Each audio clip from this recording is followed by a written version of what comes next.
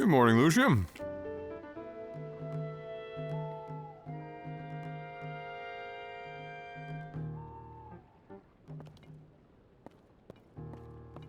Oh, I'm the mad lad over here.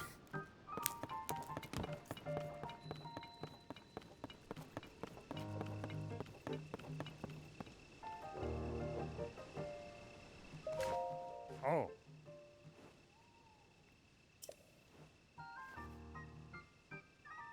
Pen, where's Teller?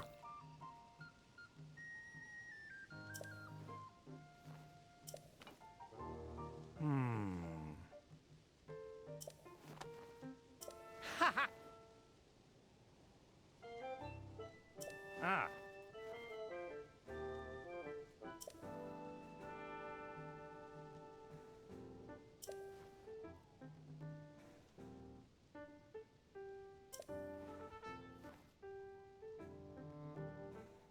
Oh.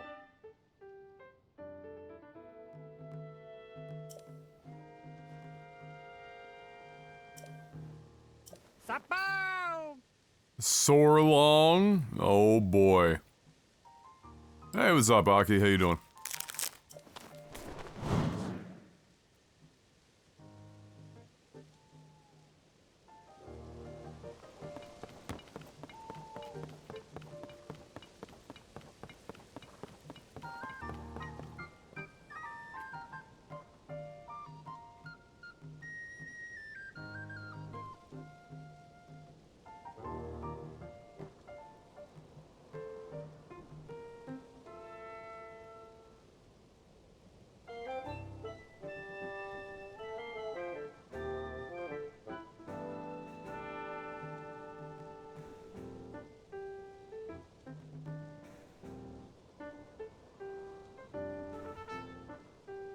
How's the Zelda DLC so far?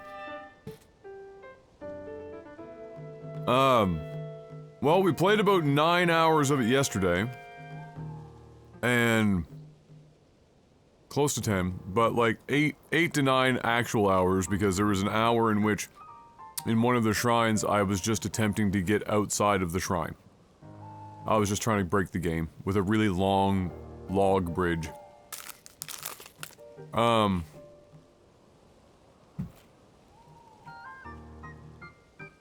So far,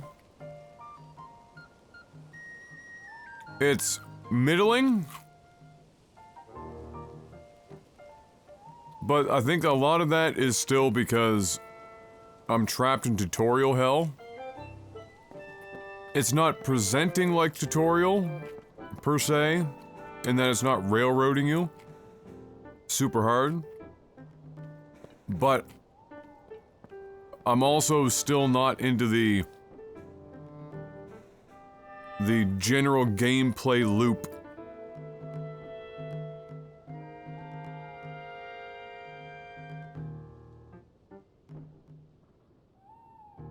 And so, it's just been okay. And I know the map is technically not the same. You know, it's expanded. I don't know, they fucking like tilted it 5 degrees in one direction or some shit. And of course you've got like your... They added... the majority of the changes, of course, above and below. Alright?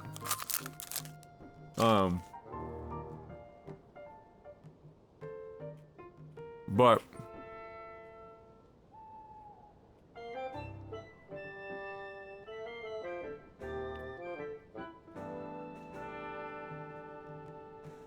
But the overworld, this part that we're in right now,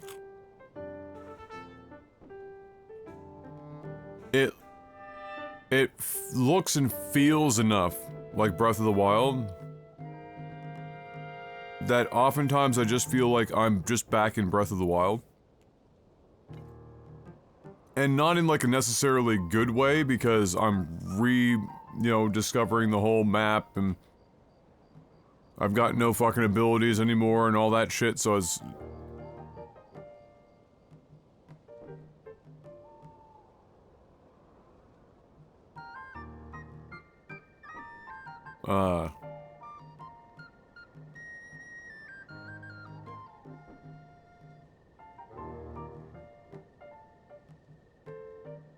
But it's still early days.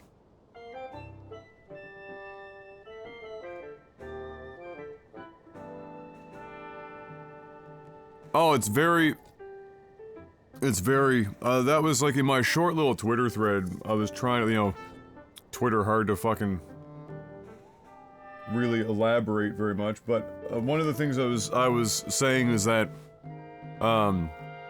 you know, I've been enjoying my time, and I look forward to doing more of the solving puzzles and various things with in the dumbest way possible, because like my whole modus operandi will just be, what's the, you know, what is a way that I think will work, but like perhaps needlessly complicated. So that stuff is all fun, but it's like the in-between. It's the in-between those, you know, set piecey things that, that's just devoid of anything. So the overworld, you know, but, like, I guess it depends on how you look at it, right?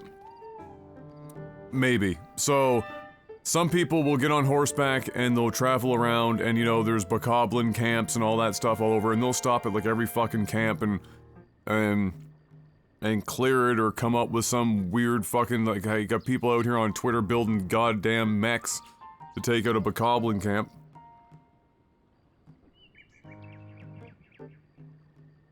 But, in the grand scheme of things, it's just a really big fucking overworld.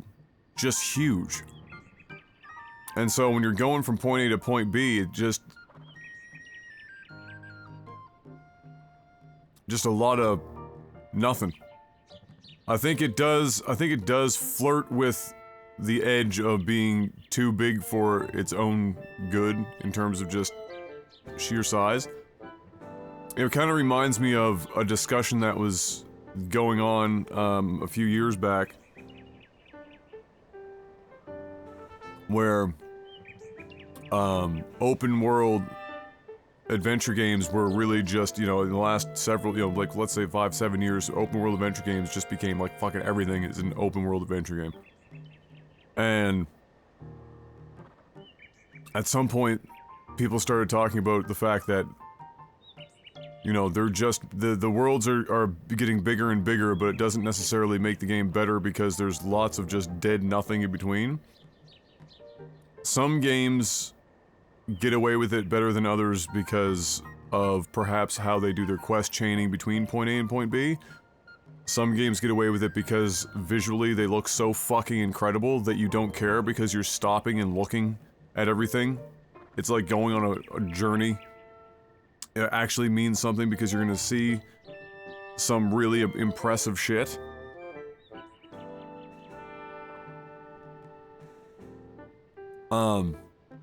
This map has like well over, yeah, Elden Ring is a good example of that.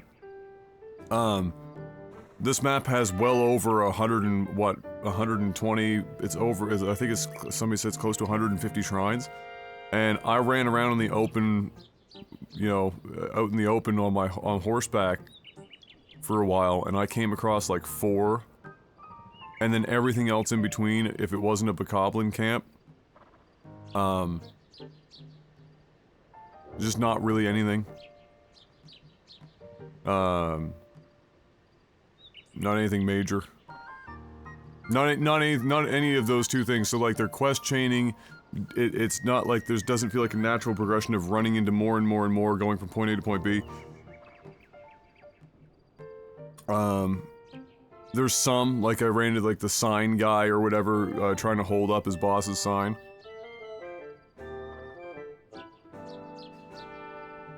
For example. Yeah. But I just, like, so, from an art design perspective, I think Breath of the Wild and Tears of the Kingdom are,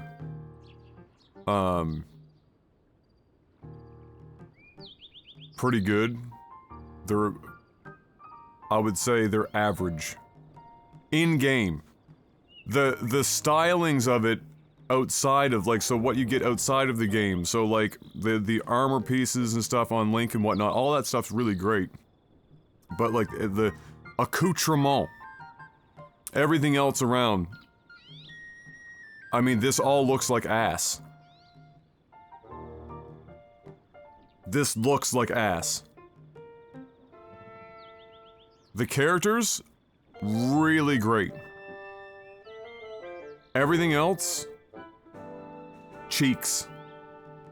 And I agree, I think perhaps one of the most impressive parts of the game is that it runs on this system.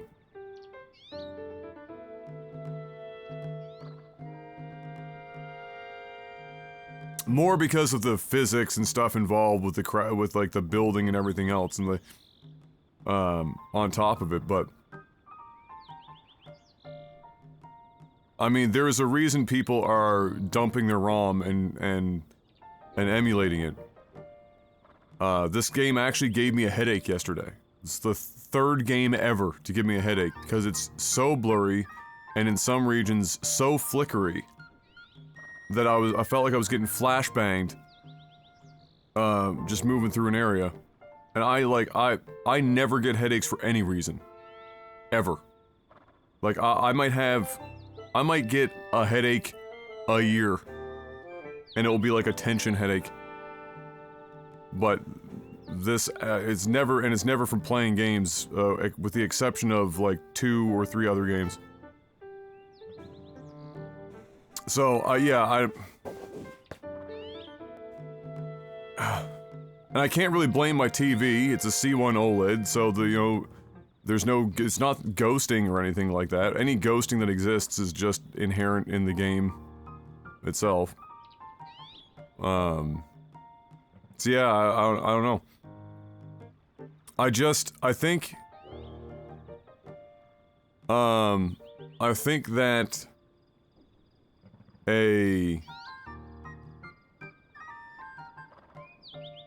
I think there's something to be said about Nintendo getting away with a lot of stuff that other people wouldn't get away with. And having it not dramatically impact sales and review scores in the same way.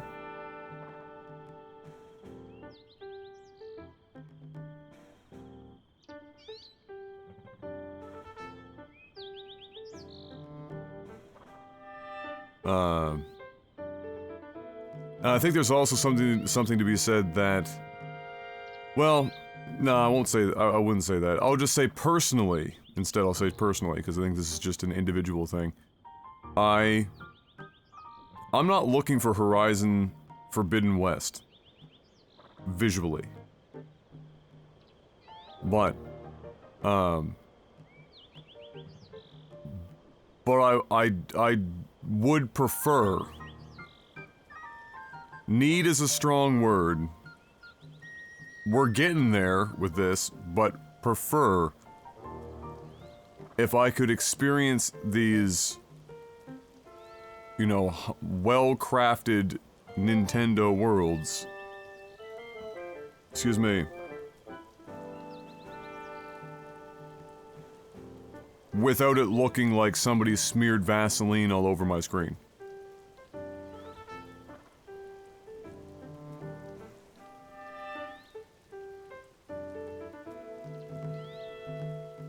That's all I'm asking. Do you think you'd like it more or less? Sorry, Lucian, I'm still waking up, so I'm not Speedy Gonzalez. You can probably hear by the speed in which my brain is currently operating. Do you think you'd like it more or less if Breath of the Wild didn't exist already? I ask because with the exception of a single lengthy play session of Twilight Princess, I haven't played a Zelda game since Majora's Mask. Yes.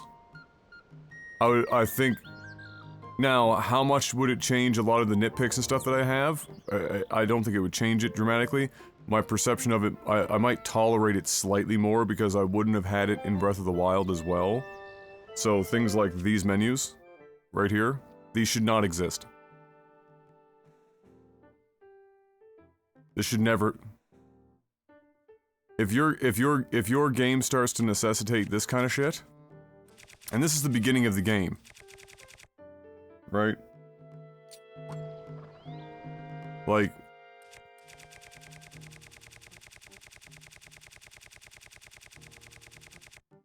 I haven't even fucking done anything.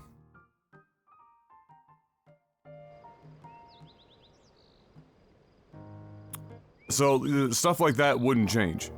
You know, I might just weather it a bit better. But, the overworld looking so similar would not have had, it would be a non-factor at that point. I think that does play a fair amount. You know, as a reasonable.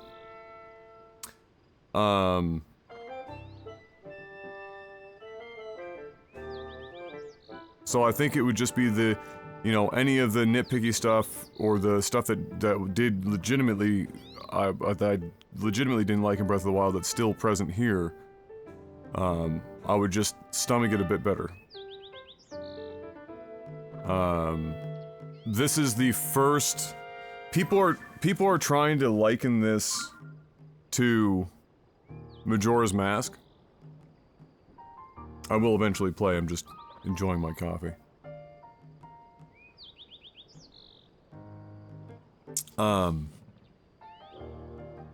People have been likening this to Majora's Mask, like saying that Tears of the Kingdom is to Breath of the Wild as Majora's Mask is to Ocarina of Time.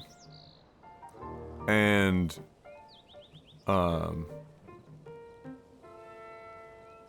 I think that's a really terrible comparison. The closest that comparison comes to making any fucking sense is that they reuse assets as they should, because why make new assets every fucking time? But it's not even...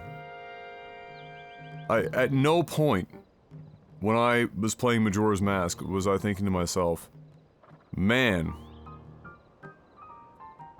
this just looks like Ocarina of Time. Because you weren't in the same place. You weren't traipsing through Hyrule Field and seeing Lon Lon Ranch in the fucking background. It was a, you know, it wasn't, it's not really a good comparison.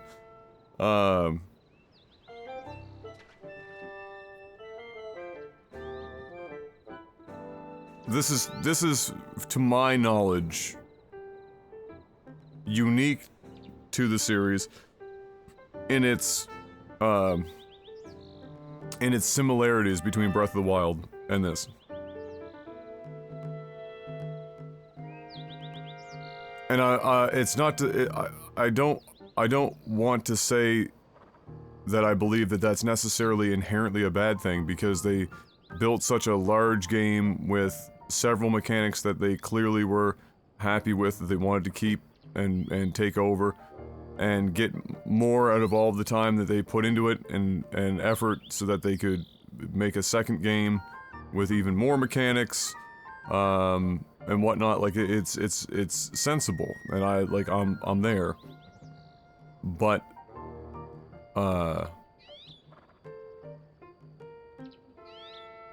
that doesn't change how it makes the game feel to me when I'm here. You know, clearly when I'm in the open, like the beginning area, and you're up in the fucking sky, it doesn't feel, you know, you don't really feel like you're playing Breath of the Wild per se. You feel like you're in some sort of, you know, R. Kelly fever dream, golden shower shit, but you don't feel like you're in Breath of the Wild. And then there's the entire underworld that we haven't gone to, and obviously those two places are going to feel wildly different. But out here, like, because the map, I think some of it too is the map is so big that unless you played Breath of the Wild like yesterday, this is just going to look the same to you. Does that make sense? If it was a smaller map, like back like Ocarina of Time, there's like a handful of zones, and they're all relatively distinct from one another. Like you know, you can memorize every corner of that map pretty easily. But with Breath of the Wild's map and Tears of the Kingdom, the maps are so expansive on the overworld that unless you just played the game, a lot of this is just going to look identical. Even though it's not, it's just going to look identical. What up, Exceed?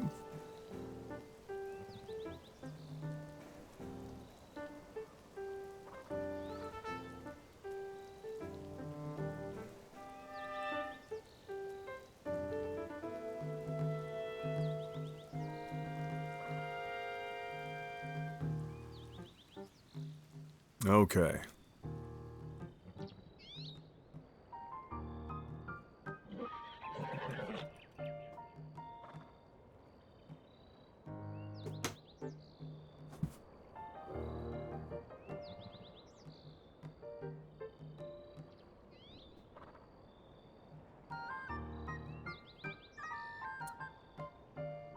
Alright. At least the game works better than the latest Pokemon games. True. Not a high bar to clear, but very true.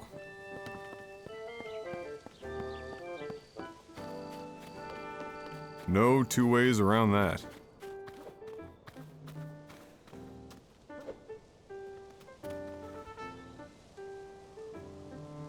There is an enormous amount of wizardry going on here, though.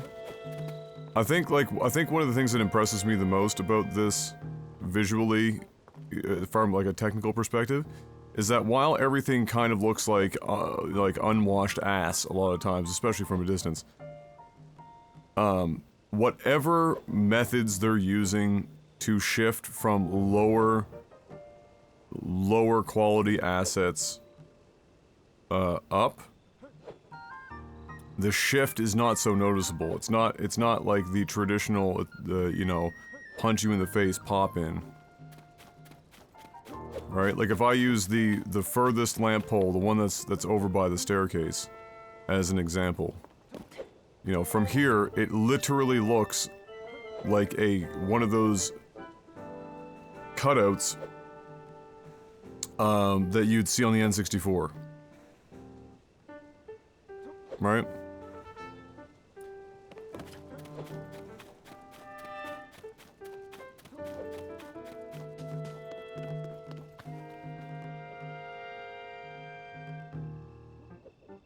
Wizardry.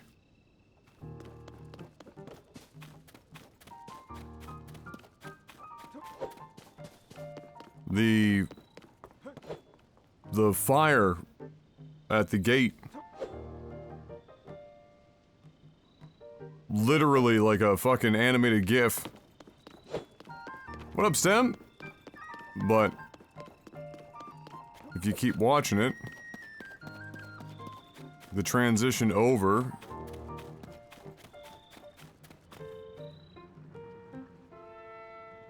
like it's smooth. It's an incredible gradient. It's not a pop in. And so from that perspective, that's one of the things that you know, that impresses me about it technically, is that, you know, despite the fact that in general it just looks so fucking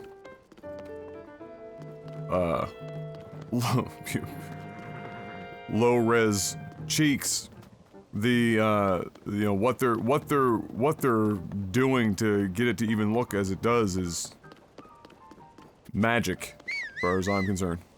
What up, Stem? Not much. Grateful I have the iPad for entertainment, packing up our lives and getting ready for the big move. Oh boy!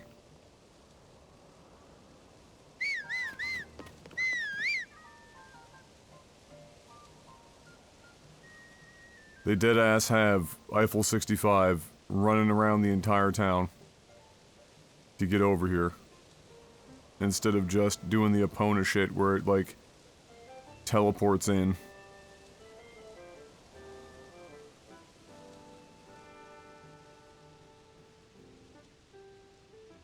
There we go. Almost here. There's Eiffel 65.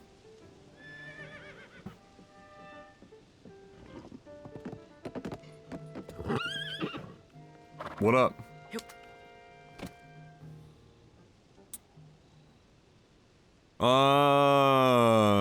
Super bummed I'm missing the launch of D4, but gives them a month to improve it while I'm offline.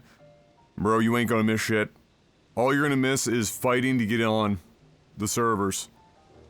And whatever early bugs they're gonna invariably have. I think it's probably for the best.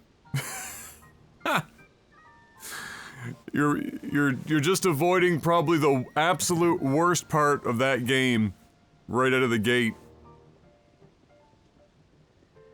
Always a bummer to not have a gaming PC set up for the quick 30 minutes of gaming. Yeah, it's true. It's true. My first two moves were like that. Thankfully, this last one wasn't so bad because it was just so close.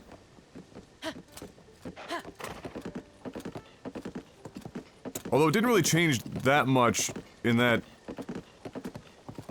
I still didn't get much of a chance to game, but it did at least make my life a little bit easier. As far as getting my office torn down and in working order.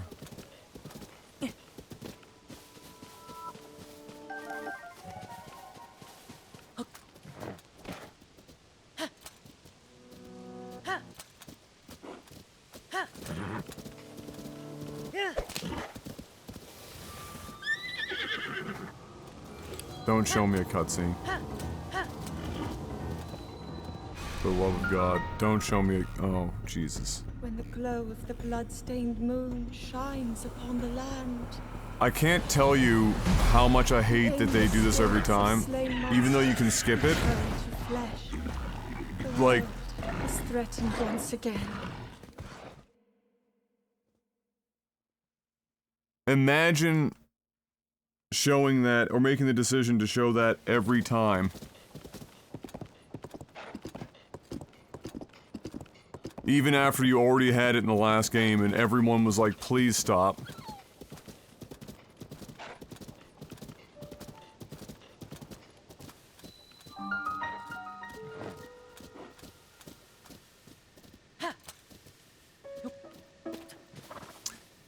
I was asking you yesterday, but not sure you saw how you're liking the game. The most common question, of course, in the last 24 hours. I just finished, actually, talking about it before you came in, but the long and short of it is, I'm still in the tutorial. I enjoy the building and solving aspects thus far. Which I was positive that that would be the thing that I most enjoyed when I picked it up. But everything in between getting to those moments is bland, and feels too much like Breath of the Wild on the overworld, for my liking. For some people that will be a positive, for some people it might be a negative. For me, it's not necessarily a positive, because, I just feel like I'm playing Breath of the Wild when I'm on the overworld here. And, except on my 140 or 200 hour save, I don't have any of my shit anymore, and so it's just like I'm like redoing all the shit over again. If I wanted to do that, I could just play Breath of the Wild the second time, if you know what I mean. So, yeah, we're still technically in the tutorial of it. We haven't really hit the general gameplay loop that the game presents just yet. We're hoping to get to that point today so that we have, like, an idea of what the actual flow of the game is, because right now we're not in it, and it still feels a bit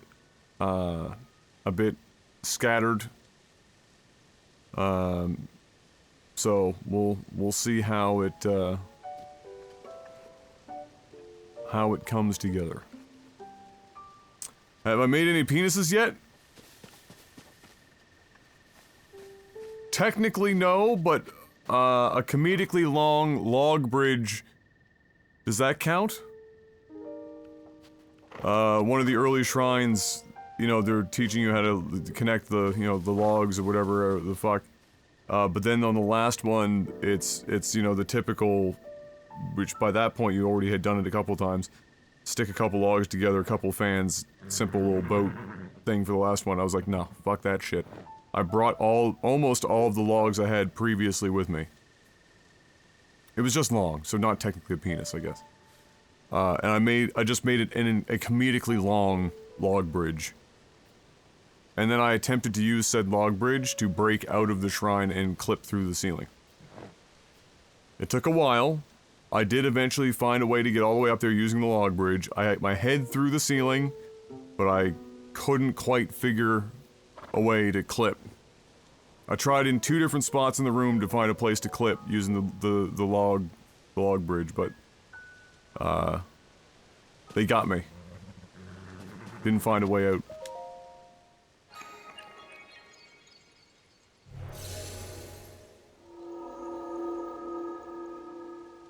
So you're saying it was long and hard wood? Oh yes. This is still hilarious to me that nobody looked at this and said, this just looks like somebody bending over. This is Ace Ventura, like, just talking out of his ass. I downloaded Star Rail, but haven't started it because I've been busy, but I'm looking forward to it. Yeah, Star Rail's great. I mean, it's the same as Genshin, where you eventually, you're gonna hit, you know, level 60 with your characters, and then around the time you're there and getting to, Star Blazer, or whatever the fuck, level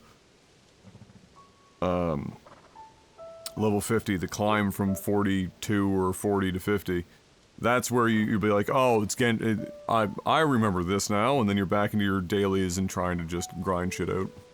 But otherwise, it's a, you know, for turn-based, if you're a big turn-based fan, it's a free 30 or 50 hours of that before you even hit that point, so hard to argue, really. The good old penis joke.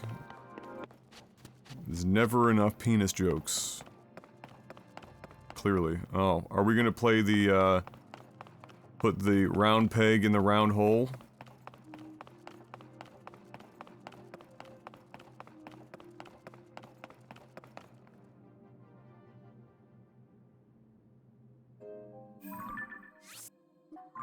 Oh boy. I wonder how much juice this battery actually has. Is there a way to see that?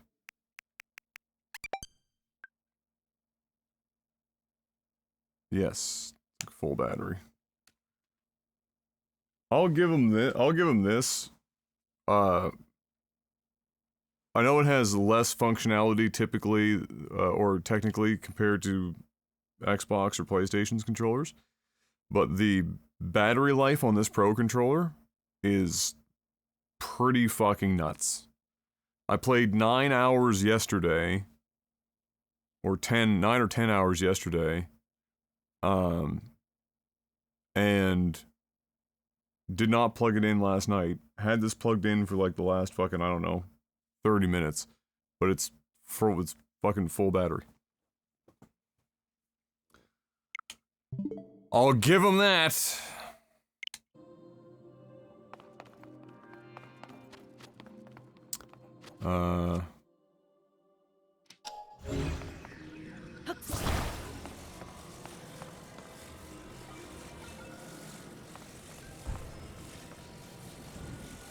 Pivot.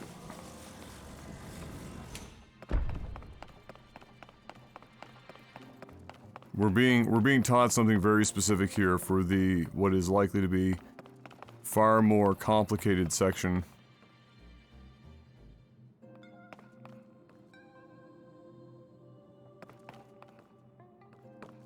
Up ahead.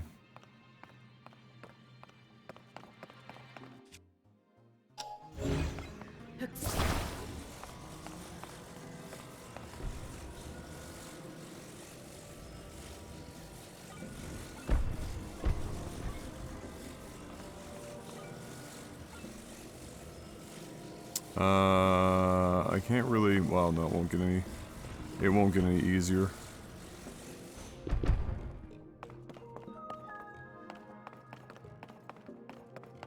Eye the tiger, Adam. Eye the tiger.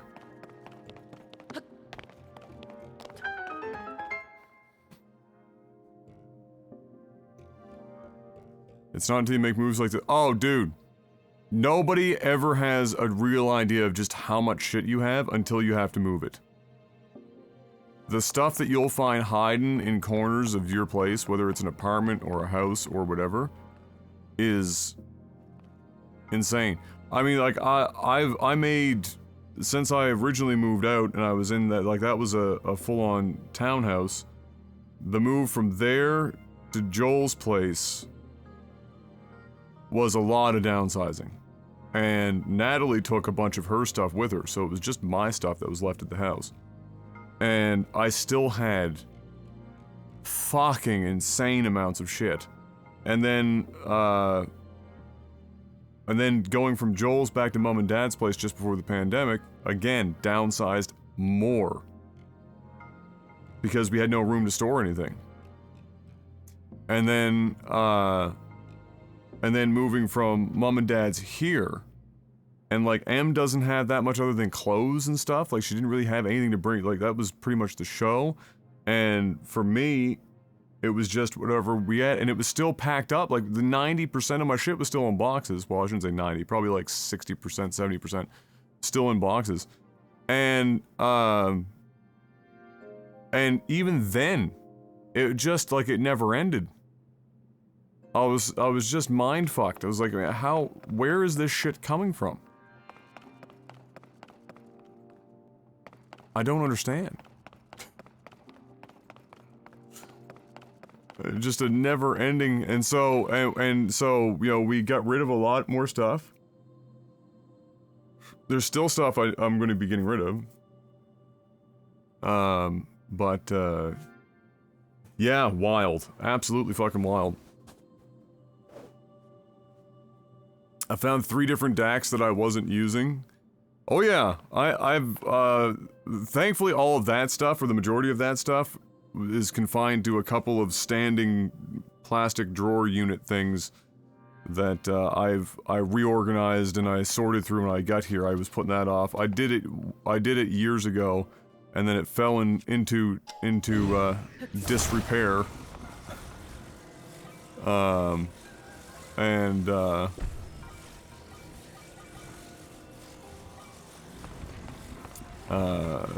Did it again when we got here. Because it was bad. It was down bad.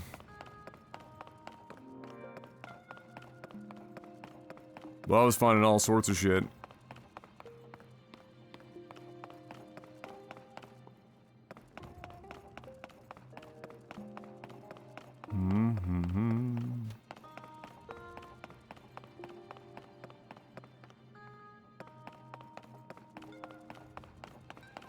So, oh, these are 2 different, oh, I see.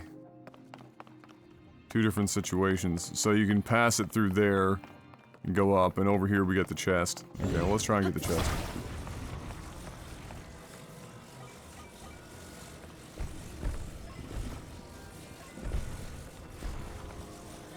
Sometimes it's a fight. Sometimes it's a fight just to get it to settle back into place.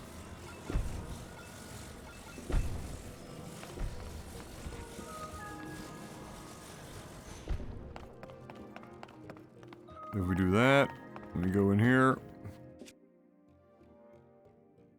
And then we get abducted by aliens.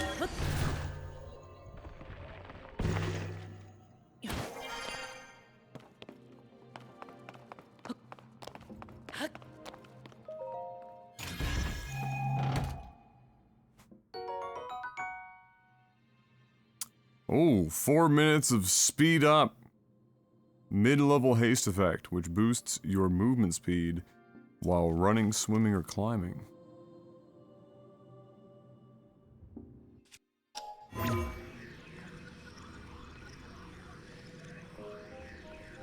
Right, but can I get higher?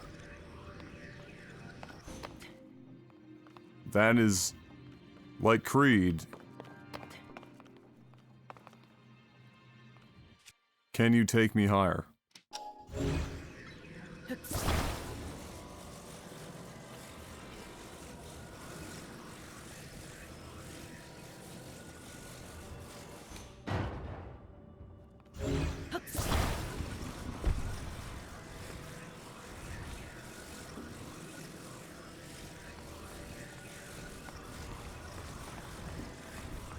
Come on.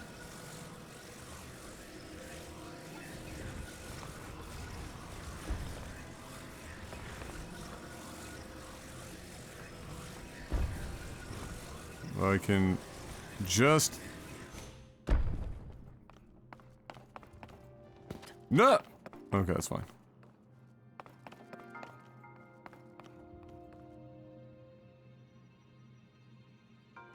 So what I need to do is I need to get this up here and then have this front piece sitting... I might be able to do it from here. Possibly.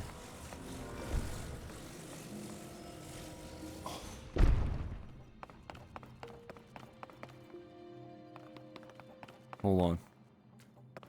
There's no reason to do this, but this is where...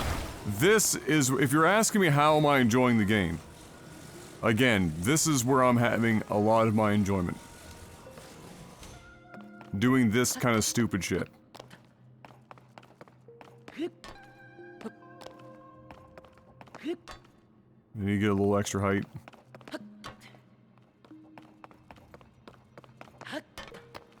Damn it. Damn it. Damn it. Link! Stay up there, you dick!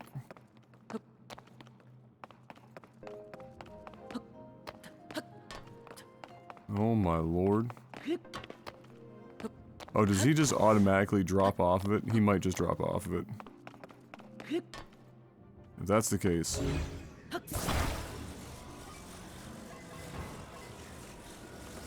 Fight the system.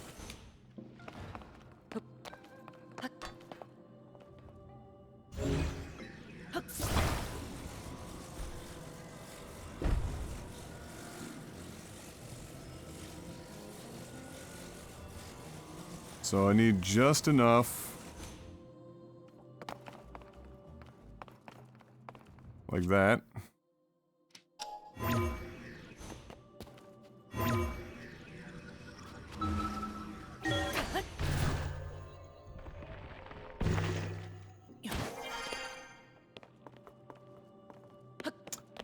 Oh no, wait, I need to get this up one more level.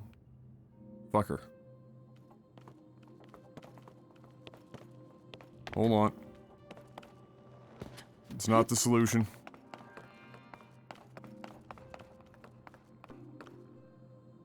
How do I do that? Oh, I'd have to like take this out and fucking rotate it.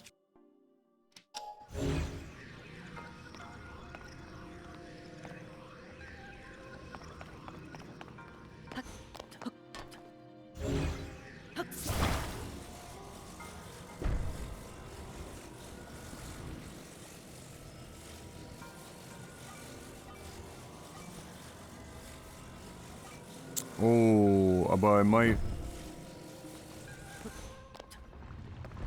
Fuck. Oh, that's unfortunate. When you jump, it breaks the,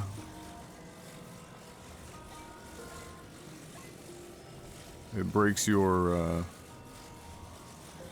ability to...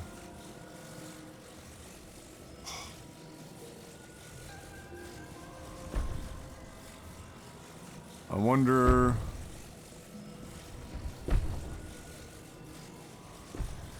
Okay, well let's stay there. No.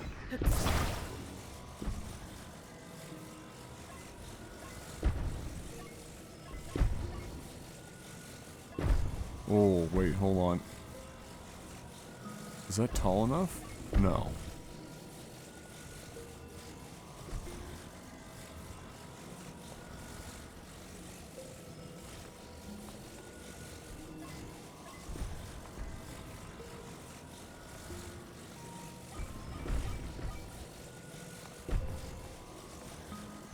God damn it. So I'd have to get up. All right, let's try and do it from up there. Again.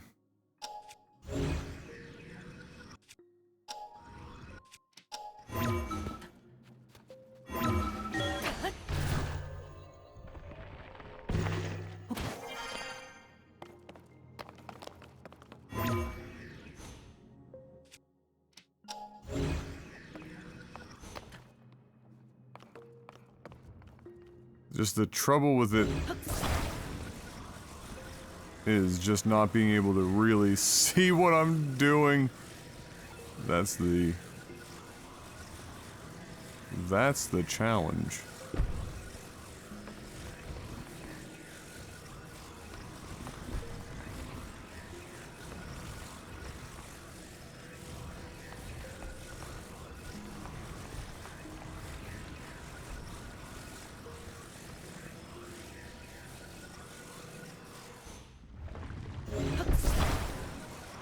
Alright, hold on. Come on.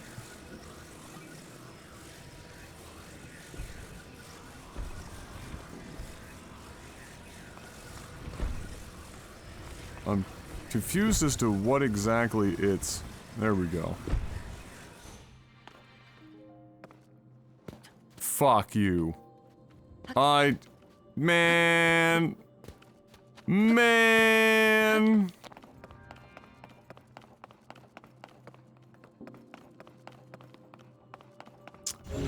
For fuck's sakes. I lost myself in the fucking camera. And fell down. What a pain in the ass.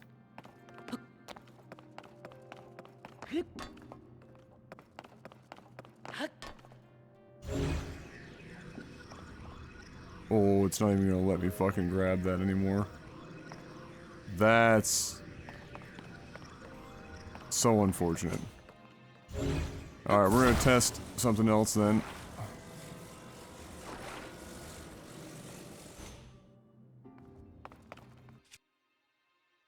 Just how much of a surface do I need? Will it let you go through a chest? Technically, it looks like maybe.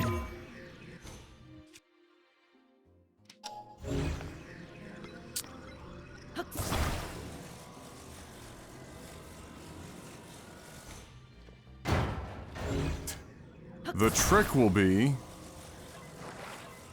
getting it to stay.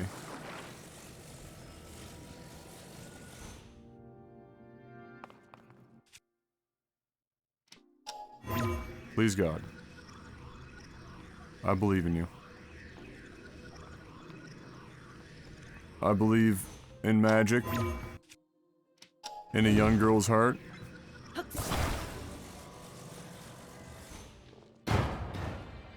Fuck. Will that get me high enough so I can get on top of this? Part of Link's problem is that he's got absolutely no vertical. Oh, there we go. Alright, we're safe. Saved.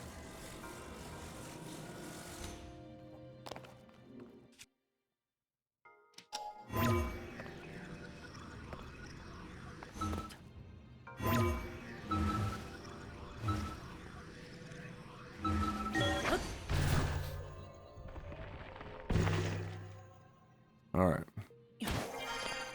We're okay.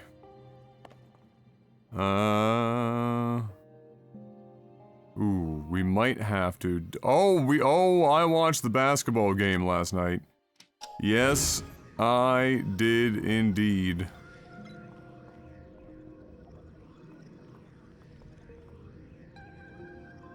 Fuck, I need that last bit of height.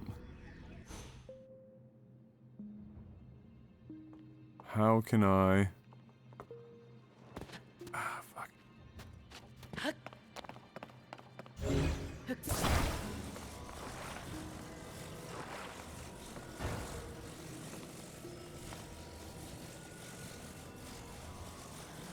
There is a very weird but totally possible chance that I can do something here. Yeah, that was a fucking crazy finish. I mean, the whole game was a bit of a gong show. The refs were absolutely horrible.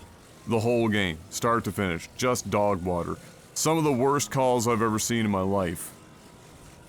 And then some of the worst offense I've ever seen. Like, both teams just bricking and airballing and like constantly. And then you had, like, how Boston wasn't ahead by like 30 points is beyond me. Jimmy Butler and Bam Adebayo into the fourth combined for like 9 of 30. And they were only down like 7 points. How do you... How?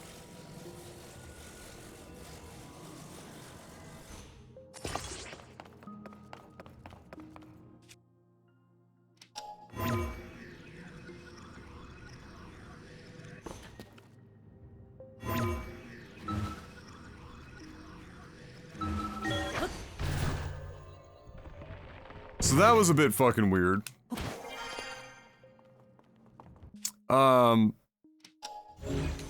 And I can't believe Duncan Robinson missed both of those threes. The second three I can sort of forgive. It's transition, it's a little bit more challenging. He had a clear shot, but it was still in transition. But the kick out, he was there for an eternity with no one guarding him.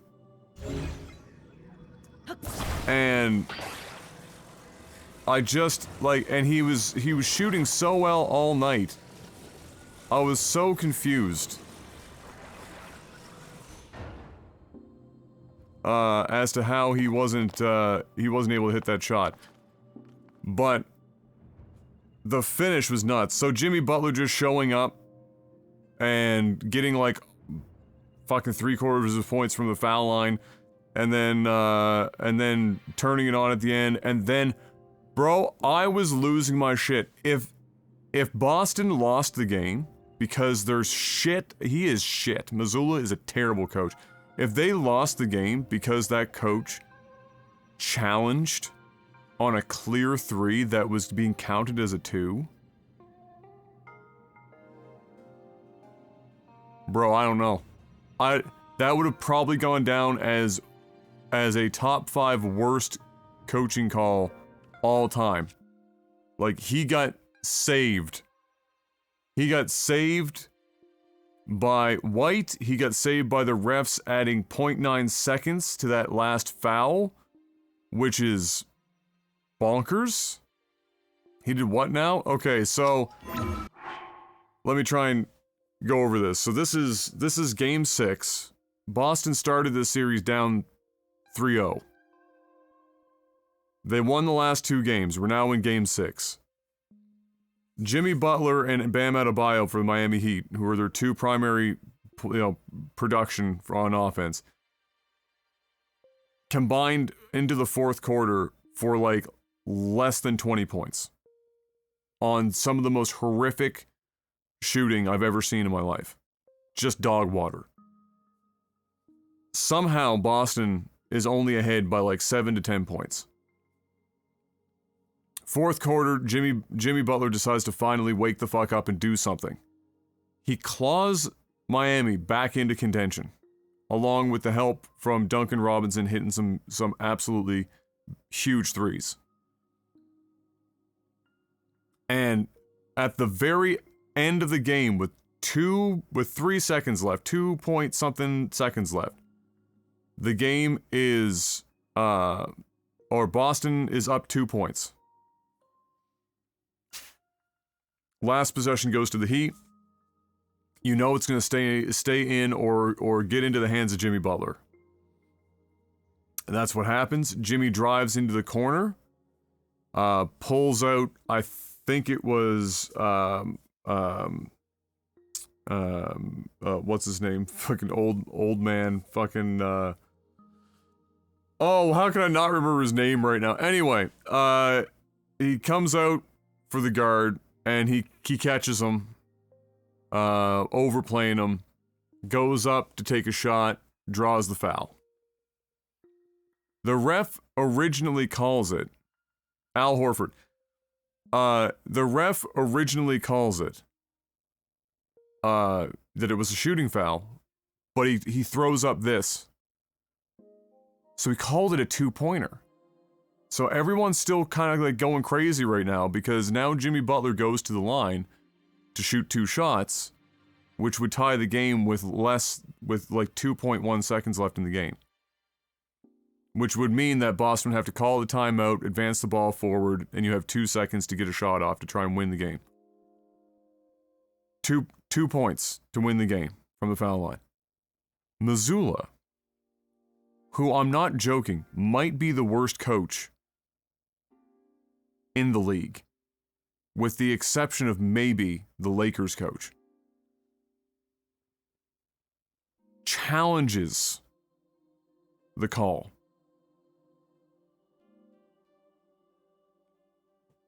It was an insanely clear foul. Like there was no hope to win that call. I don't know why he would have ever fucking challenged it, but he challenged it. And I think his hope was that the foul happened before the shot. That's all I can think of, is that he's trying to erase those shots from the board by saying that there was a foul, and I can't remember if Miami was in bonus or not at that point. But anyway, that's all I can come up with. From a strategic point of view, all I can come up with. Anyway, but what happened, because he challenged it, now the refs get to take a closer look, which means if they made the wrong call on it being 2 points, and it's a foul, Jimmy Butler now shoots 3. And you know what happens? They go to the replay. Sure as shit, Jimmy is clear in 3 territory by like 2 or 3 inches. His toes are on the other side of the line. Clear 3-point territory. And so the refs were like, sorry, bro. Jimmy shoots 3 now instead of 2.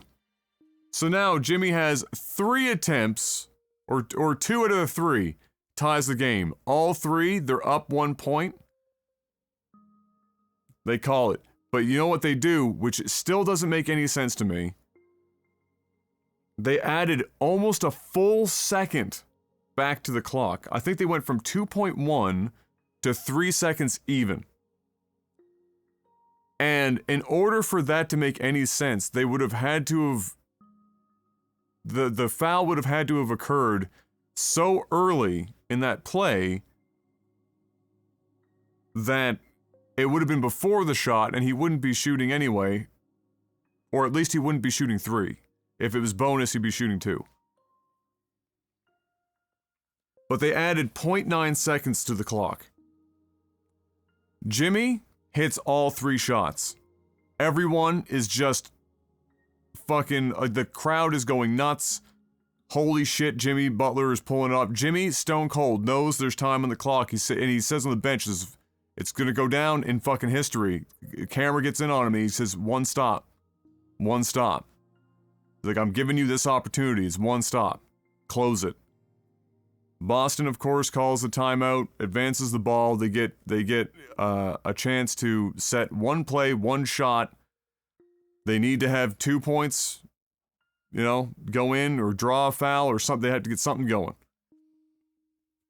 They inbound the ball. They get a 3-pointer off. It almost drops, but it hits inside, bounces out. Derek fucking White, of all people, in that most insane hairline in the world, somehow, against all fucking odds, while Gabe Vincent is in the corner at the out by 3 line with his hands up celebrating that the three ball didn't go in, so he thinks he's won. Meanwhile, Derek White ain't stopping to play the game until that buzzer goes off. Gets through a couple of fucking jerseys of the Heat and gets the putback with 0.1 seconds on the clock when it leaves his hands. He got to the ball with 0.3, it left his hands at 0.1. And the Celtics win the game. Easily a top 5 all-time playoff game.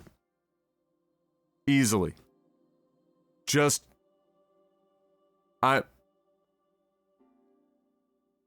But the game itself was shit. It's the last 3 minutes is just madness. But the refs the whole game None of them should have work. All fucking ass. Horrible. For both teams. I'm not just talking I'm not saying it was one-sided. Just shit. Useless. We're making calls that made no sense to anyone throughout the entire fucking game. And then in this last, you know, whether, you know, it needed to happen or not, because I think there's gonna be so many debates. You know, what if this call was different? What if that call was, but all that matters to me, as far as I'm concerned, the only call that really, at the end of the night, makes the real difference is how much time they put back on the clock once that challenge was done. I don't know how a full, 9/10, basically a full second. I don't know how they added or why they added so much. Normally in that situation, you'll see them add half a second, 0.5.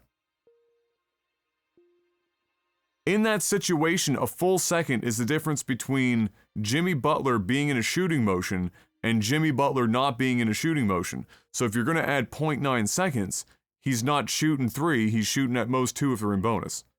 So if there's any call that's going to get scrutinized like crazy, in my opinion, that's the one. How much time they put back on the clock. Not that it was a 3 or they shoot 3, because he was clearly a foul, and he was clearly at the 3-point line, and he was clearly shooting. So, that's fine. It's the how much time did they put on the clock. Because even 1/10 of a second difference, Miami wins.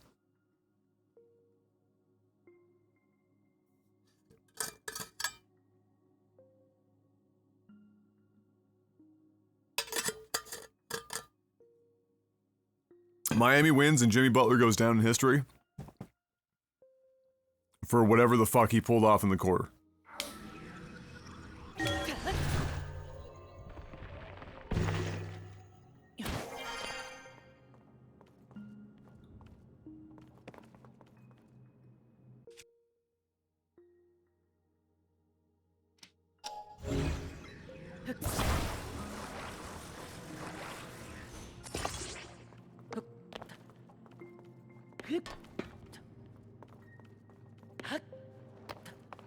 This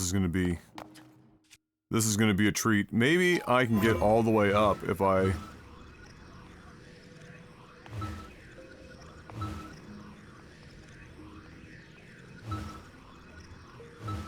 Oh my god, there's like a single pixel here.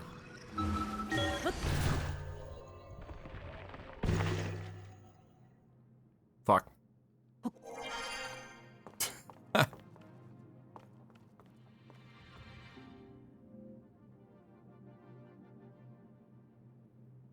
Basketball breakdown.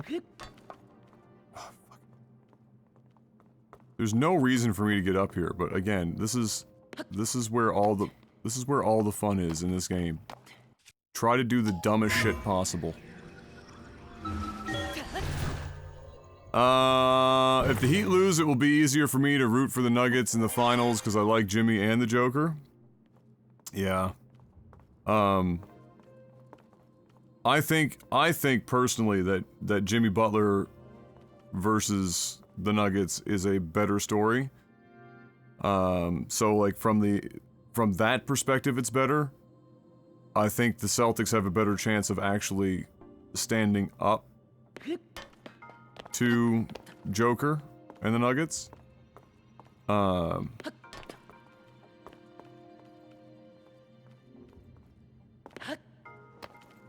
Fuck me. I'm gonna do it. And then I'm gonna get up there and I still won't have enough vertical to get the rest of the way. Well, the biggest factor right now, I think, is that the Nuggets are gonna be fully rested. And whoever, god damn.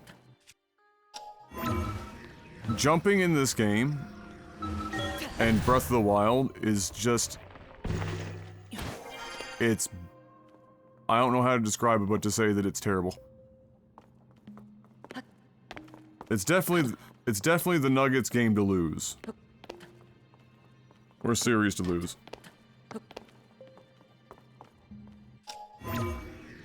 Okay, this is what we're gonna fucking do. Try and make this easier.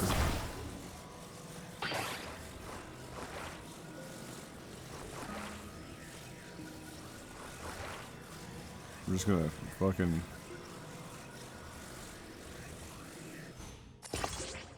cram it against the wall. How do you spaz out so bad? Jesus Christ, thank you.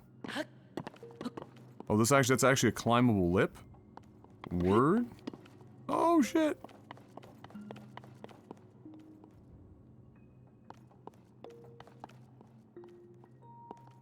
We did it. Goal accomplished. Are we playing Zelda or Portal? We're playing the version of Zelda in which I just kind of do whatever the fuck I feel like to make it entertaining for myself. That's what we're playing.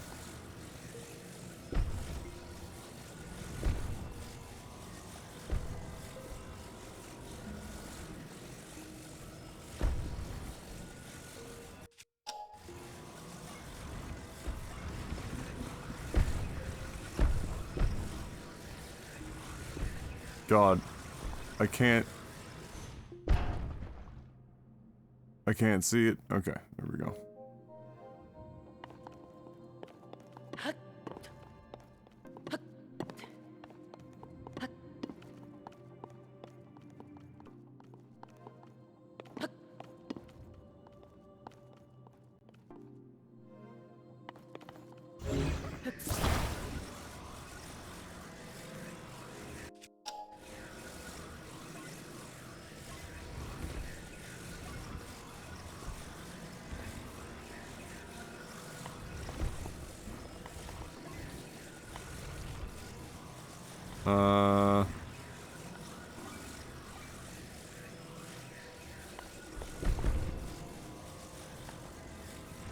It's gonna want to fall that way.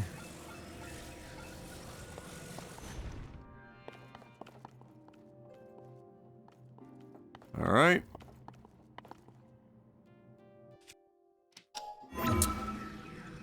I don't know how Joker does it though. The guy's the biggest dad bod and one of the worst shooting motions I've ever seen, but he dominates so much. Yeah, he really does remind me of a guy I played basketball with in high school. Oh shit, I can't get high enough to get onto the ledge. I was gonna try to get up to the ledge and then go another step up. My goal is to try and find one of these shrines in which I find a way to clip through the ceiling. That's my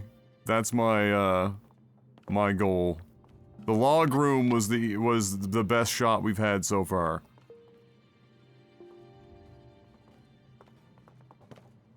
But sadly,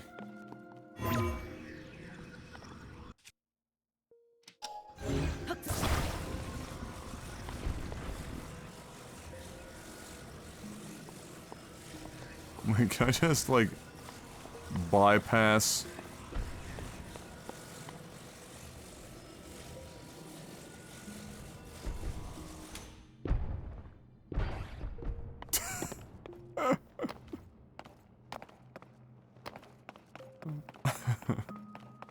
Perfect. Flawless.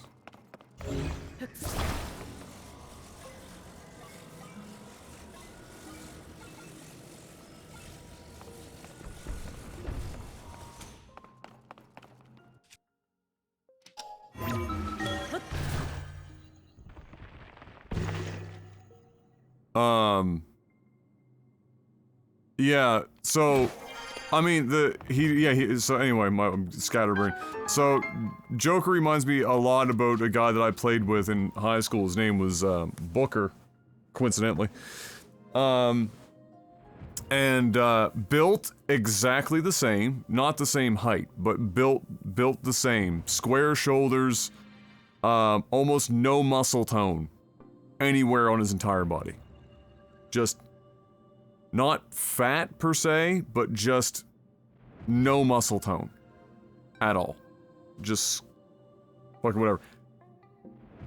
Not particularly athletic, ran flat-footed. You run up the court and it was just like fucking hearing like, feet slapping on the ground. No heel toe or no on toe, like on the forefoot, just like managed to run with like flat fucking feet everywhere he went. And like similar to Joker, and like every time he ran, it looked like he had to like fucking move the earth below him in order to like it was so labored. But he did it. And when he shot, same shooting motion as Joker, like this weird, like, tomahawky fucking thing. And it pissed me off because it worked.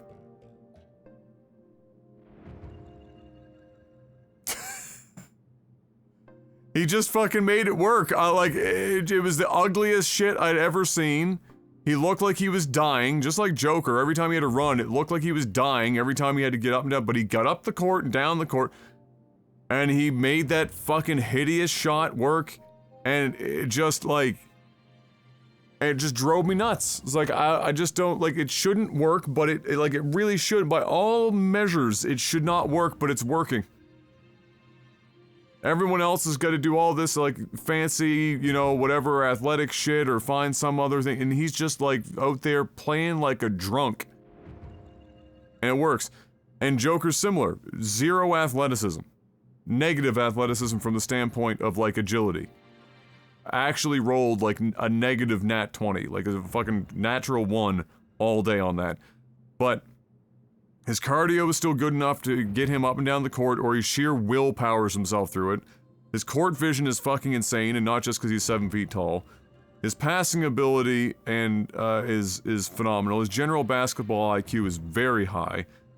And he has that weird, nutty ability to hit the ugliest shots from whatever position, seemingly at will.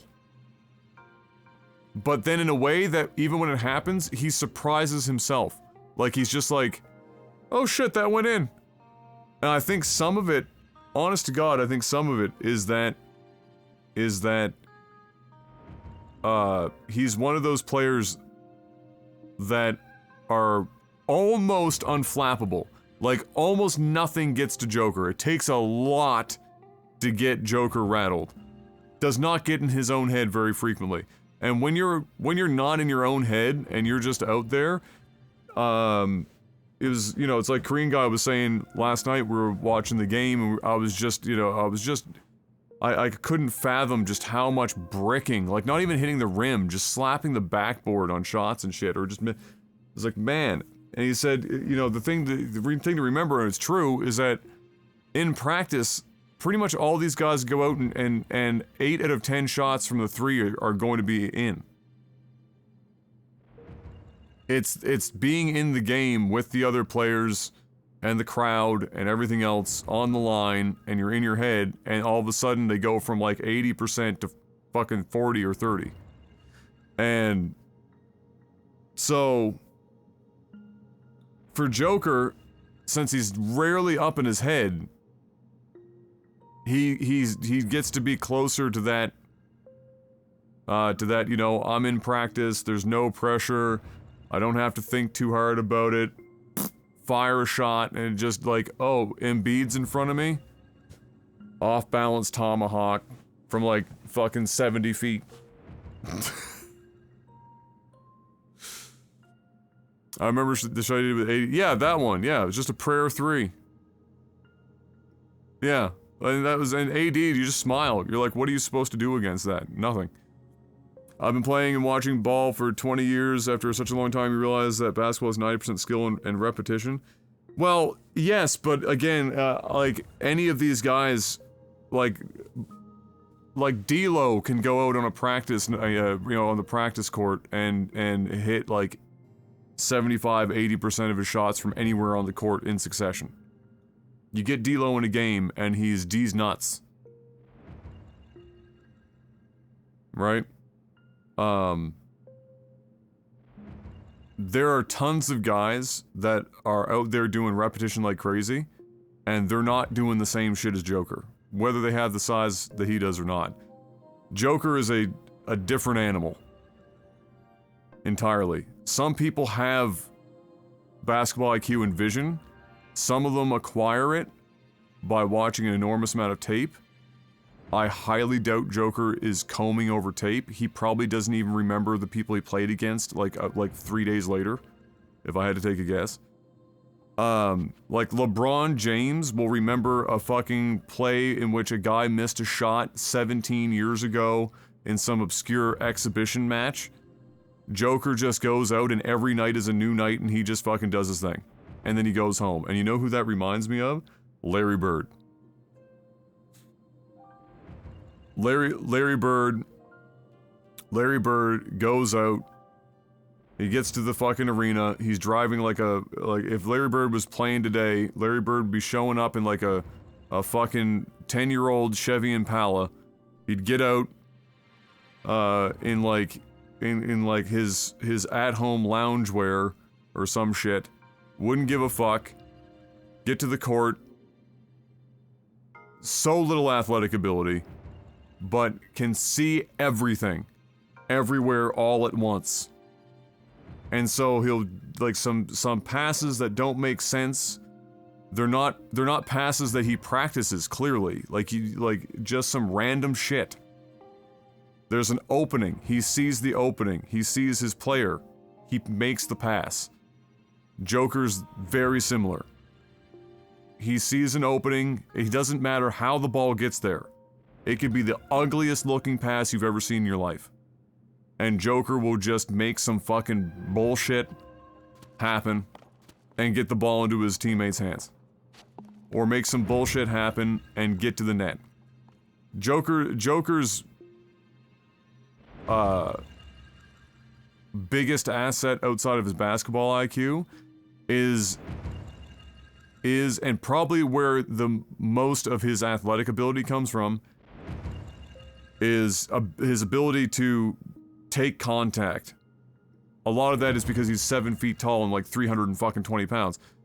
But not all guys his size are able to drive in motion, take so much contact, and still get themselves into a position to make a layup even. Not even dunk it or some shit, but just make a layup. And he's very good at that. Like, he'll go shoulder into one guy, shoulder into a second guy, body into a third, and take all the contact and put it in, and some of that is just, again, he just doesn't fucking care. That's it. He just doesn't care. I actually believe is that some of these guys like D'Lo or Ben Simmons do not put in the work at certain skills. There's no shot Ben Simmons is 90% at the free throw line when practicing. I don't disagree. I don't disagree from the standpoint that some of these guys don't practice absolutely everything with insane repetition, like that perhaps you would expect of somebody who's in the NBA. But keep in mind that the absolute worst NBA player that you've ever seen would fold you like a lawn chair in basketball. Like, anyone that gets drafted with like 3 fringe cases in the history of the sport are insane basketball players. Absolutely fucking bonkers. A lot of people get you know, armchair it where they're watching it and they're like, oh, I played with a guy in the fucking YMCA league or the beer league and he'd be out there, he wouldn't have missed that shot. Ben Simmons is a fucking scrub. Ben Simmons would take that YMCA player and make him look like a fucking man-child. Ben Simmons is 95% mental game issue. In a similar way that DeAndre Ayton is only just recently breaking through the barrier of having his own issues of being up in his head. DeAndre Ayton, massive guy, hugely athletic for his size, strong as a fucking horse, and for the longest time refused to take contact and drive to the net. Just, you could not pay him. There was not a contract on Earth in which DeAndre Ayton would just absolutely body people. And finally, he's occasionally starting to. He's still not great at it, but he's starting to get there. But Ben Simmons? Bro, Ben Simmons is just demoralized. He's completely demoralized. He's a broken man. He's just a broken man. That's all mental. You can't get to the NBA and go out there shooting in basketball the equivalent of Charles Barkley swinging a golf club. Like, the way that Ben Simmons' shooting game is happening is essentially the equivalent of if Chuck tried to make it into the fucking PGA Tour. It's not gonna happen. Getting out there having a seizure mid-stroke is not gonna get you into the PGA. If Ben Simmons was shooting and playing that fucking horribly, he would have never made it to the show. Let alone, for a time, being considered a top developing talent and prospect for the league. For the fucking league. It would never have happened. But if you watch, you could see it in real time, over time. Ben Simmons just literally becoming a puddle on the fucking ground. A lot of it he's definitely seeing this shit on social media. Everyone making fun of him, everyone getting on his case. He's getting pressure from, obviously, the organization. He's putting pressure on himself. Everyone online has been made fun of him almost exclusively for like an entire fucking season. There was like a non-stop stream of Ben Simmons memes. Didn't matter if he was shooting practice shots before a game. If there was a camera on Ben Simmons, Ben's getting his shit fucking put on blast constantly. Constantly. And you just watched as the life and soul drained from his body to the point where he won't shoot. He won't even drive. He could have a fucking he could have an airstrip with nobody in front of him and he will still pass the ball. He does not want to shoot. That is not a repetition thing. That is, he's mentally broken. He's done. He's done. He needs a sports psychologist or psychiatrist, and then that sports psychiatrist needs their own sports psychiatrist to deal with Ben Simmons.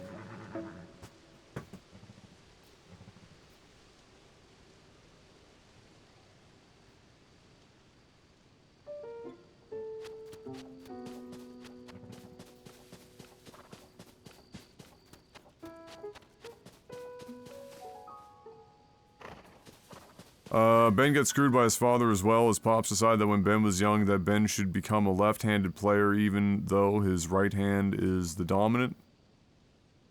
That should only worked once in the history of sports, and that's Nadal. I mean, I guess, but at what point can you continue to blame the father? I mean, he still made it to the fucking goddamn NBA. What are we talking about? Ben Simmons was a top prospect in the NBA. Something worked. Like, I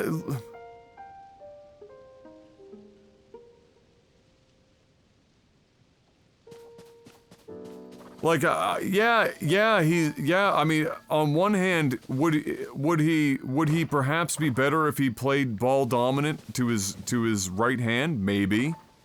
But then you get rid of the fact that he can now play both as a facilitator and on offense when he's not in his head to both sides of the court. That's enormous. What an asset. It's the same thing as when you're young and you're learning how to play the drums. Some people will learn how to play open, which is like this, and not cross. And a lot of people will play open if they're left-handed, but then a lot will also learn how to play cross. And the way that you do it is you basically, everything that you do in general, you brush your teeth on your non-dominant side. You eat with the fork, non-dominant side. You lead because your dominant side is always going to be good. but you do everything to bring it up to speed with the other side, and eventually, a drummer is basically as good non-dominant as they are dominant. And it's just fucking whatever. They can play open gate, they can play fucking crossed, and it doesn't matter anymore. And those drummers are often better than somebody that's forced into one style, and you start young. So like, do I buy into the fact that Ben Simmons' father like destroyed his entire fucking career because he had him playing on his non-dominant side? I don't think that's necessarily the case. There could be an equal case to be made that decision is what made him the player that he was that got him into the NBA. After watching Kobe for a decade, I have it ingrained in me to shoot no matter what. I can be 2 and 20 and still go Kobe. Yeah, no, that's at that point that's a coaching thing. I'd be pulling your ass off the fucking court. If you're a shooter, you're gonna shoot, and it's my responsibility as the coach to be able to see when it's just not hitting and when to let you off the leash a little bit to see if you can claw it back for yourself so that you can get it out of your own head. But if you're just not hitting it, you gotta get off the fucking court. You gotta sit, recuperate, try again another time. I can't, I've coaches that just let their fucking star players go out there and bomb and not let the ball touch anyone else's hands, drive me fucking nuts. That shit's so fucking stupid. What are your thoughts on the whole Ja Morant situation? Think he'll break out of being a wannabe gangbanger? So many people were blaming his friends for a long time, and I was one of them, and I do think that his friends are a part of the problem, but even his friend in that video was trying to, like, fucking hide what was going on. He dropped the phone. Even he knows that it was a bad idea. So at this point, it's in Ja Morant's court. He's a grown-ass man. He should understand that he's working for an organization now. He's very privileged. He's getting paid an enormous amount of money to get up out of any situation that anyone that's an actual gangbanger or whatnot would do anything to be able to get out of their situation. He's a role model for children in similar situations and otherwise, and for him to just continue to do what he's been doing, I think is remarkably fucking stupid. I think they're in the right to be fining him or suspending him. It's not about was it legal for him to have a gun on him in the state, it's that he is representing an organization that is providing him, his family, and the rest of his fucking family's existence in perpetuity, an incredibly enormous opportunity, financially speaking and otherwise, for him to play the game of basketball. And so, my opinion is Ja Morant's a fucking idiot right now. He needs to grow the fuck up. He's a grown-ass man. He needs to recognize the situation that he's in. He needs to get his shit together. He needs to get his shit together and start playing some fucking basketball and stop doing all the stupid shit on social media. Throw your phone out. Don't have one. Whatever. I don't know what you need to do. Just something.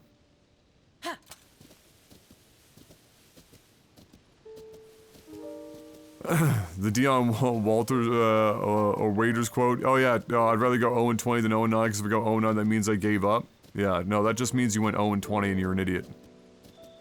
And those last 11 shots could have been facilitated to somebody else who could have actually taken a higher percent chance and converted many of those 11 chances into points for your team. So, it's not that you give up, it's that you recognize that it's not your night, and now you need to shift roles and be more of a facilitator and less of the person putting points on the board. Not everyone's on every night, and the good players will recognize when it happens and start facilitating in other ways. Like, for example, Jimmy Butler was having a hell of a time on offense yesterday, but he was doing his best instead, oftentimes, to facilitate. You know, it's not like he had huge volume. He wasn't shooting like, what was he, like, fucking 2 of 9 or some shit at one point, but he nearly had a double-double in assists and rebounds before he even got going on the boards for points.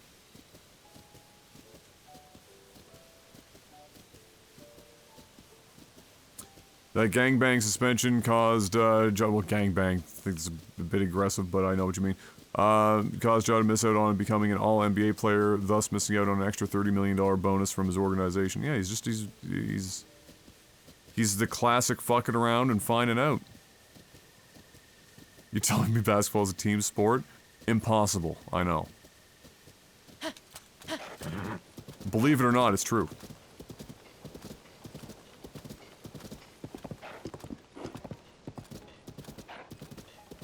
What is going on over here?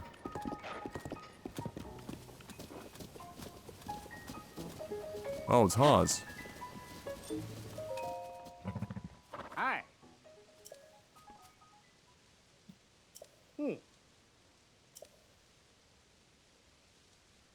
Oh.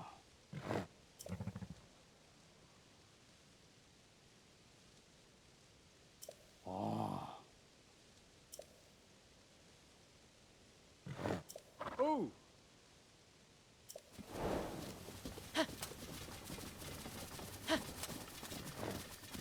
Are we really about to take on this monster camp with a bunch of fucking pitchforks? Is that happening right now?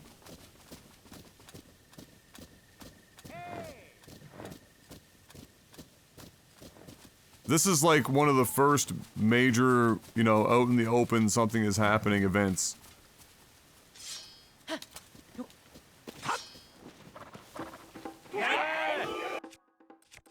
Oh boy.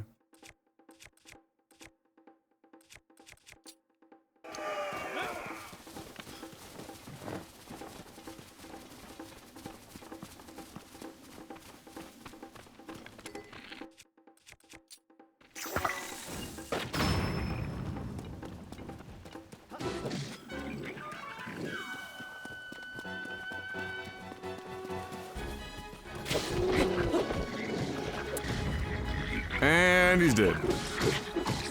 That hit me? The fuck? In stunning 3 frames per second.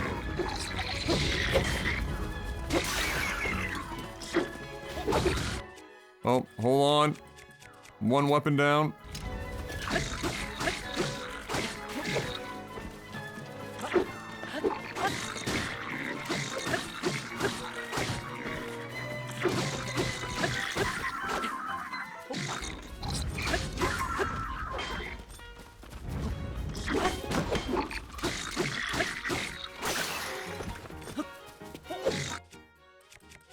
Two weapons down.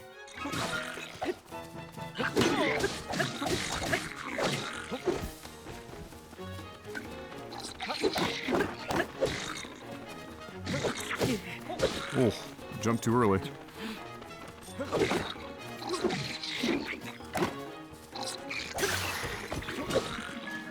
Holy shit. These weapons are like 3 fucking hits and she's done.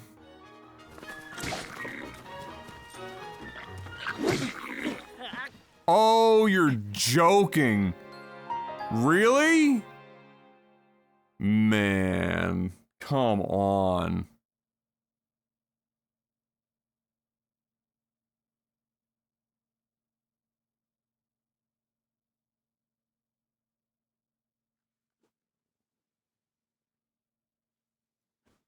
Like, I finally get to, like, this neat little overworld fucking thing. Like, oh, finally. A video game is happening. I get in, I've only been hit, like, once before. We clear, like, the entire fucking camp down to the last couple of guys. I've burned through 3 or 4 3 weapons, because you can only use your weapon twice before it fucking breaks. I get to the last fucking couple of guys, I get hit 1 time, at 4 frames per second, and I'm dead.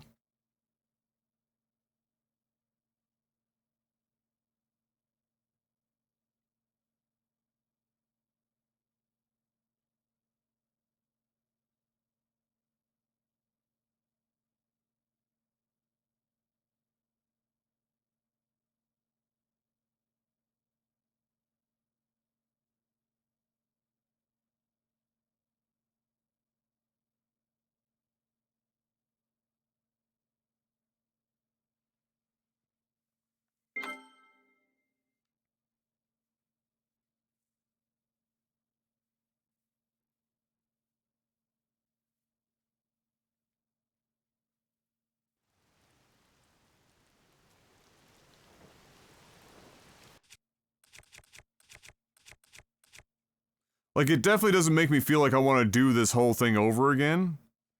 Like, something like this really shouldn't be something where you're likely to fucking die. Especially to, like, 2 hits in the entire fucking camp.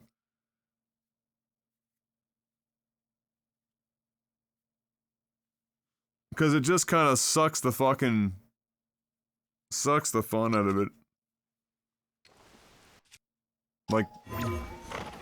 Like pick your battles.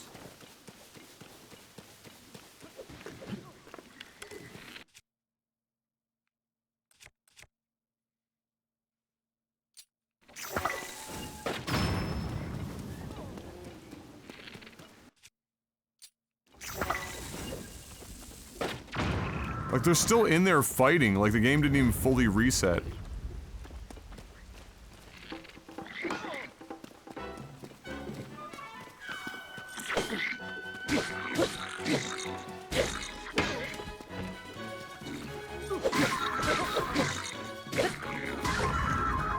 And to answer the question, does anyone actually like the broken weapons? Somebody has to. Apparently. I mean, I don't know why. But somebody must.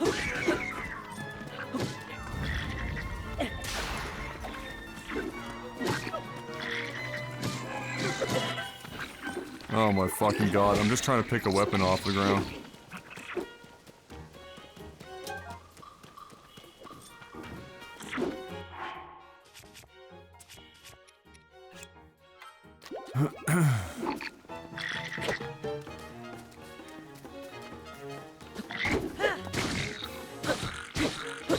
Good camera.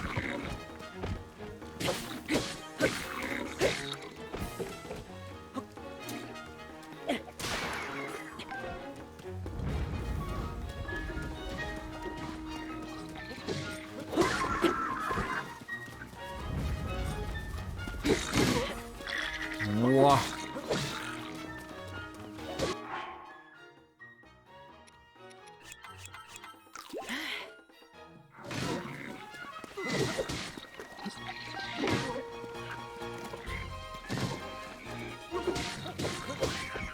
There you go, guys. Good work.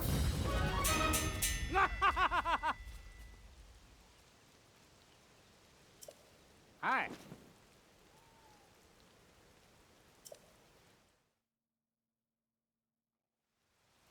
Oh. Oh.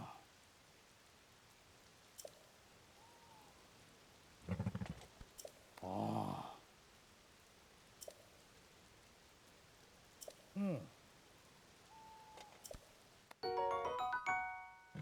Bless.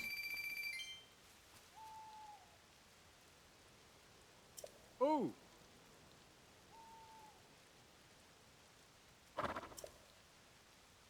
Hey. Godspeed. This man's out here with a broom, by the way.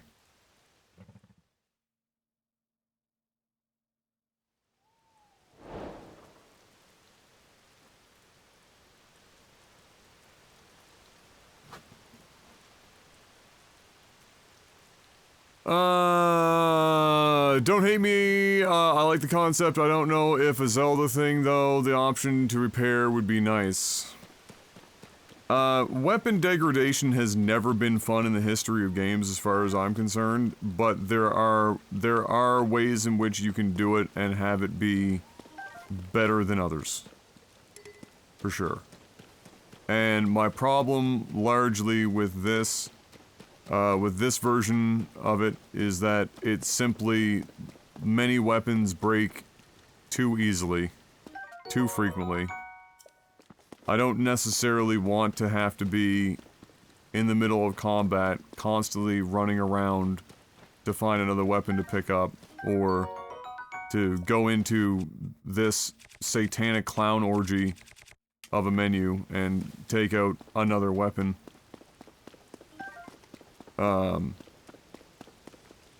You know, they improved, I guess is the word, it to a degree insofar as that,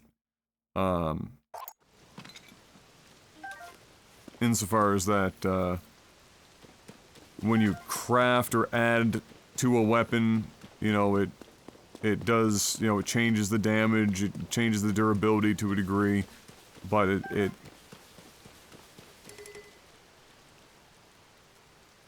It's not ideal.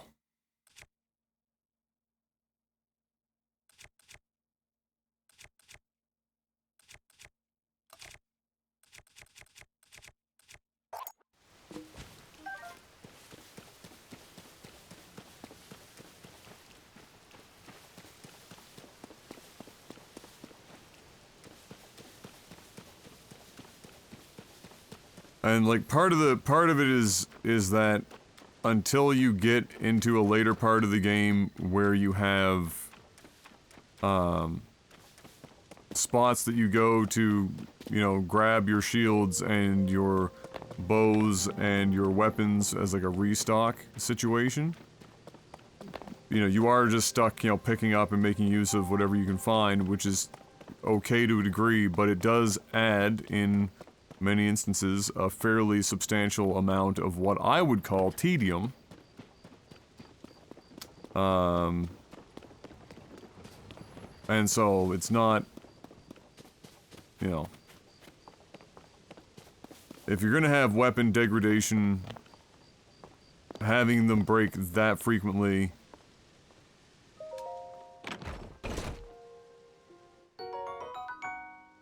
is a bit much for me. Having a repair system makes it slightly more tolerable.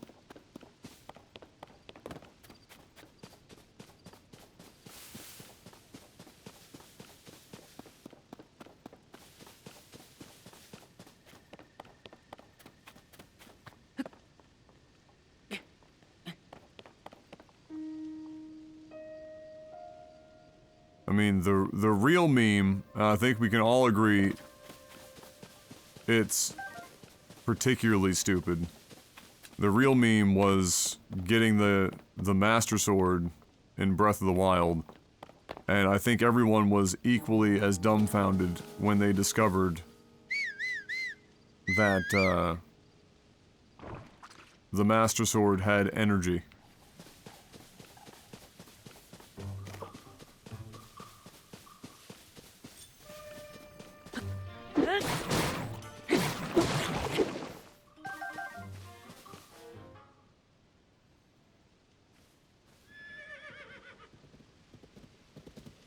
So it didn't break,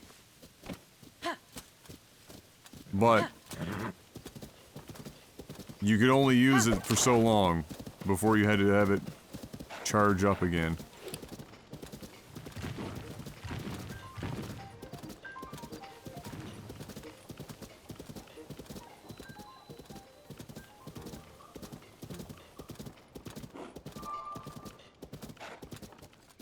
Well, we're having a better time. Balls on Maya Chin. We're having a better time finding shrines today, at least. So there's that.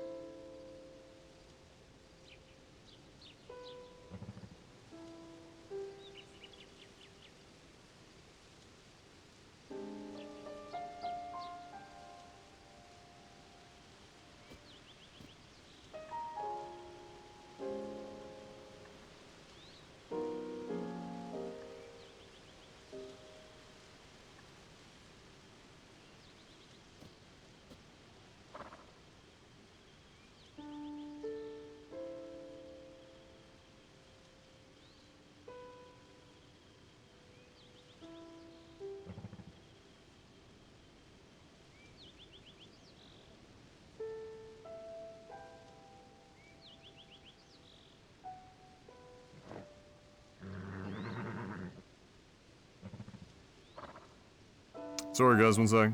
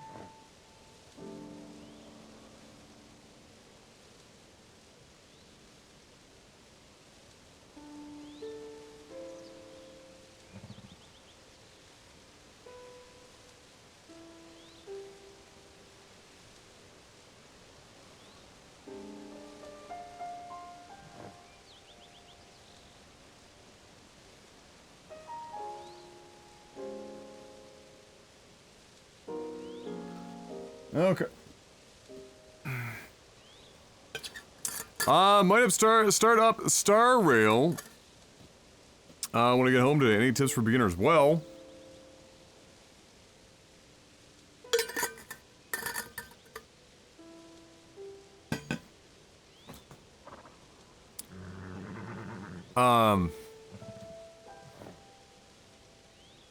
if you're gonna go, you know, completely free to play, then, don't over-invest in your time and resources into things like, your relics or whatever the fuck are, what they're called, you know, relics or artifacts.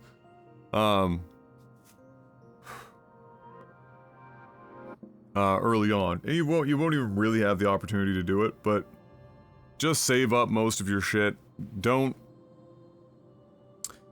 get too caught up in trying to min-max either, just be relatively sensible about it. The rest of it... The rest of it's pretty straightforward. If you've played Genshin, then it's very much the same kind of concepts, but... yeah, in general, just don't over-invest. If you're rolling on banners, you know, use your... Don't worry too much about, don't worry too much about, you know, unless you're trying to get a very specific character that you know is coming up in the future, just spend your shit. My general rule of thumb is that all of the regular tickets go into the standard banner, all of the special tickets only go into the character banner, never the weapon banner, because the weapon banner is really just there for whales. You haven't played Genshin? Okay, so then this is an important one then. So when you're getting your tickets and shit, the regular tickets, just use them on the standard banner, which is the one that's always there. It's on the bottom of the list. If you're in the special tickets, which you will get a number of them, only use those on the character banner, which is like a timed banner where they have a special character that has a 50%, you know, boost or whatever, to obtain if once you hit 5-star, you know, pity, or if you get lucky.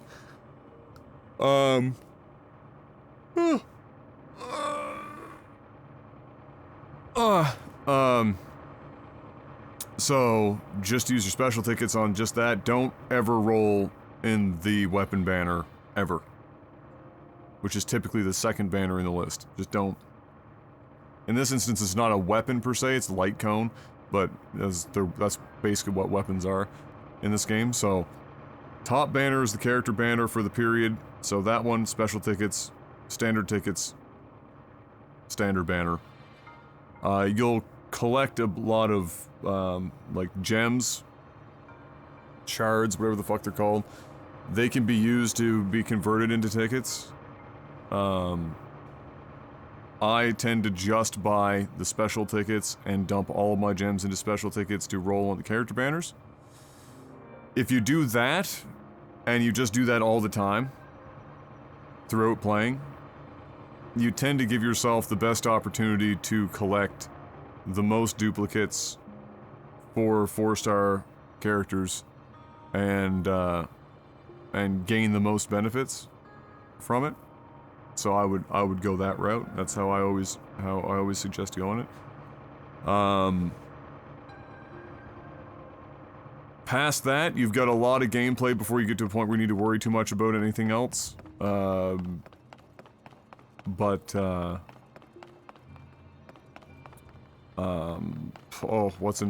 some good tips? There are a lot of teams that are great, that work well together. You know, online we'll have lots of suggestions for various teams. Don't worry too much about it. Pretty much, you can make pretty much anything work for a long time. But, you know, you get a new character, go in, read their skills, understand their skills, and then see who might work well together. Just try to understand your characters. One of the worst things people can do is just go online and look at all the builds and all of the team compositions, and then they don't actually understand any of the fucking characters. They just know that they work well together. They don't understand why. So just read the skills and stuff as you're unlocking characters, as you're playing with them. You'll understand them, and then you'll know what will likely work together and what won't, and have a better idea if somebody does present you a build. You'll look at it and go, oh, okay, no, I understand why that's good. You might not have seen it ahead of time, but once it's presented to you, you'll be like, oh, okay, yeah, that makes sense. So that's a good thing to do. And then just do everything. Absolutely fucking everything. So, every side quest, every character quest, every fucking whatever. Anything, click on everything, because doing that, you're gonna get your most experience to allow you to progress through the story. You're gonna, and level your universe, fucking level, whatever the fuck they call it. Again, it's a similar mechanic in Genshin, as a world level, a trailblazer level.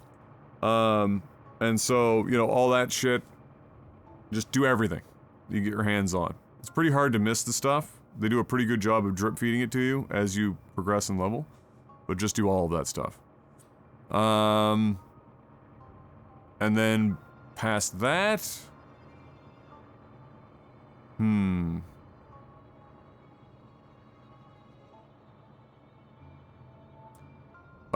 get yourself acquainted with the 5 trillion menus. You've watched me play the game a fair amount, so you should have a reasonable idea of what you're up against in terms of going through all the menus to make sure that you're collecting everything, so all of your rewards and whatnot, seeing what you can do for the day or the week or the period, so that you have some goals to work towards eventually. Up front, you're not gonna have to worry much about that because none of it's even fucking unlocked and you don't need to worry about it, but eventually, you know, you hit level 40 with your characters-ish, and it will start to become a thing that you're paying more attention to.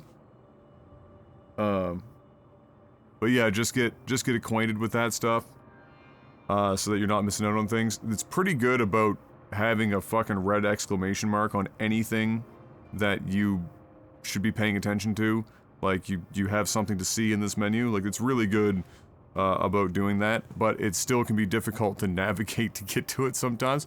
So just take your time and make sure you're not glazing over stuff, because you can leave a lot of free rewards on the table.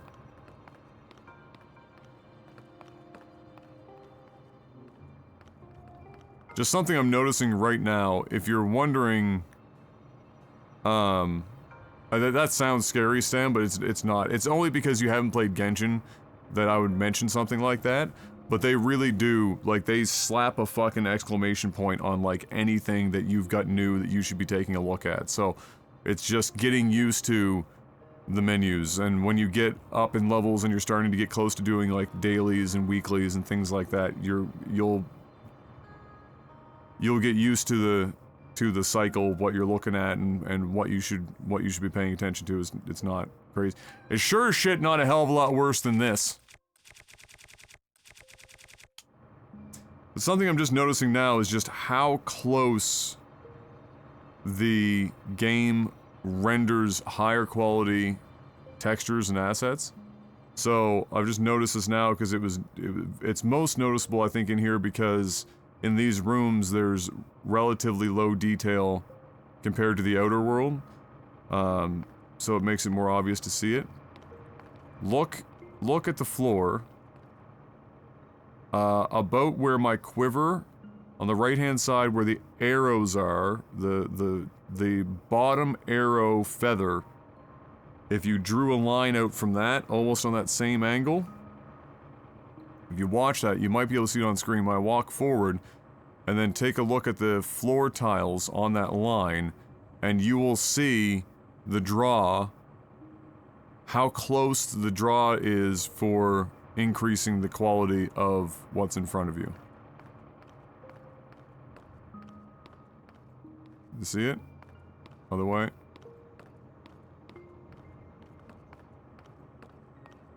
There's actually a band out in front of you. The second band is about shoulder height. So you're getting the first tier is just above the shoulder.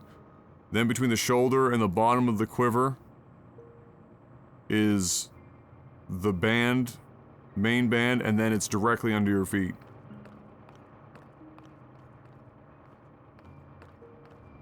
And then I think the next band is... There's a band that is, yeah, if you look on the right-hand side of the screen, you'll see the second band is about at the bottom of his heels, pretty close. Or a third band, I should say.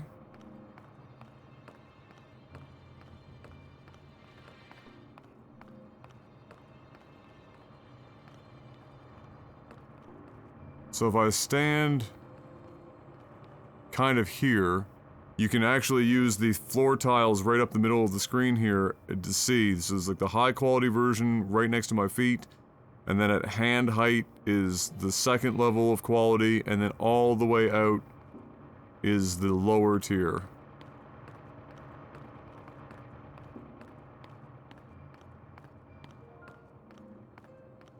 So this is actually a really good representation of showing you how much zoning they're doing.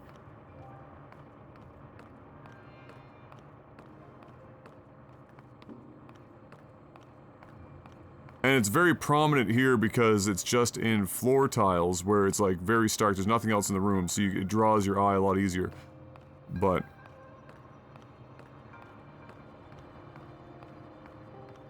yeah, it's very clear here. Interesting. So yeah, they've got multiple tiers that are very prominent here. The line is just being drawn basically right across the screen in multiple zones.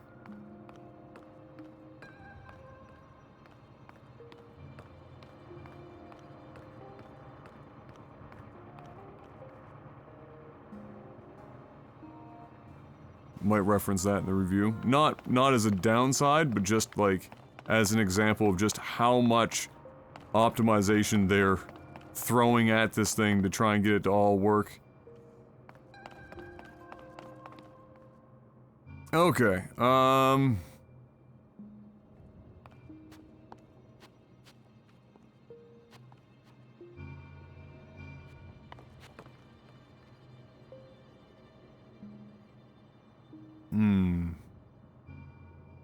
So what do we got going on here?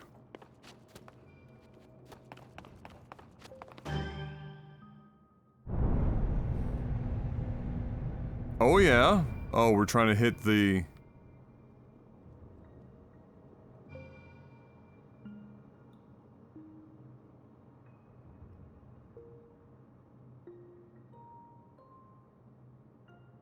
Interesting.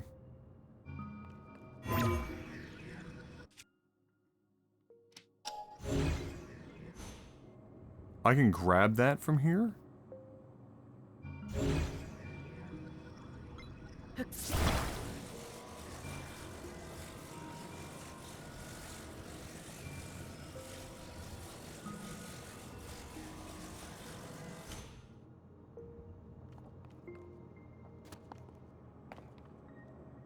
Is that on a timer? I wonder. Or does that just stay there?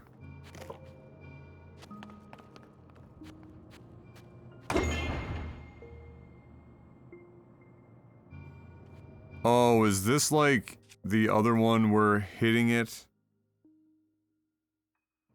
actually does damage to your fucking weapon, but you need to in order to fucking...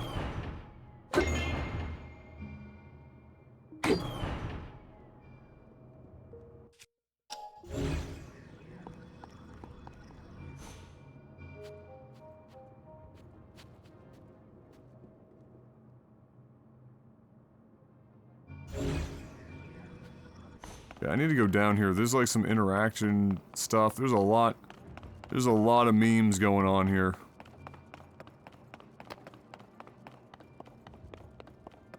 So this is a ramp. I have to imagine something here bounces it.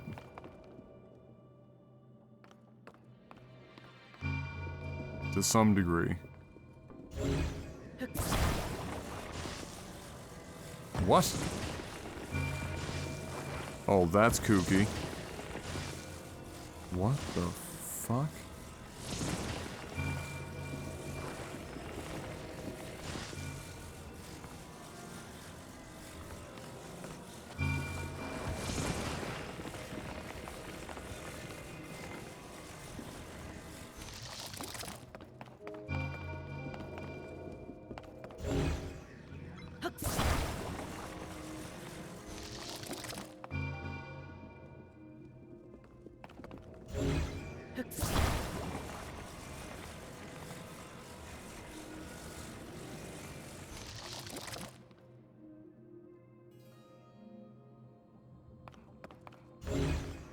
So I guess my other question is, so what... This has gotta like...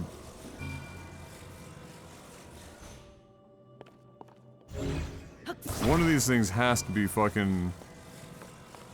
something to, launch the ball up the ramp. Clearly.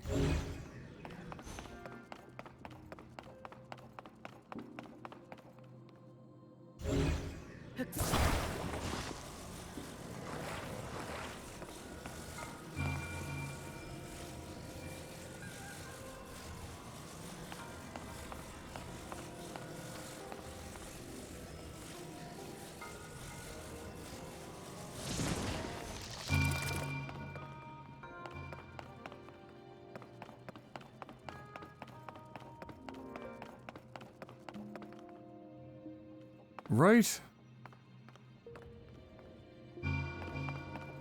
So you either redirect it and have it do the thing, and then you have to like railroad it with these pieces.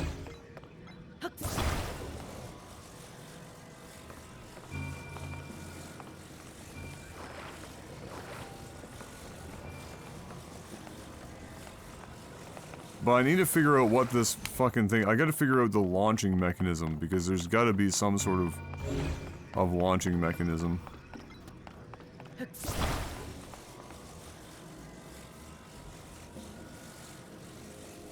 What is the point of having this in here?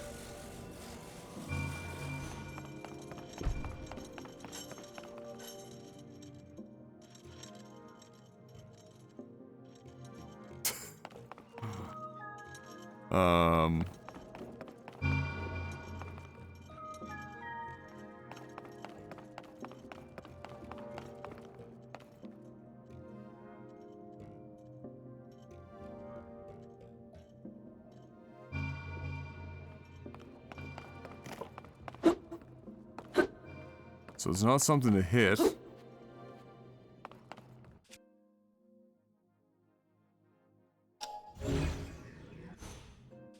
Is it a weapon attachment?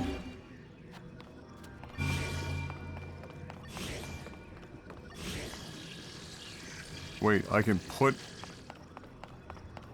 That will destroy it if I take it off, though.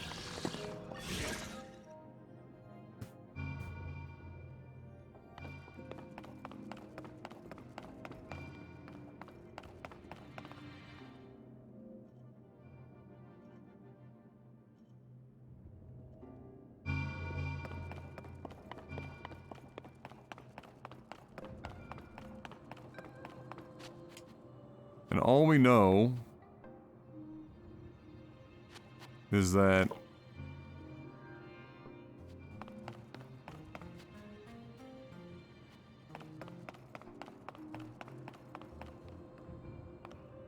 I'm gonna use one of these up here to fucking... Well, no, I can't really.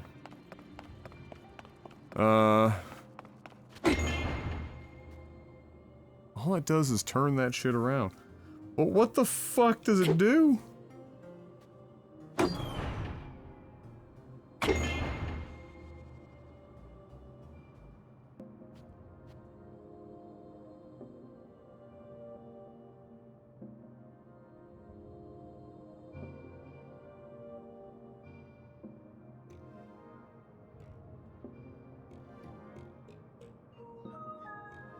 It's not something that you hit to activate, other than this thing.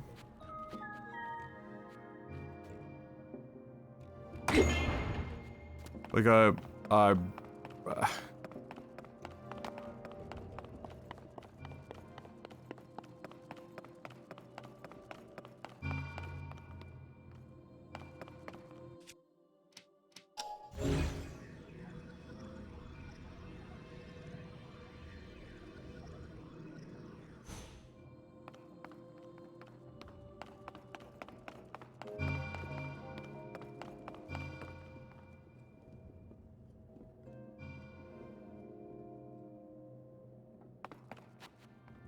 the ball doesn't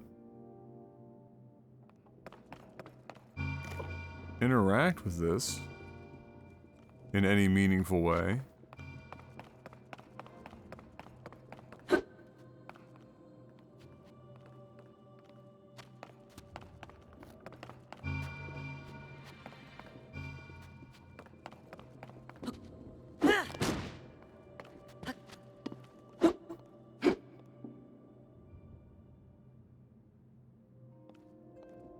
What the fuck?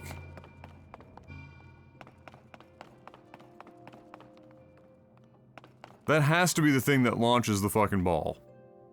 Like, I can't even fathom what else that would be.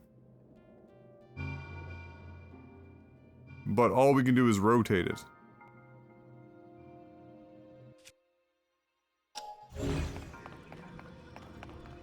And then we're given a bunch of these stakes to railroad the ball.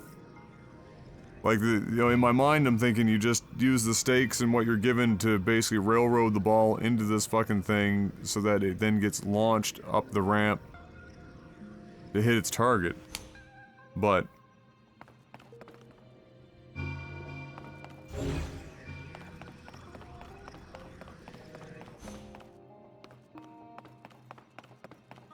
until I figure out how this fucking works...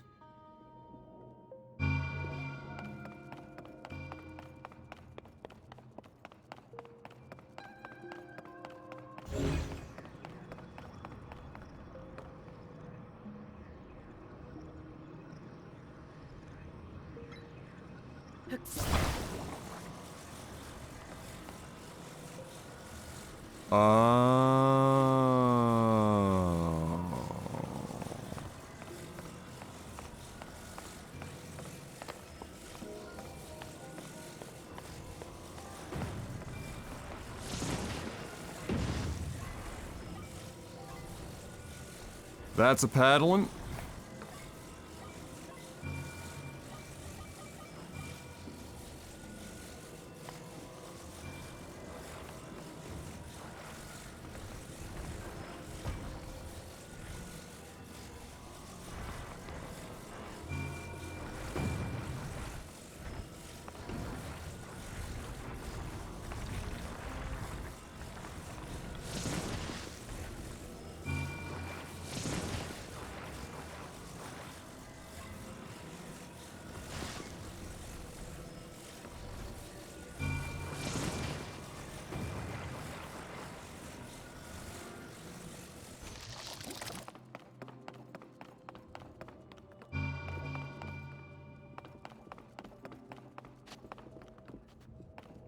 But it rotates from back to front. I have to remind myself what direction it rotates in. Hold on.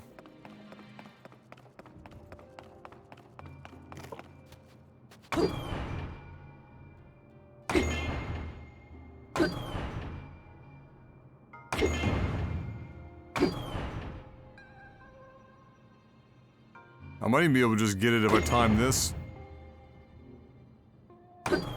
properly.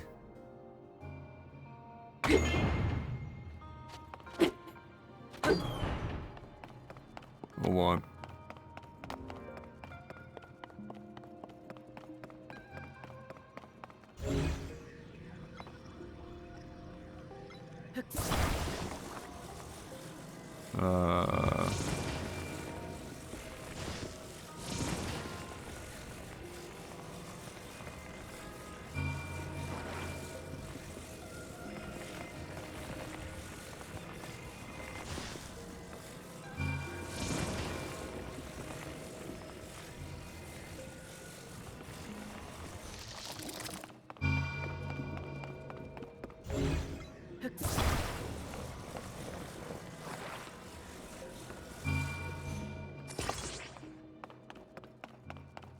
It's not really the direction I was going for, but...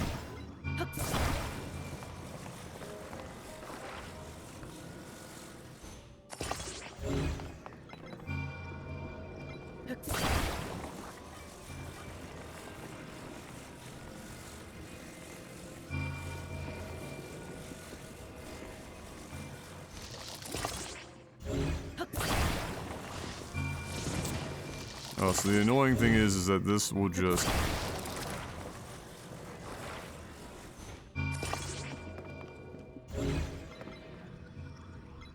Like it's not moving as a whole fucking unit. I'm sorry. But okay! Sure.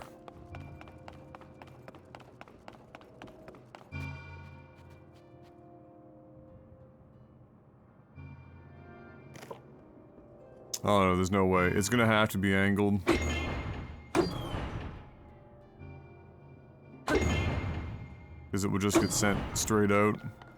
So I do need that that redirect that I had before.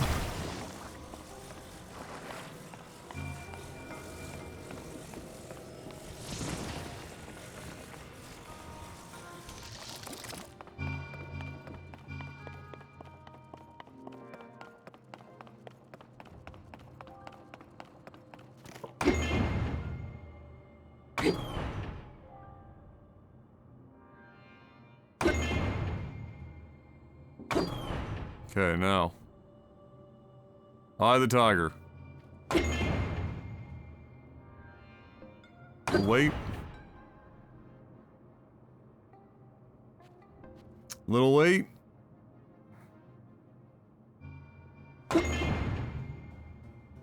Ah!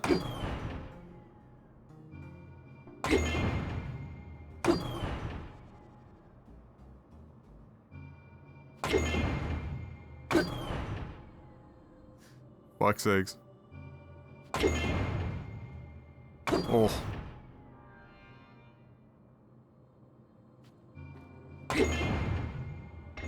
Hey! It's not a bullseye, but we got there.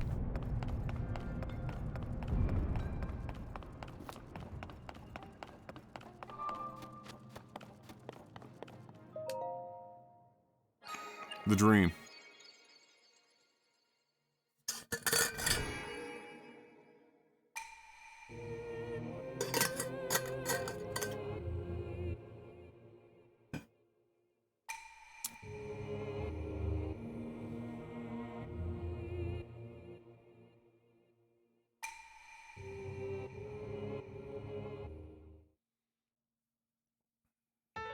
Give me the light.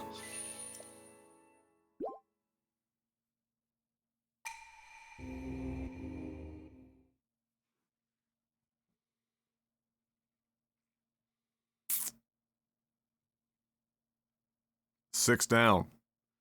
144 more to go. Is that a chest just chilling there? What the fuck?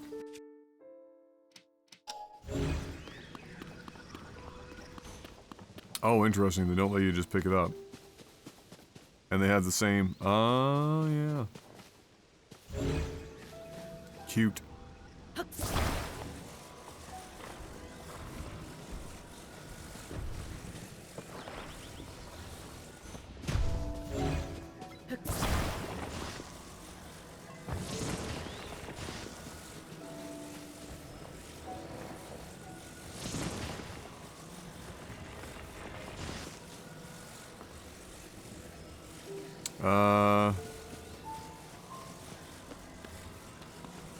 With just the three... With just the three pieces...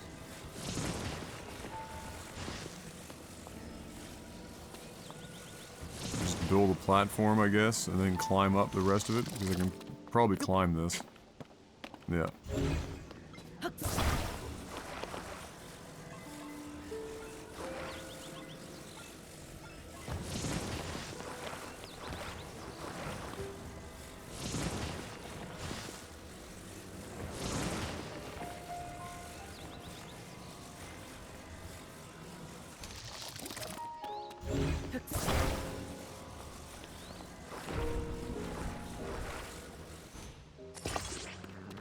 Incredible.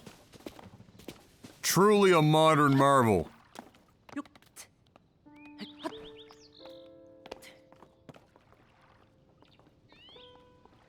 Word?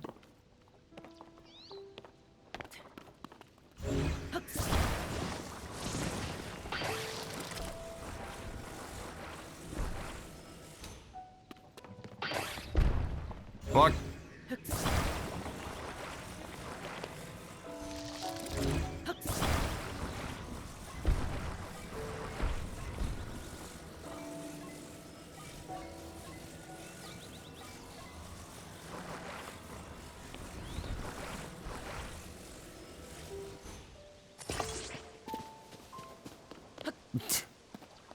Only attached to one. Man! What are you doing?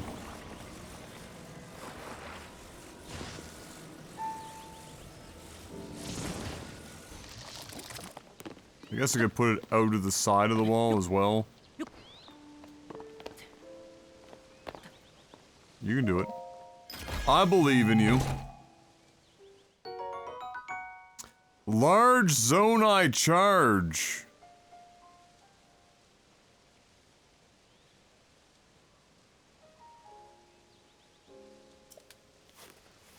Oh boy.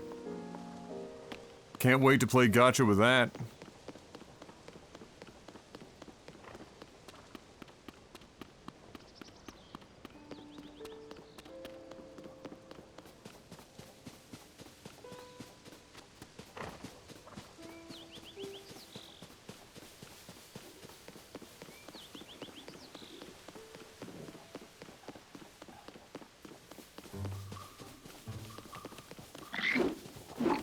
Yeah, no, I'm not fighting you guys.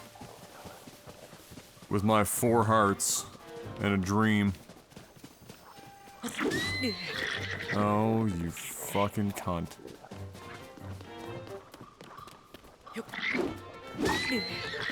I'm gonna fucking rage, man. I don't have time for you fucks.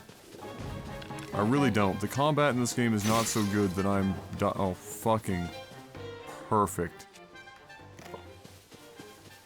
Just leave. Combat is not so good that I'm dying to fucking fight every bokoblin that I come across with my friggin', like, tier 0 weapons and 4 hearts.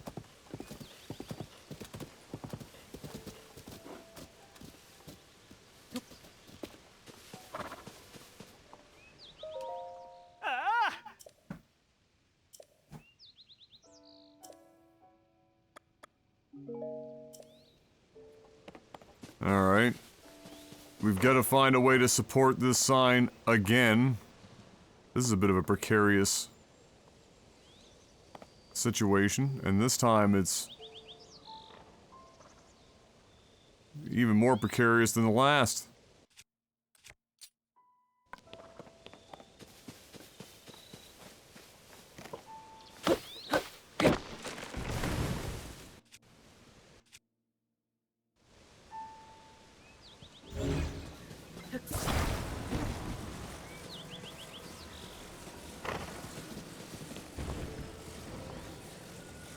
I wonder if I can go borrow that platform again. That might actually be the even easier thing to do.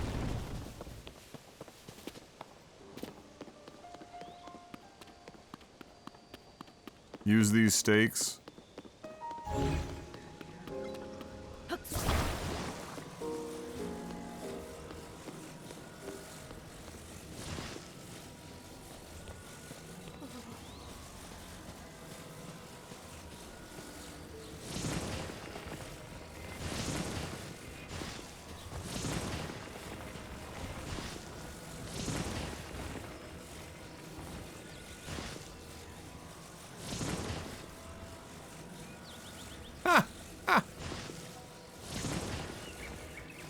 I mean, this might work.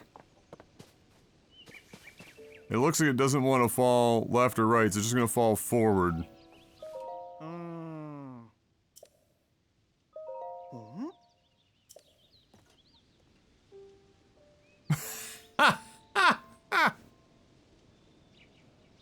Perfect.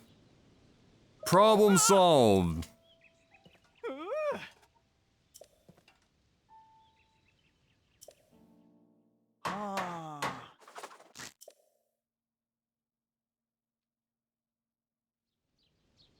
Perfect. Incredible.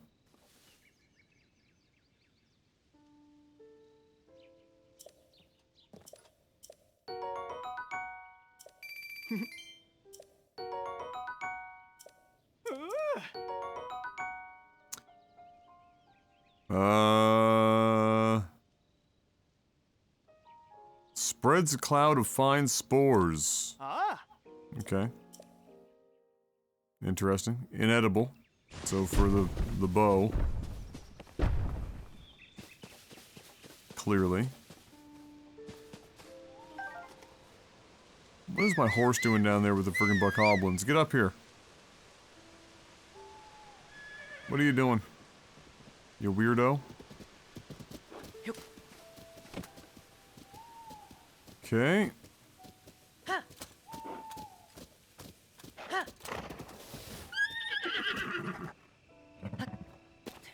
Does anybody else kind of wish that you could pick up items while on your horse? Like, I know some of these items are really low to the ground, and so I guess in their minds they're thinking, oh, it's... you shouldn't be able... But, like, just... having to dismount every time you want to pick up, like, any singular thing...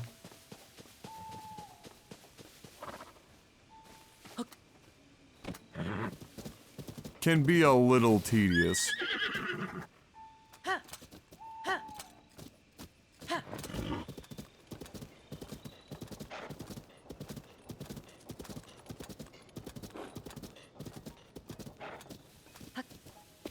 I mean, if they're gonna let me just burn this whole place down.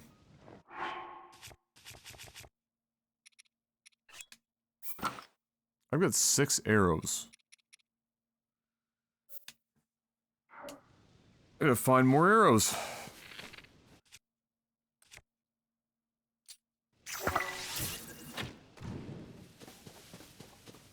Have fun, boys.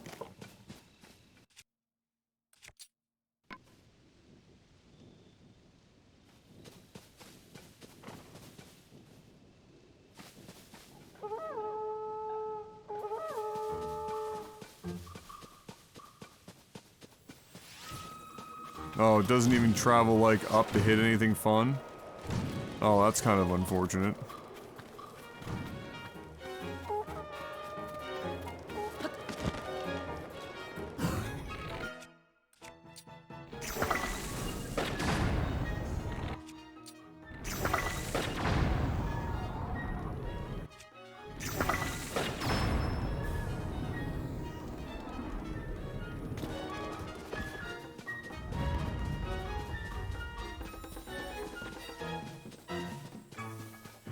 Probably shouldn't have used all of my bombs on that.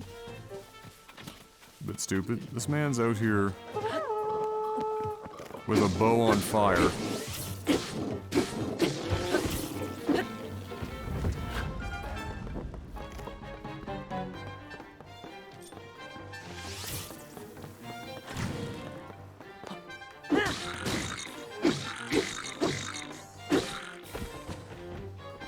Oh my god.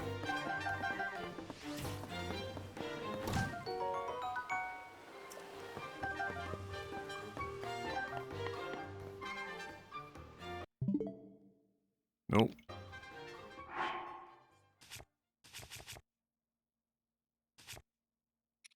Hold on, don't go anywhere.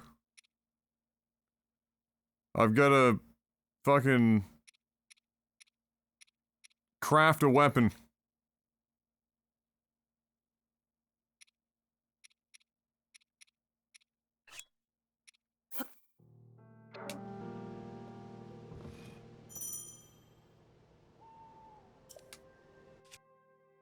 Yeah, quickly my ass. Alright.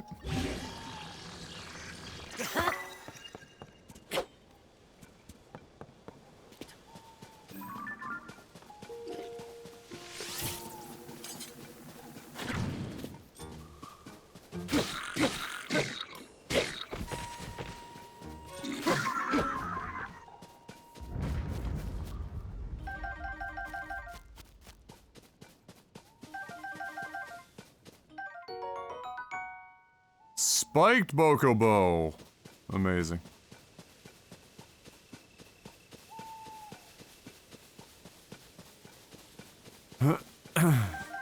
Logic in the rocket penis game? Surely you jest. I'm not jesting. And don't call me Shirley.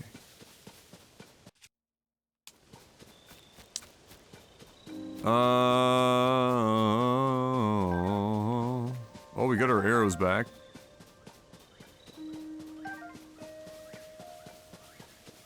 So there's that.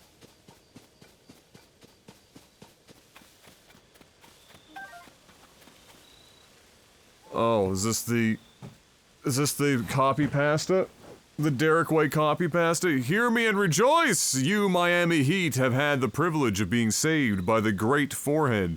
You may think this suffering. No, it is salvation. The universal scales tip toward balance because of your sacrifice. Smile, for even in death, you have become children of Derek White.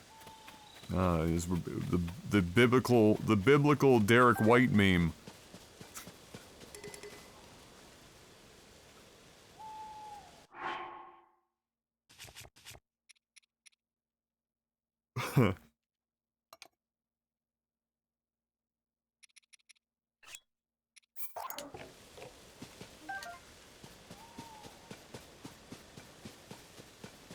You don't know how happy I am you get that reference, not a hard one. It's a pretty easy reference.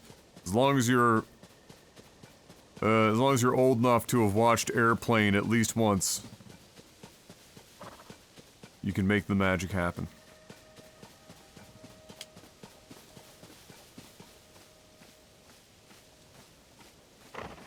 Alright, we're at the next tower. I've got 4 hearts and a dream. I'm gonna save.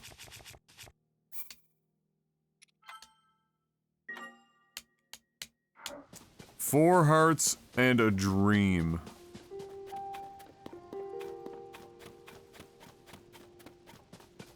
The old lady speaking jive always cracks me up. There's a lot of good shit in that movie. Like, you have to watch the movie like 5, 6 times to catch everything.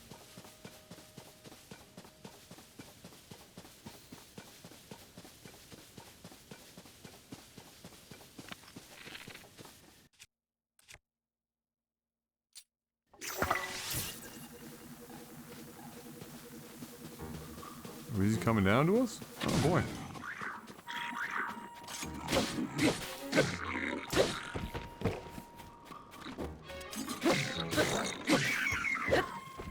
What? Bro.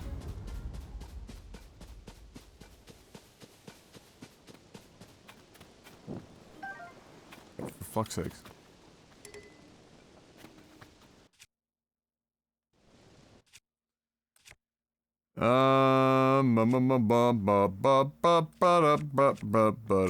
No, we're good.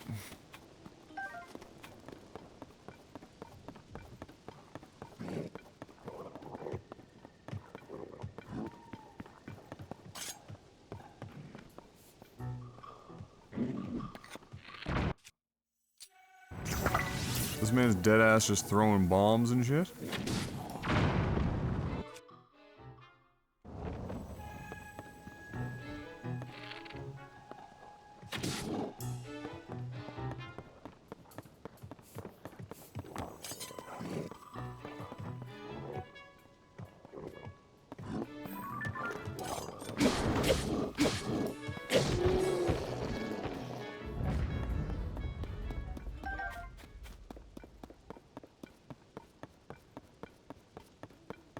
I keep clicking right this to lock on. My brain is still in Elden Ring mode. Take some pictures, boys.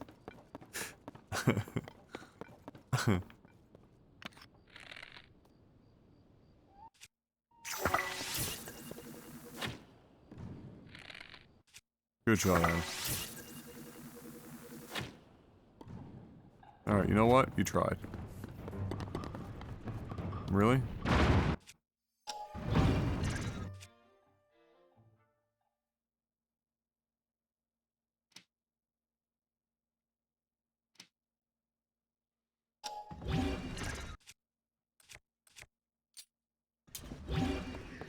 Thanks for the weapon.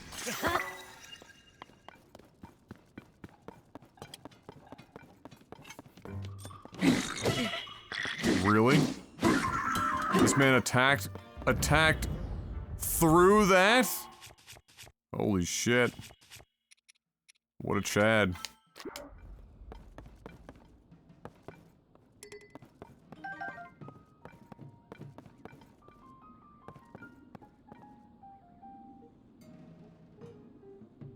What up, guy?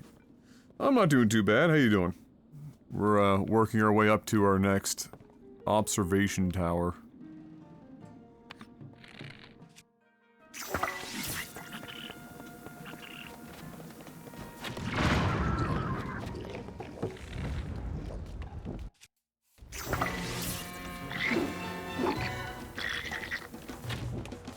Oh, fuck, he's behind me the whole time.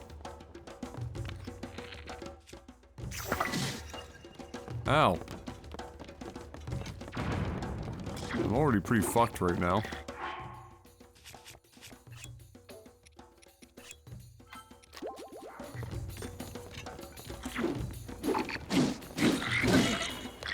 God damn.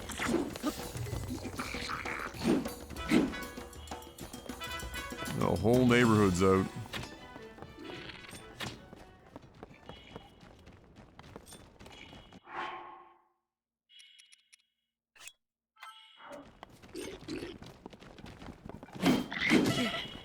Bro, I'm pressing the fucking dodge button. I'm pressing the dodge button.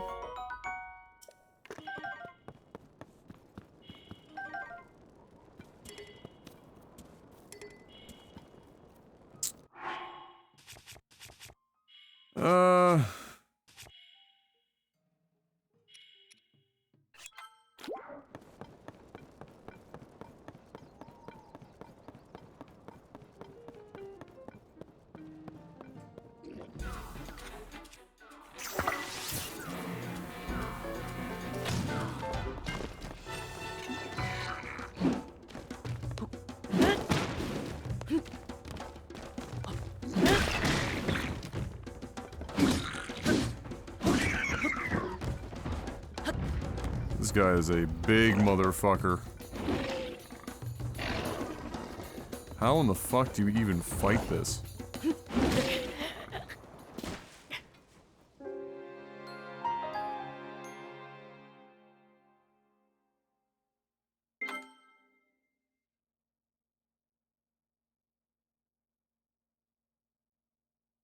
Great.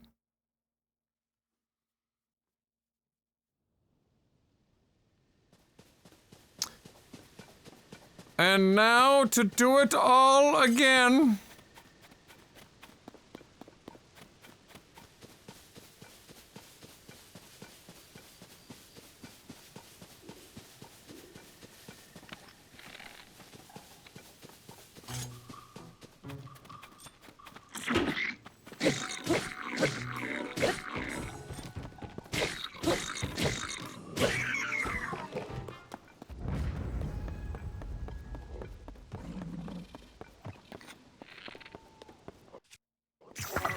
Yeah, mushrooms.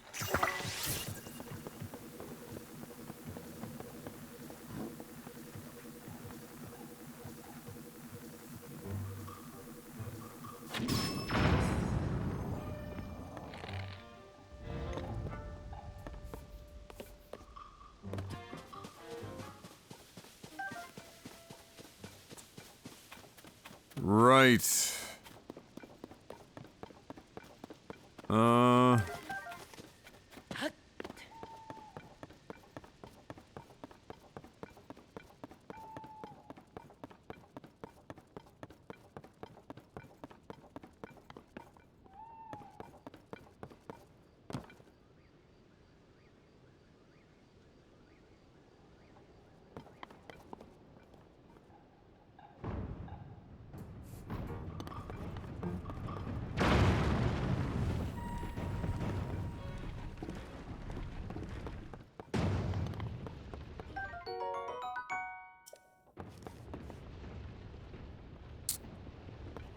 Well...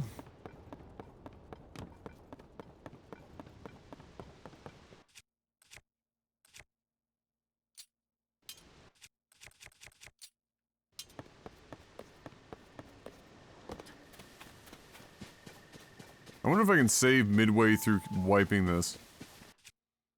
If it will work.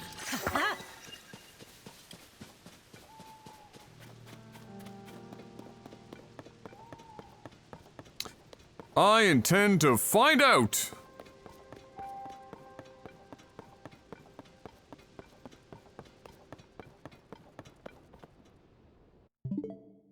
It's not the button that I wanna press.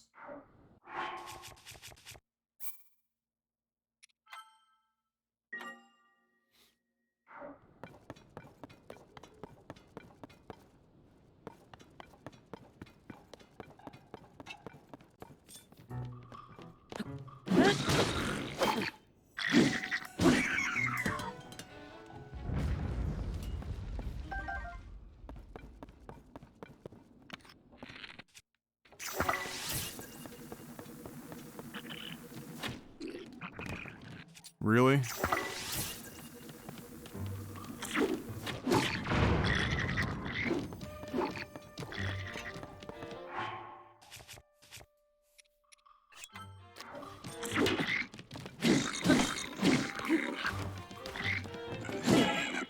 Oh my fucking Christ on a bike.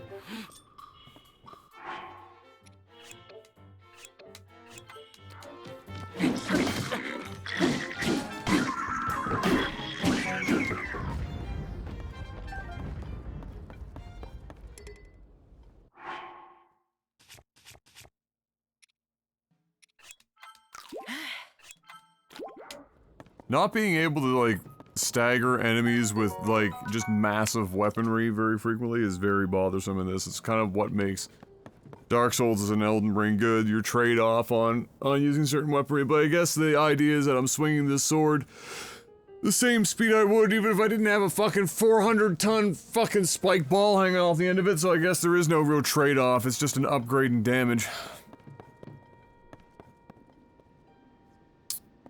But I'm really not a fan of the combat in this game. It just doesn't feel good. It didn't feel good in Breath of the Wild, it doesn't feel good here. Like, the people that get the most of the combat are the people that played this game, or Breath of the Wild for like 300, 400, 500 hours, and they're like doing some meme shit where they're doing like 700 backflips in the air, ultra fucking bullet time with a bunch of fucking bomb arrows and other fuckery to make the whole thing work.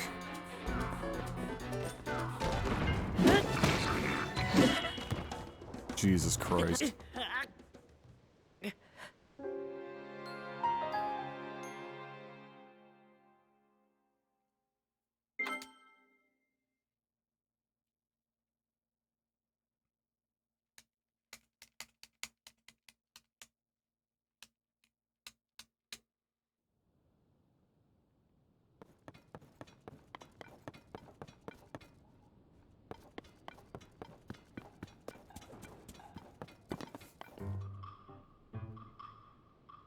What the... It resets it, but I still have the spike ball, which means now I have these to play with.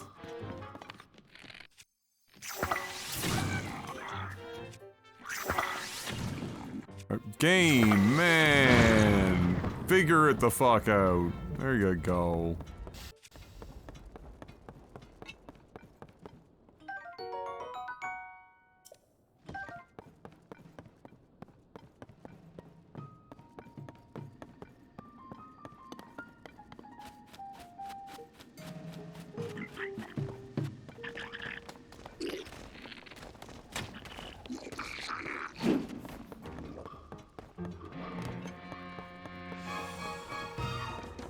Oh, great, he called the whole fucking army over.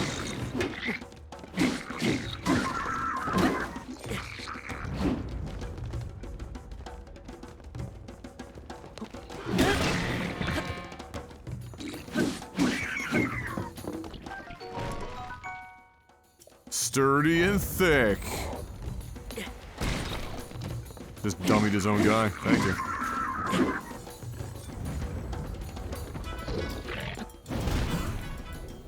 How is that? Like, I missed the first one.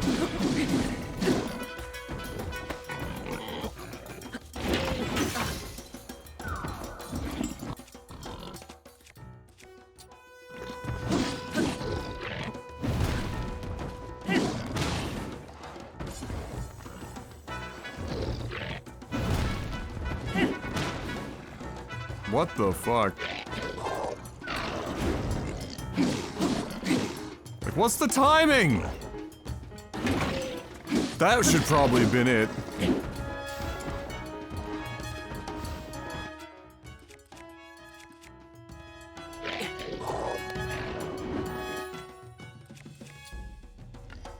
That's not really the shield I want to use. Fuck you. Fuck you. Fuck you.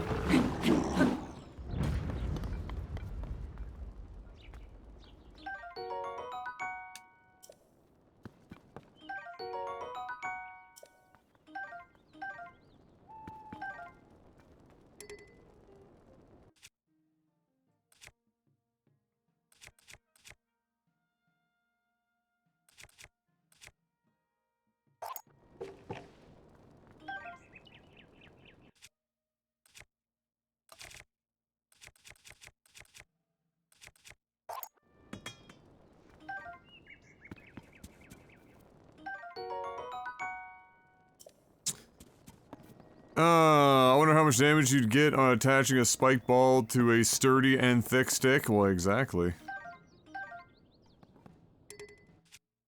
These are the questions.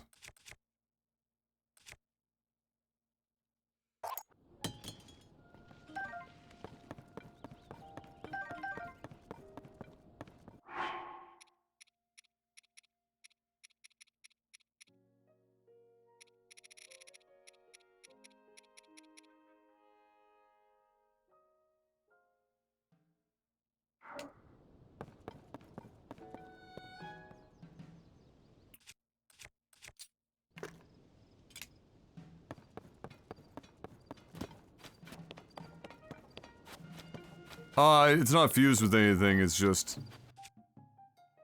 That's just... Oh, no spiked iron ball hammer. This is 7.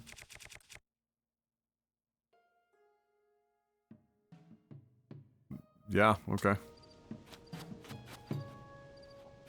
Sure. Yep, attaching it to the sword is giving it more damage.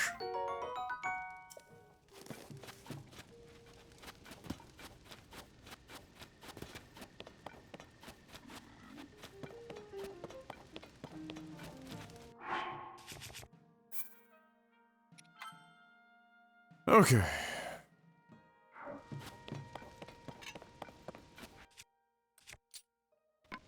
We don't need to go full ham and use our best shit.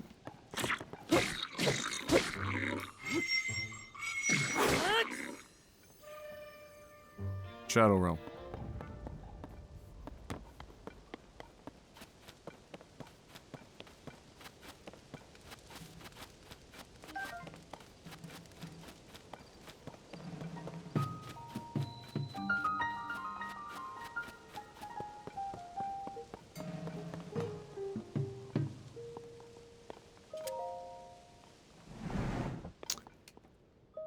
Who's ready to go skydiving?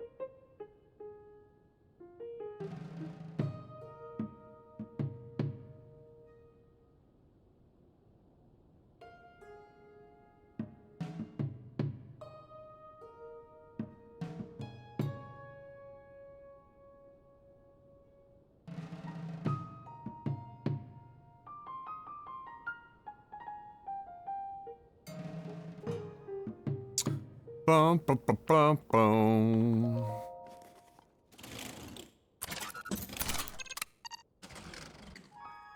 And away we go!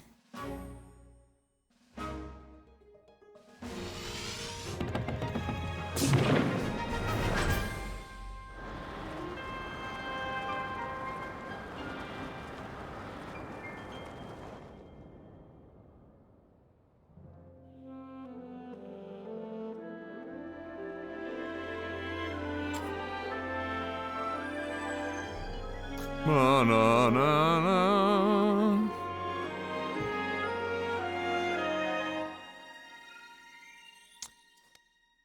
Thanks for the data.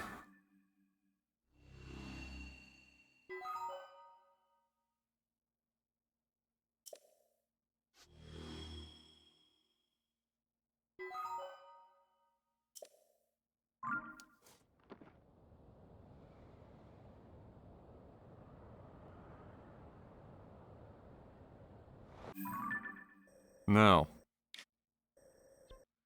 where the shit do I want to go now that I'm up here?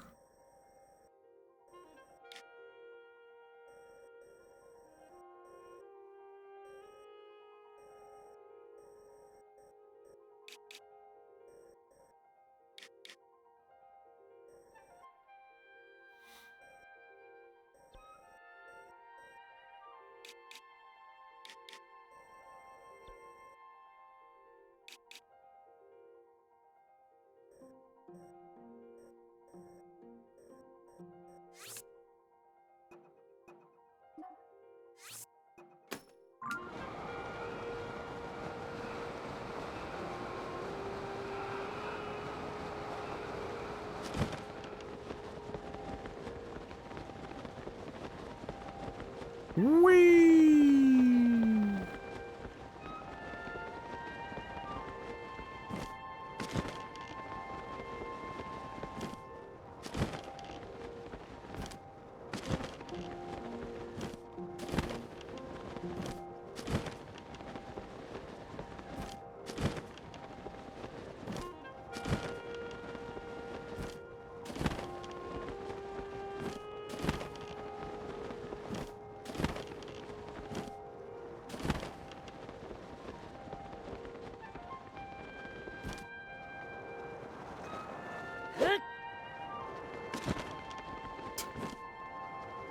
Oh boy.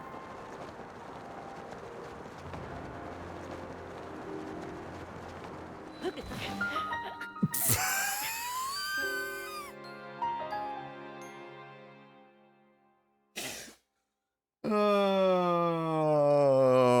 perfect. Was trying to get to water. I failed. I failed. Please tell me it's not gonna go through like the song and dance of unlocking the area again.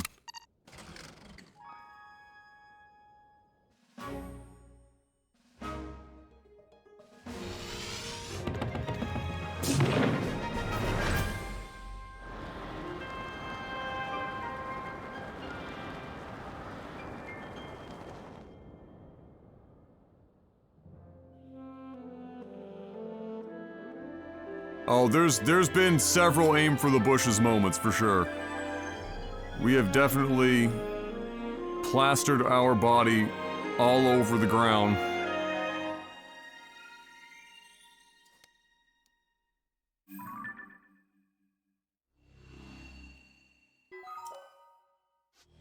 Great. Lovely.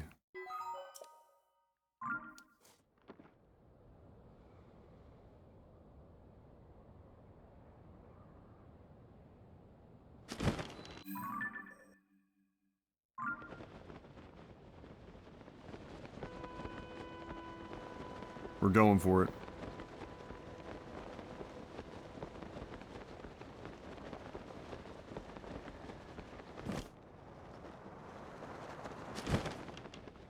Oh! Almost fucked it.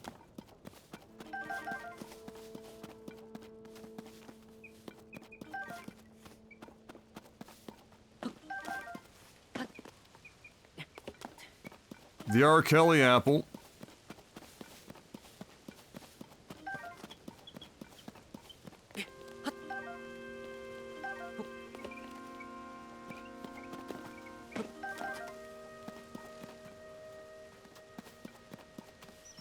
Yeah, the golden apples, they give you, like, a little bit more benefit than a regular apple. Something down there.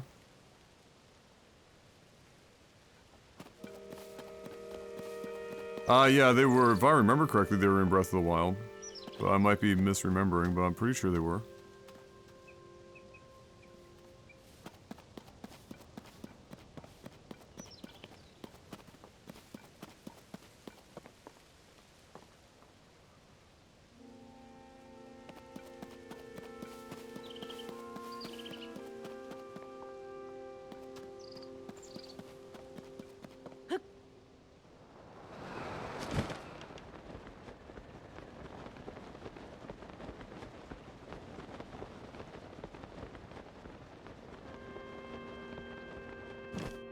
Whee!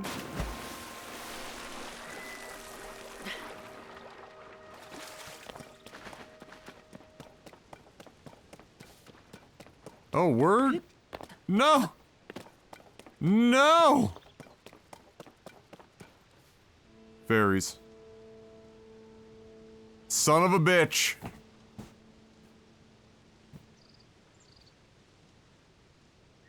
Oh, there's one right there. Man, in like every other Zelda game, these things come flocking towards you most of the time. What are these guys running away for?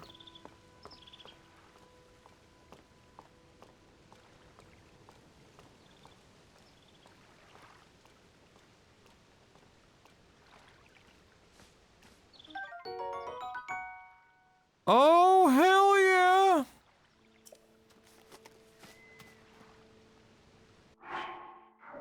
Alright, we gotta mark this bitch.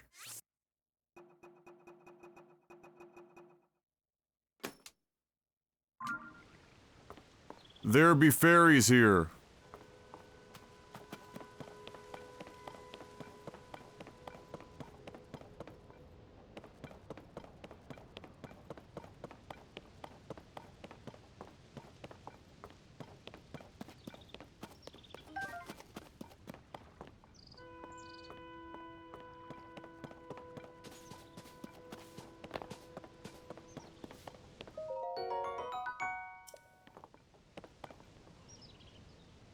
Fucking rockets? Oh shit. I doubt I have enough of a charge to get there.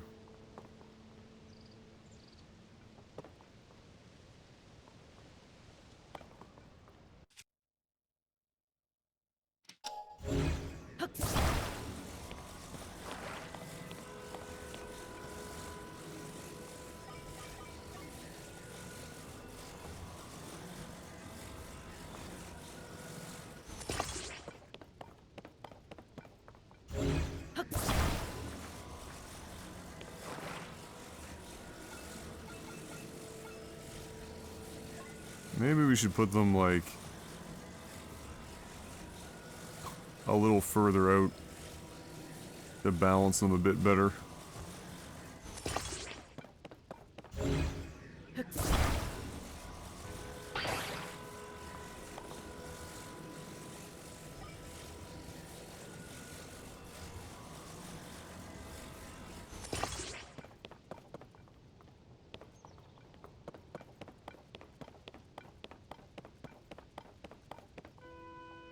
Okay.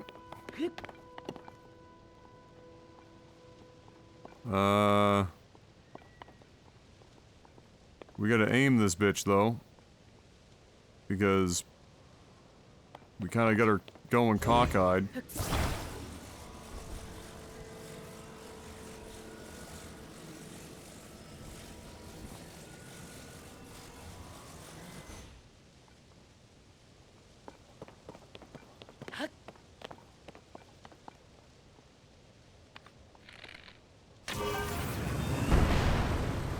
Oh no!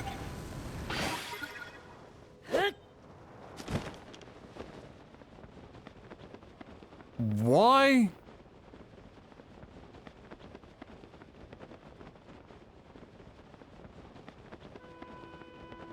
What the fuck did it get hung up on? What?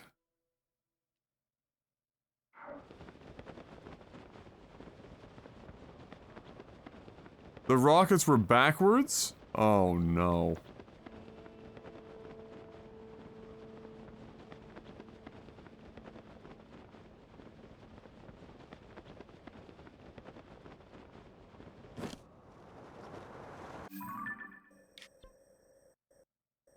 Brutal!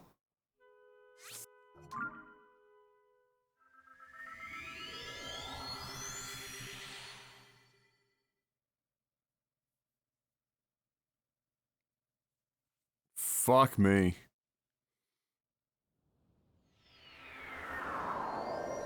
I'm awake. Alright.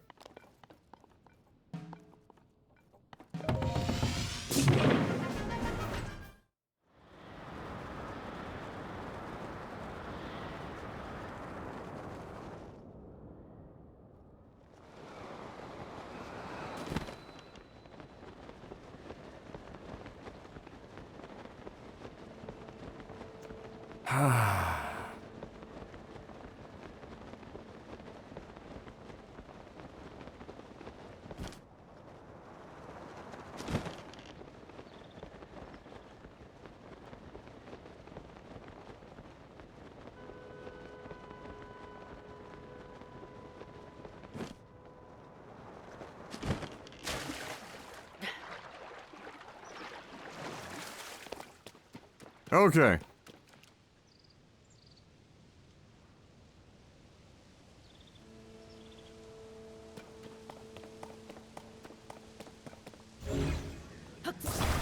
Round 2.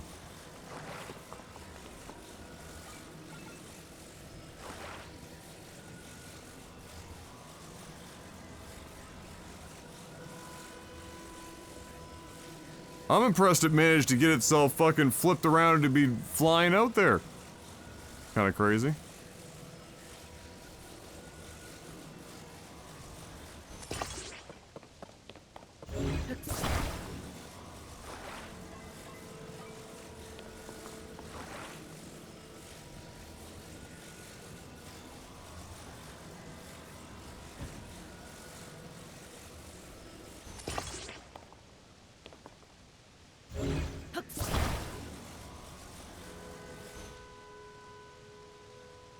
What up, Zastel? Just what I needed this morning. There you go. Are we enjoying ourselves? Well, in the times where we get to do shit like this, everything in between is an absolute fucking unabashed snooze fest, but this kind of stupid shit.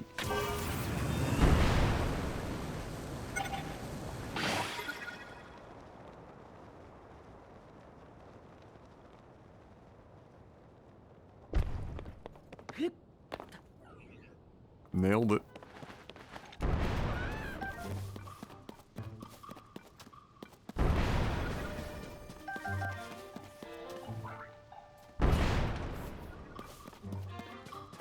Oh, word? How did we not get hit? That's a miracle. Wait, where the fuck did he come from? Oh, he was just always there. Okay.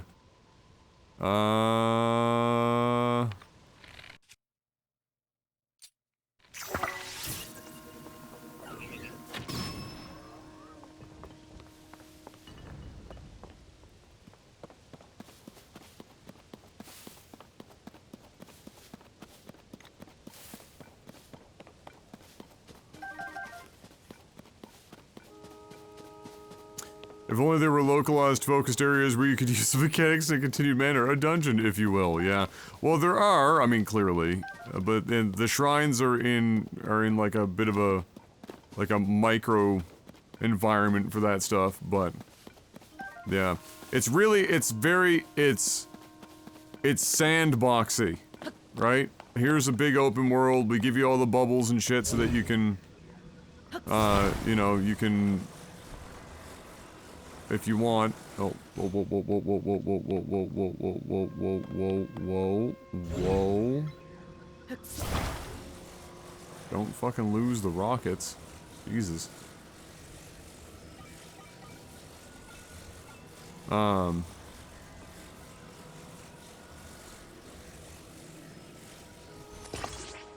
Yeah,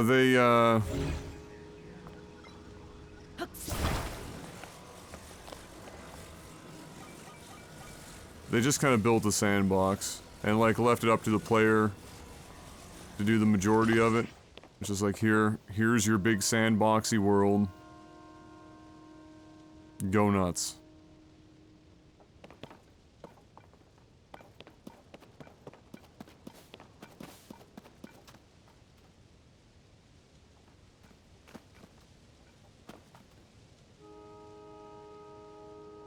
Is that a chest?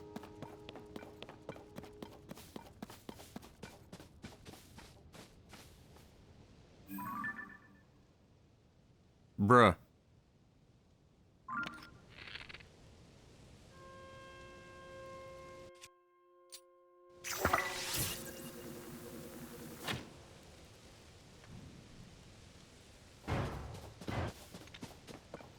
The fuck?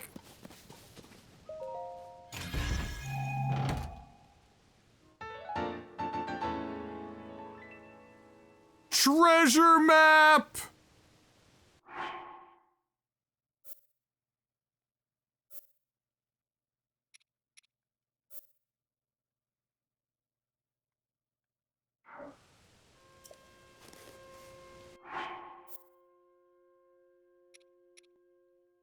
Okay. Can we actually do anything with that?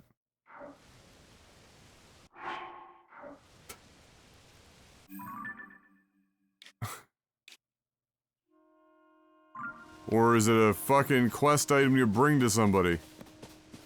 These are all questions you'll never have fucking answered. You just have a map now.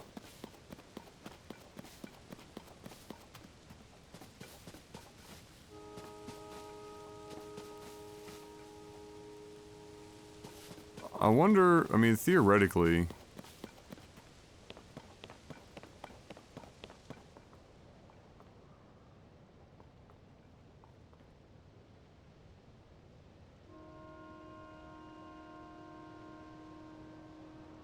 You could use rockets, put them underneath the platform, and go up.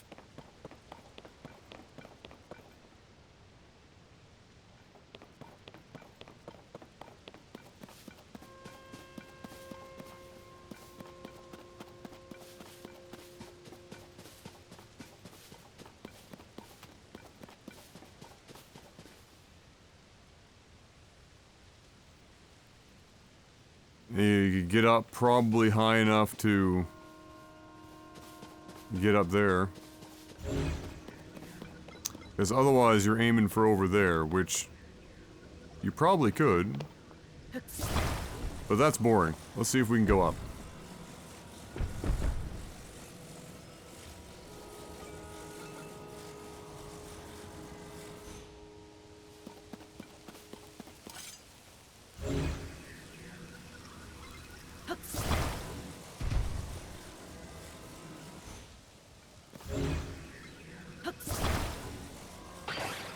They really needed a better thing to, like, take items off than shaking the fucking stick while it's attached to absolutely everything.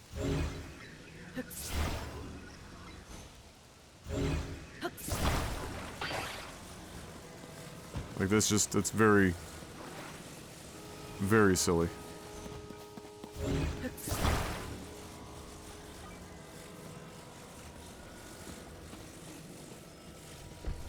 Alright, we want to be close enough.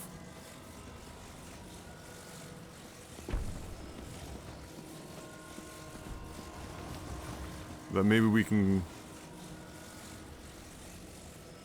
climb. We need to be able to get up there, so I need to be able to get up to it from, like, the side wall here. Okay.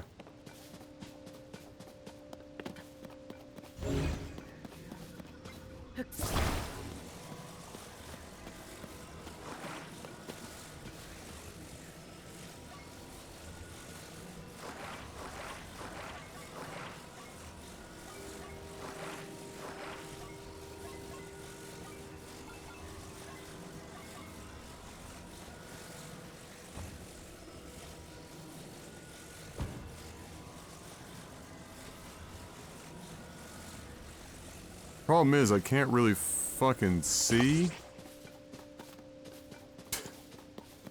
So, trying to get this thing to go straight up and not on some crazy ass fucking angle.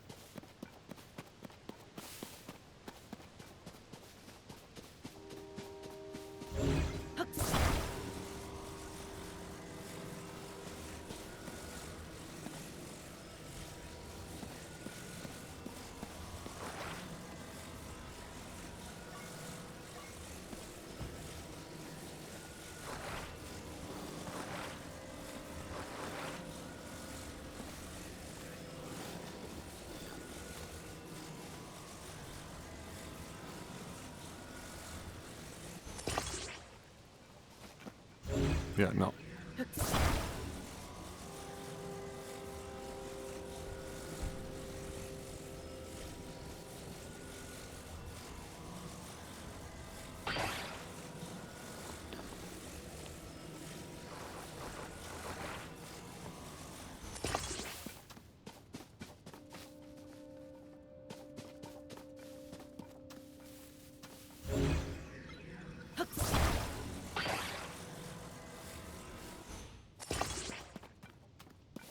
Okay.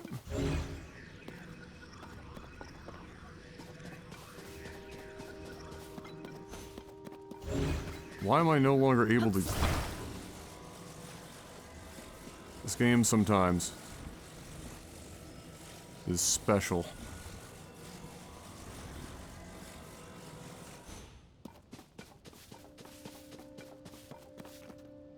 Oh, wait. Fucking upside. God damn it!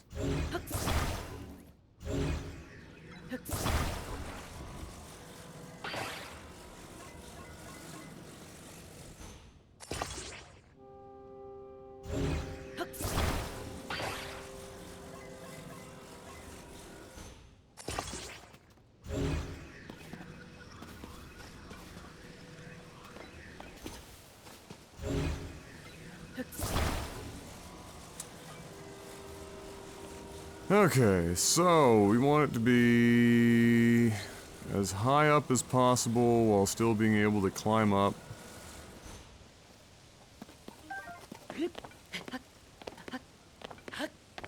Oh, I can't climb this wall. Okay, thank you.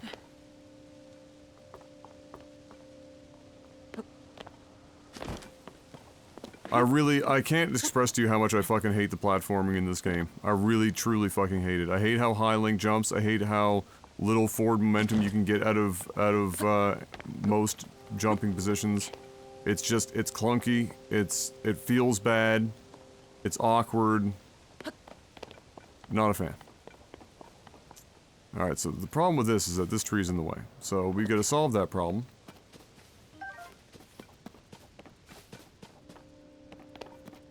Also, we want to make sure that we're not just going to launch ourselves directly. Oh, we could probably back this up a bit.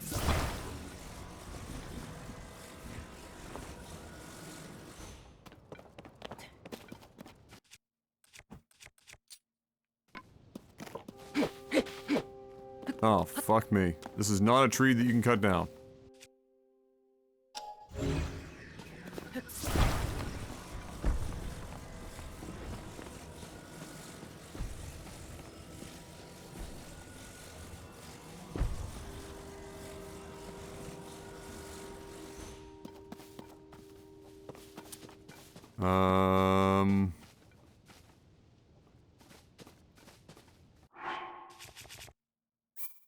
Before we yeet this.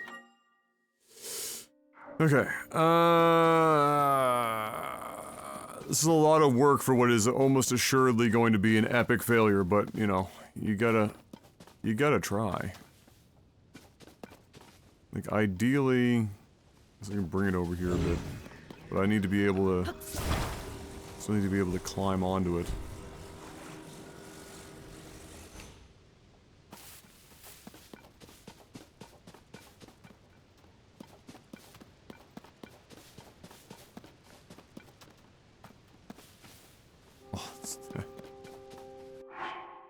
Okay.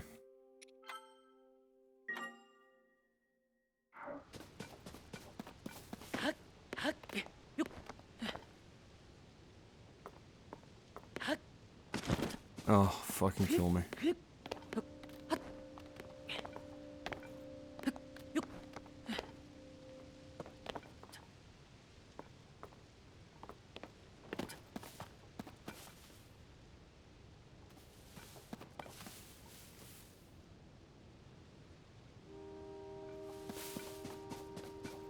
Like it's hard to find a good spot where I can still get onto the top of this and not end up and be close enough to maybe climb one of those routes, assuming that it won't take me high enough otherwise.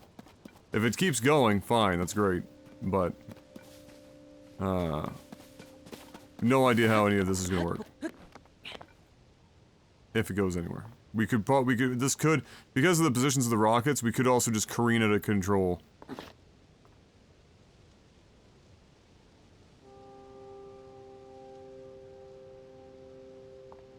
Is entirely possible.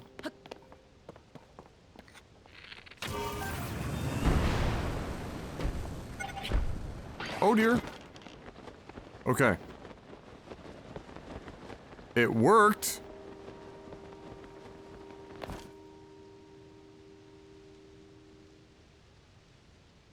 This is where I wish we had a load button. But we don't because it's Nintendo.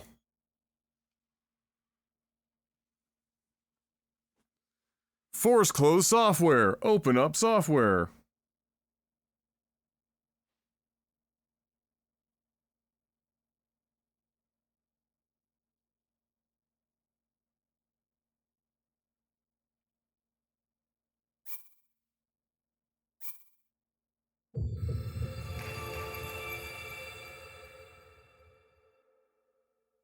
Maybe there is a load function and it's just hiding somewhere.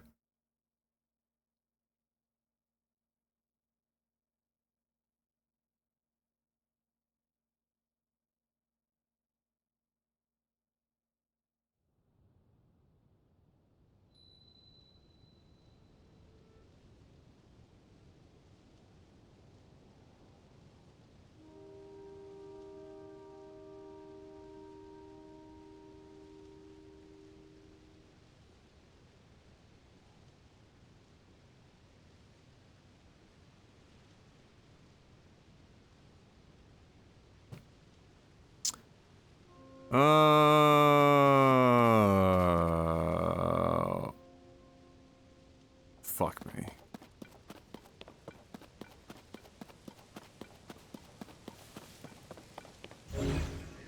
God fucking.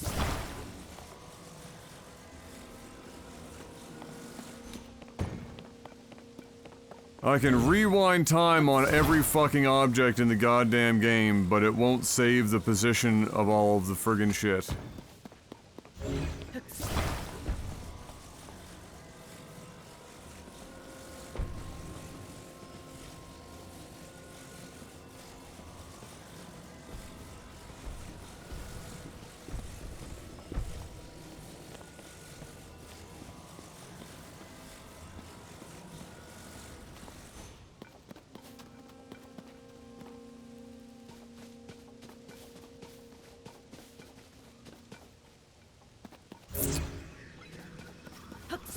God, they really fucking made it difficult there, eh?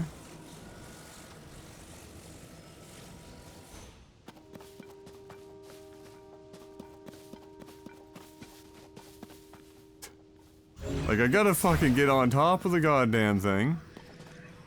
Are you serious? The arbitrary nature in which you can no longer grab a fucking object with this power is also insanely fucking cumbersome. Okay.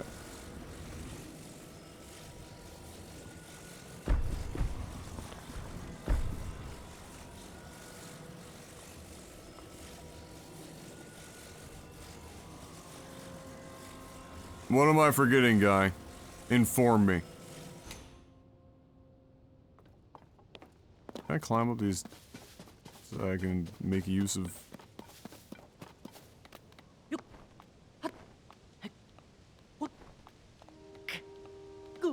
Yeah, I'll be able to.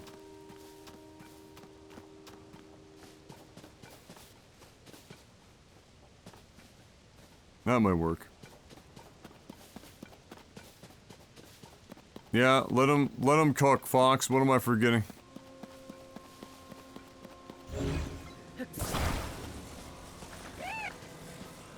Out of my way, bird.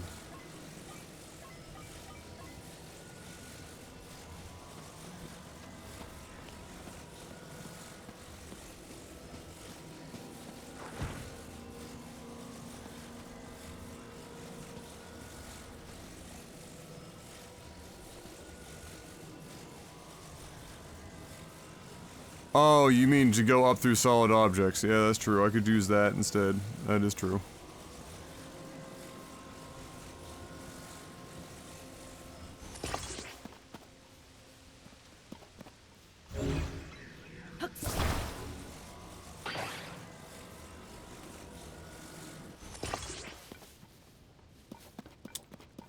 That's true.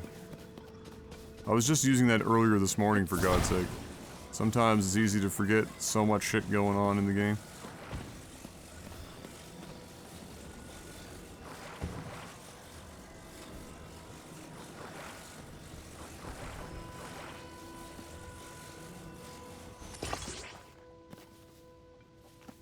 That's reasonable.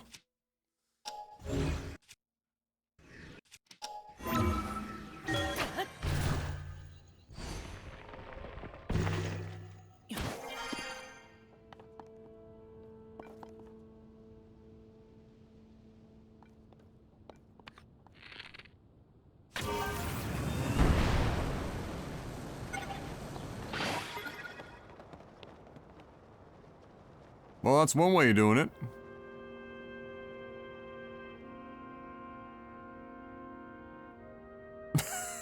Ha!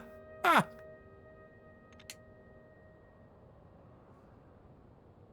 That's one way of getting up here.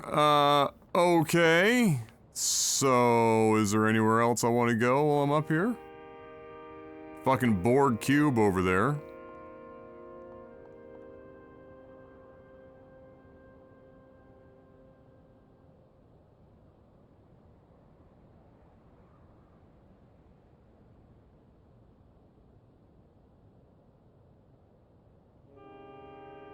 I don't know if I can make that.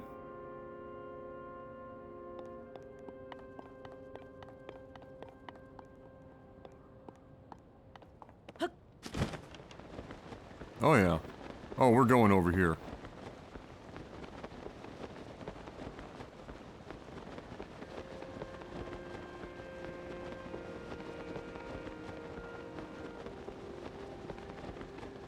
Whatever the fuck this is.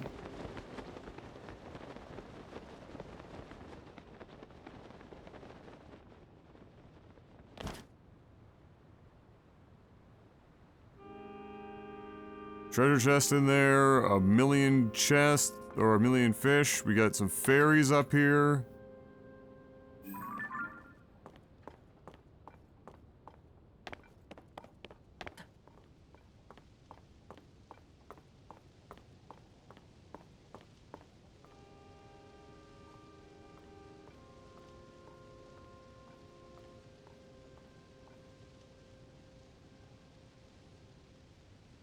What are you doing way the fuck up there?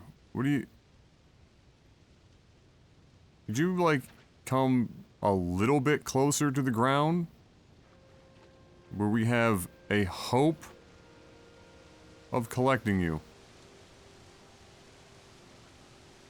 I can't walk down because he's gonna stand back up and scare the fairy away because you can't hold crouch in this game and drop down a surface. Come on. Come on. There we go.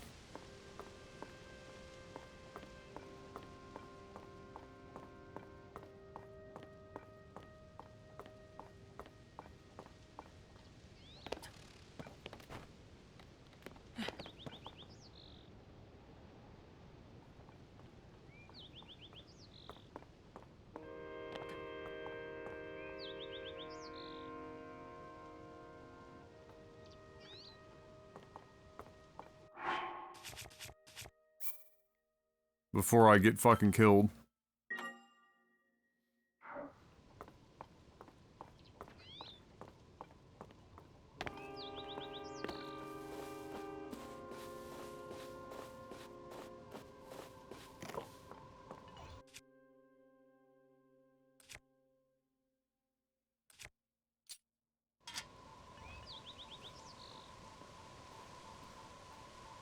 Be very quiet.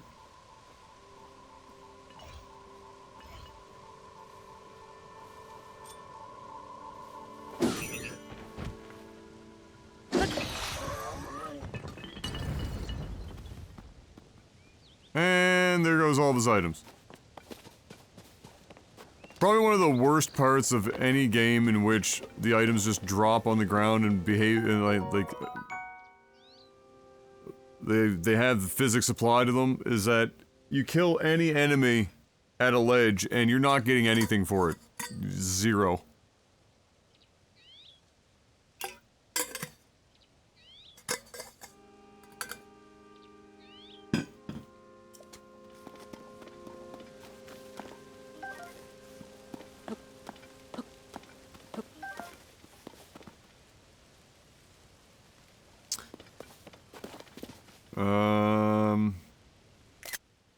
Yeah, that's what I wanted to do.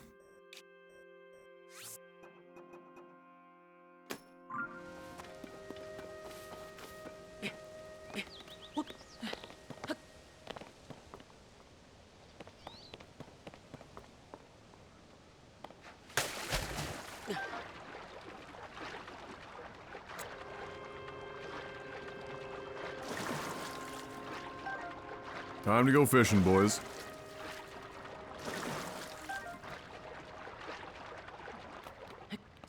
Still have to have enough to get the fuck out of the water, though.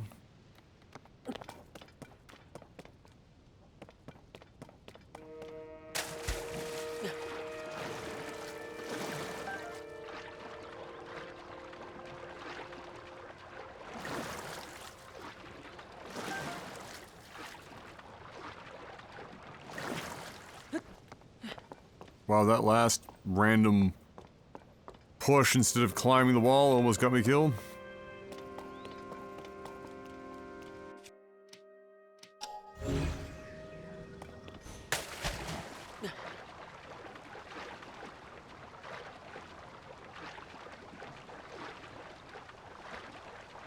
Okay, so how am I gonna get to that?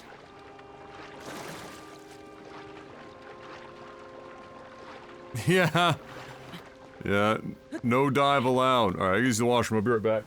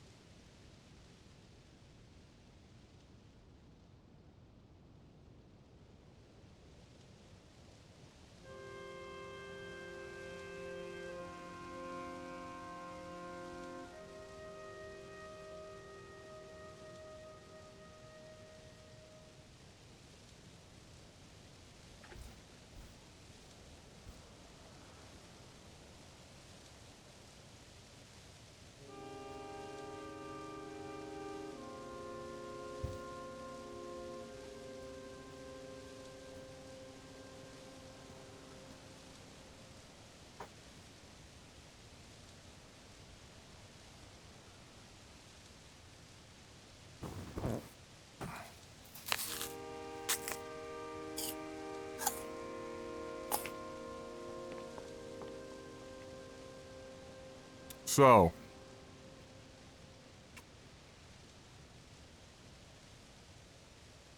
I'm gonna have to, like, build a platform out there.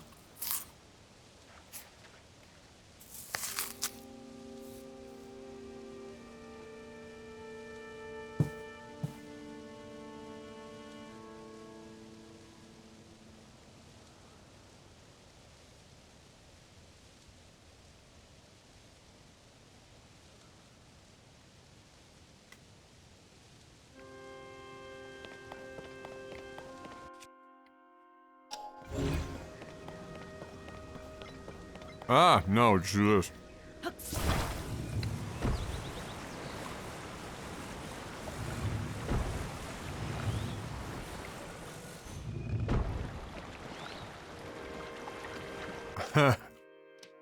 Okay.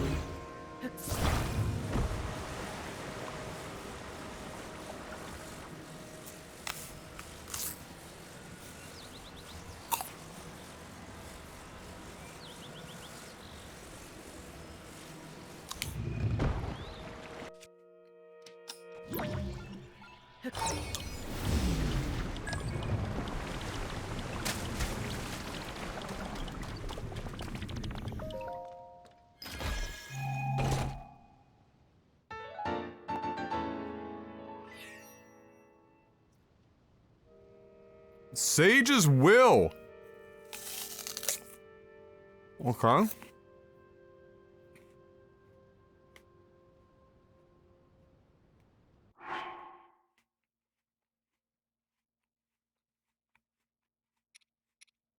More key items.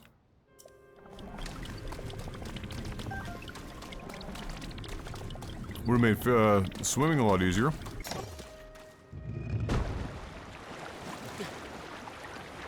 Or fishing, I should say.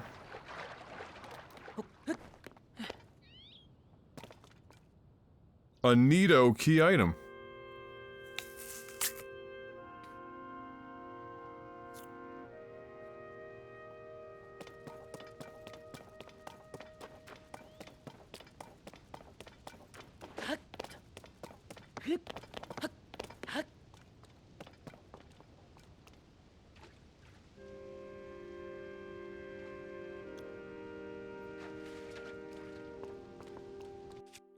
Alright.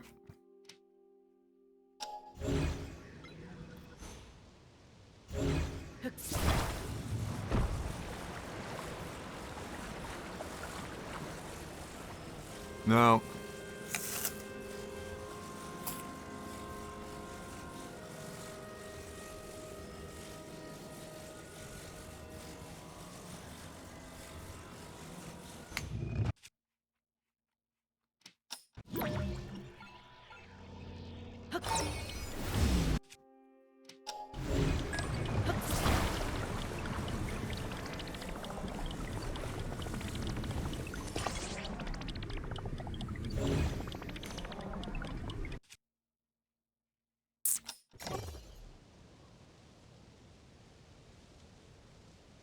Ta-da!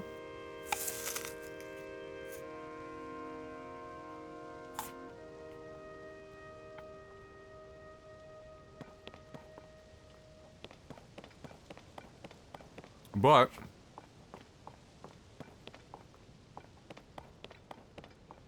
oh shit.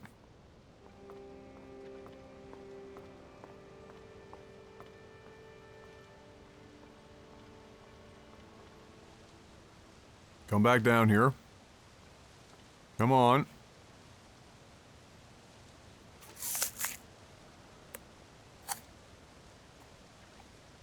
Bitch, where are you going?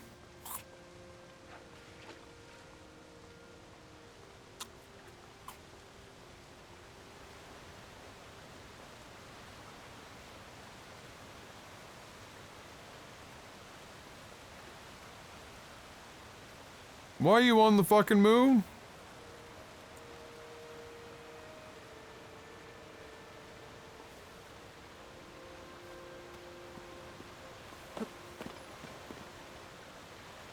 Wow. Wow. Wow. Okay.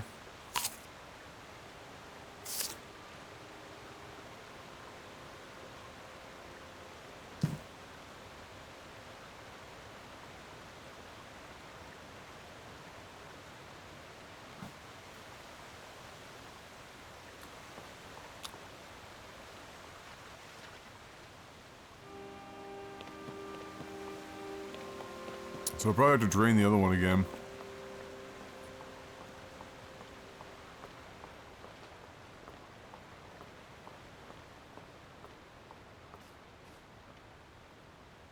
Holy shit, really?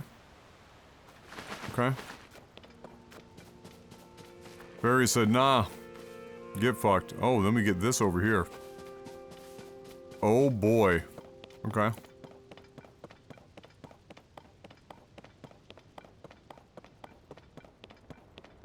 So...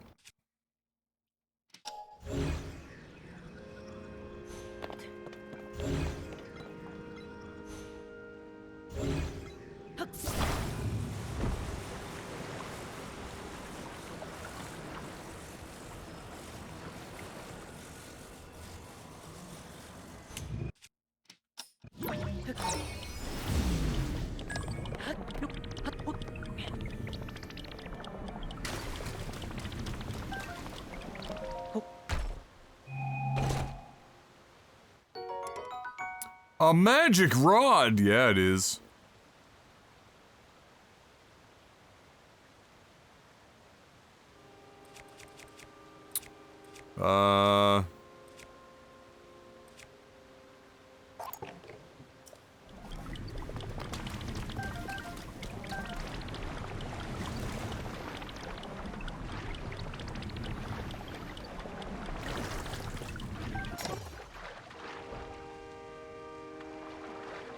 I might actually be fucked here. Be very careful.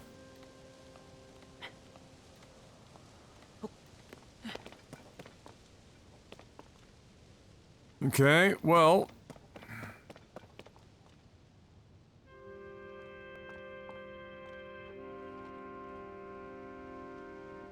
Couple of fish we didn't get, but otherwise... We got the magic stick.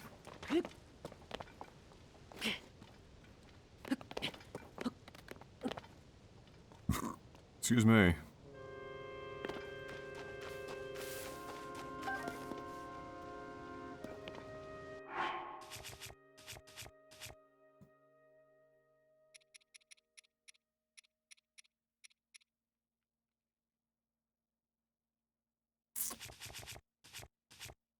Oh, there's a load. Adam, you're such a fucking idiot.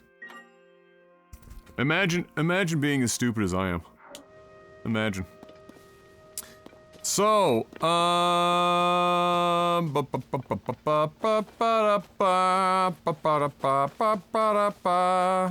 I winning yet?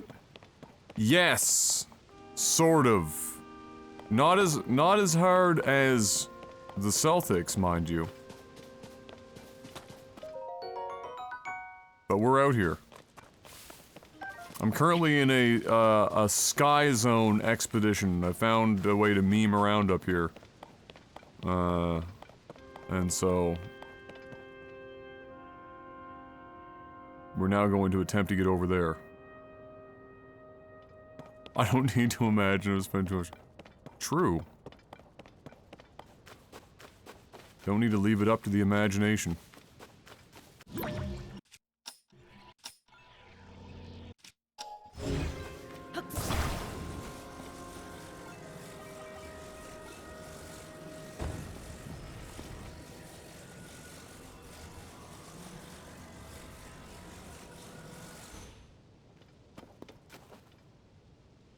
Don't do it. Don't you fucking don't you. Fine. Sit here for now.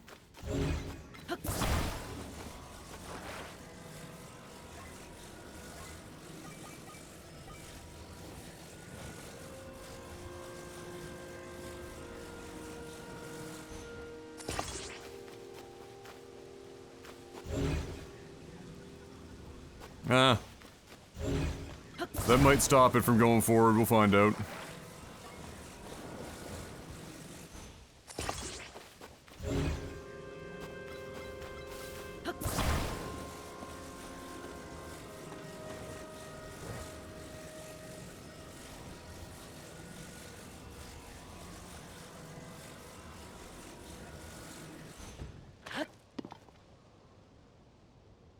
Oh, we're still sliding.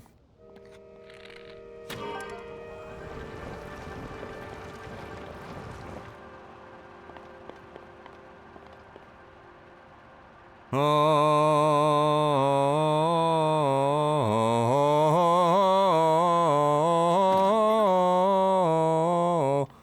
righty then.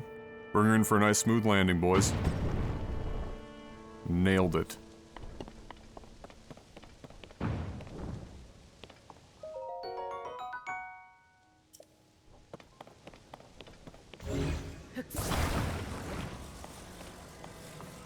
Alright, we might need you again. So let's just plant you there.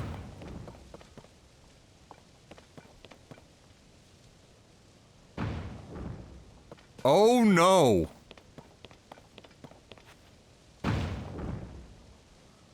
That's like one frame of animation. Say what you will, but this looks fun. Well, that's what I mean. All of this shit...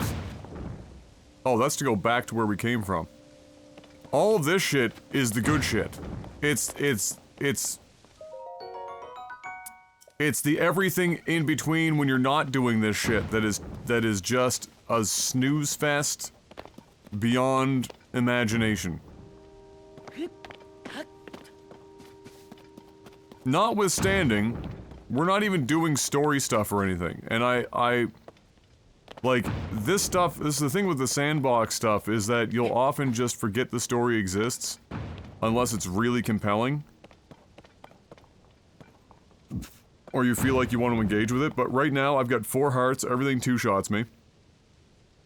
And so my incentive is to just fuck off and play in the sandbox for like an indeterminate amount of time.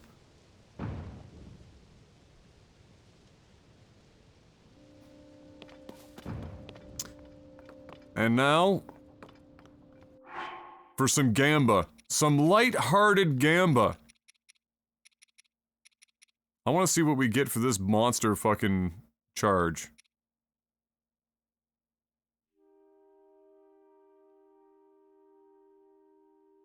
This might be a waste, but I'm interested.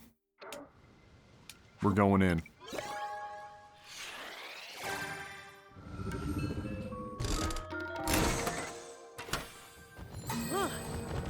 Woo-wee! Oh, new pieces! A small wheel. Spins quickly and is best suited for flat surfaces, doesn't handle hills or even bumps very well. Okay, so more wheels. Light. Okay. Okay. More wheels. A time bomb. A Zonai device for a timed explosion. Its blast can activate other devices. Oh god. Okay, yeah. Very good.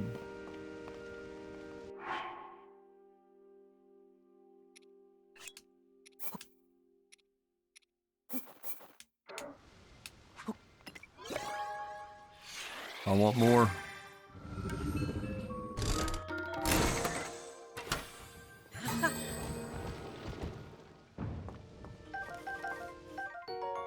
Oh shit, we can get rockets in this one too. Oh hell yeah, brother!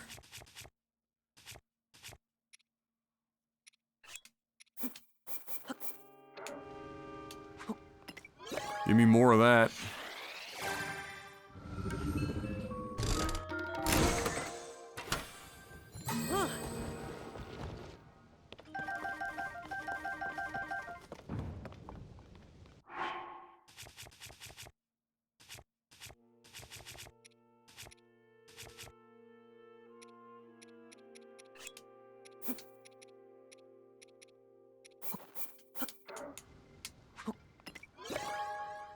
We're re-upping on all this new shit. Because I haven't really used my other stuff, so I still have a fair stock of it. Yeah. Gamba. So now we've got Hey, look at that. We're pretty even across the board for everything. So we've got lots of time bombs, we got lots of rockets, flame emitters, wings, some wheels. We're popping. We're popping. 12 rockets. We're going to the moon! Okay, so we can actually move this around, of course, to launch us, I guess, theoretically, wherever the fuck we feel like being launched.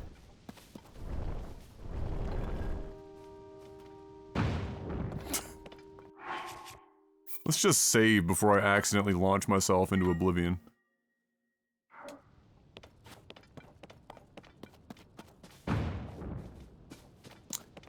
And let's explore the island a bit.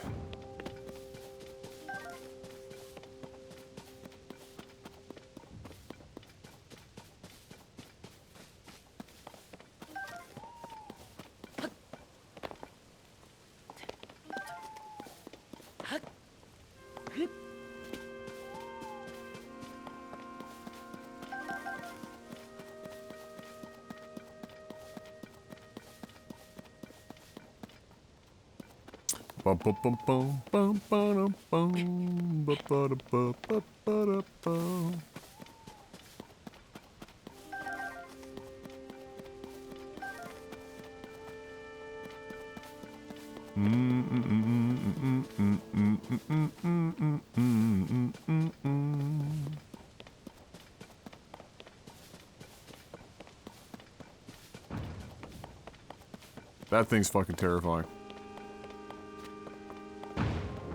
I wish it was something that you could, like, proc instead of... So I could, like, stick that on the front of it and jump on it and just get full sent into the sun. It would definitely just kick out from underneath my feet. Almost guaranteed. But, nevertheless. A man can dream.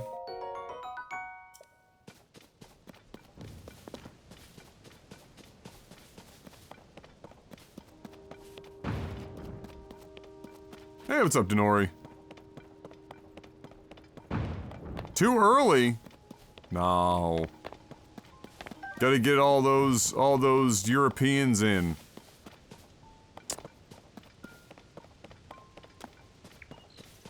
Oh, you didn't miss too much. Because I just did a lot of yapping early on, so you missed a lot of yapping. Let's not just fall off the edge. Alright, we've got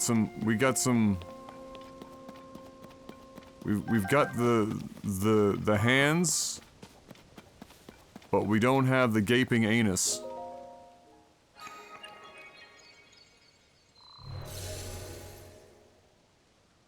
This just becomes...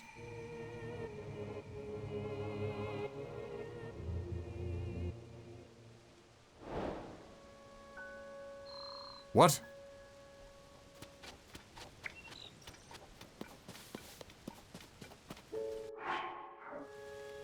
Okay.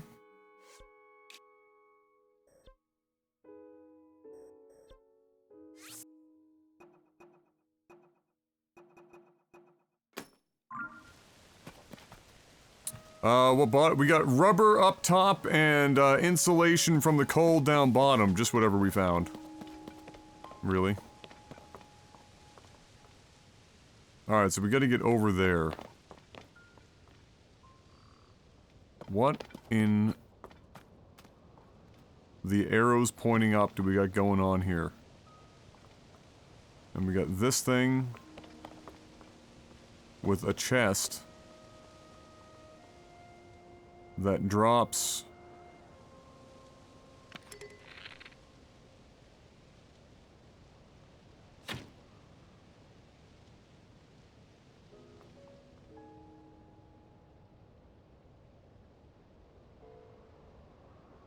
right there. I can actually still see it. That's kind of impressive.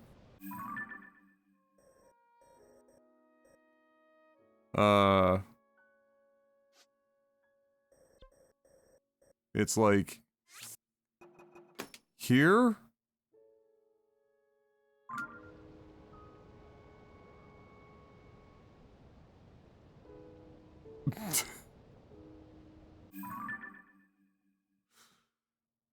Something like that? Alright, we'll worry about that later.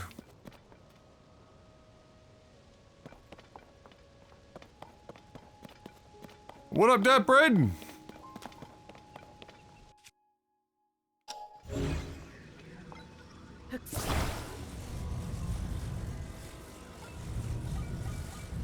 Ah, I see, I see, I see.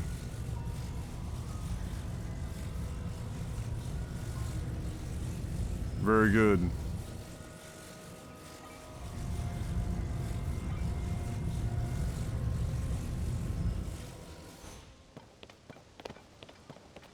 You do that. And then... that.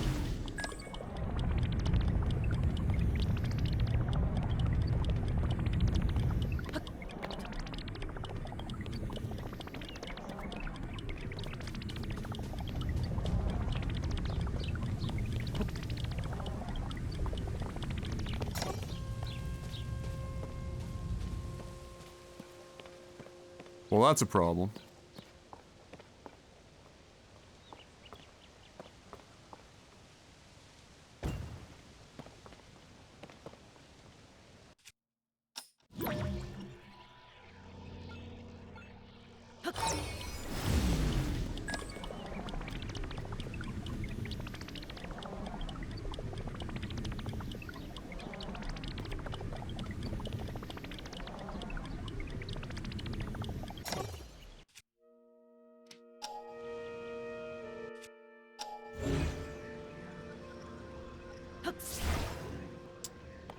Need to be fucking right up on it for that. Yeah, we got the glider. I need to do, I guess...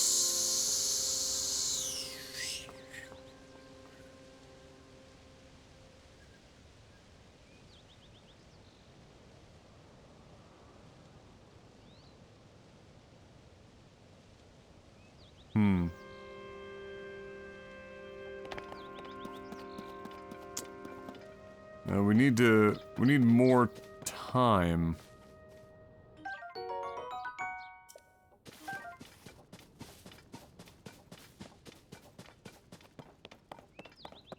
On that.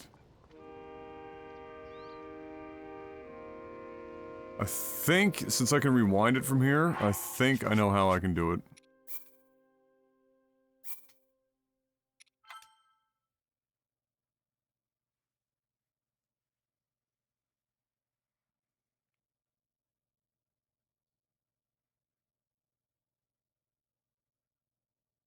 I don't know if there was enough material there that was gonna get me across, but I have an idea.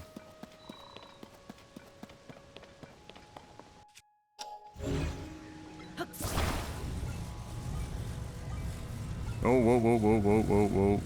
The chest went back. For fuck's sakes. 'Cause I didn't save before.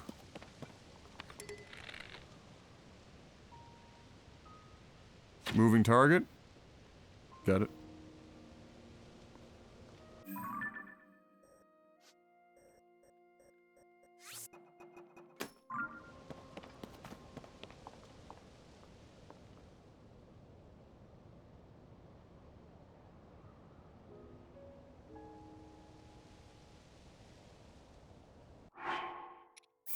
You know what? It might not be in the same spot. No, not autosave. Yes, autosave.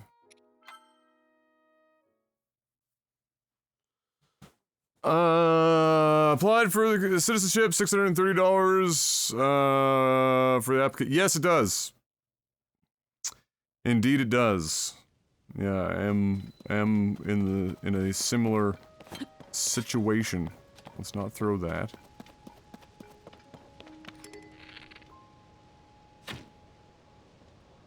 Anything that gets processed in a government office immediately costs a bajillion dollars. So it's the high point right there.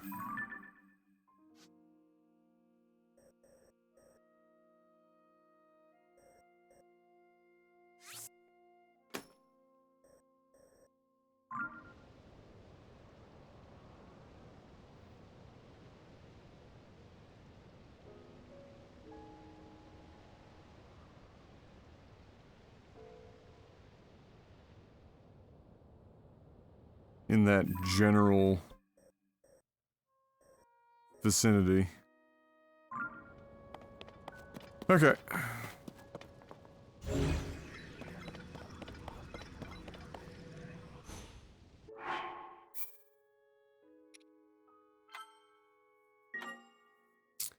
Yeah, it costs the big bucks.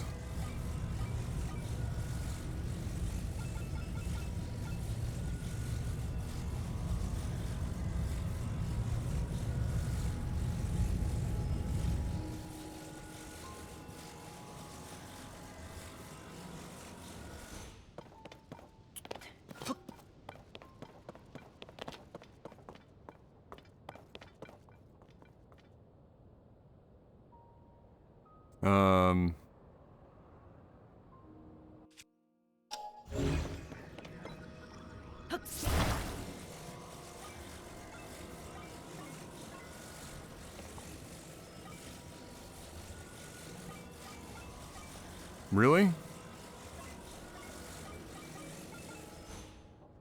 Seriously?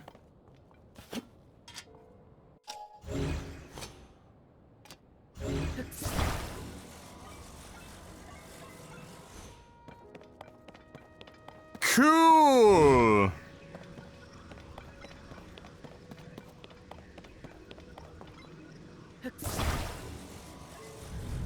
Yeah, no, you can go crazy with it. But I'm just not sure how that would, I guess if we get 2 points. Oh my god. What if we can do an angle of the dangle? Doesn't look like it, does it?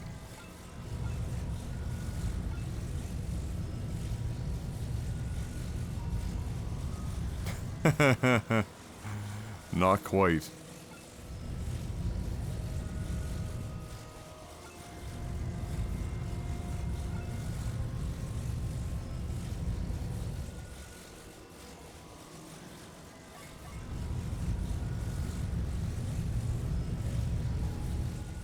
Ah.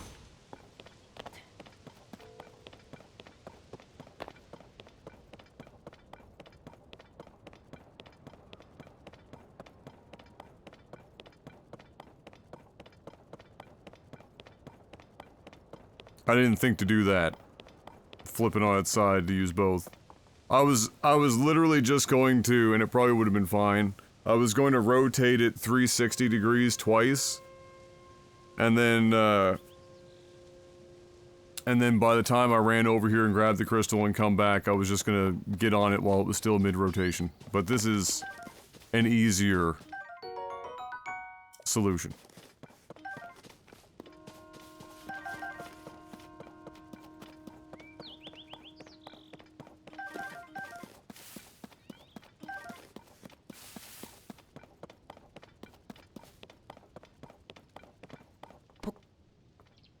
Oh yeah, we got rockets and shit. Imagine if you will. I wonder if you can. I don't know if you can. I'm not gonna take one out. But imagine if you will, sitting this bad boy down, strapping a rocket to it, and then standing on top of it and hoping for the best. That's the true status of gods. Surfing the gem back over via rocket.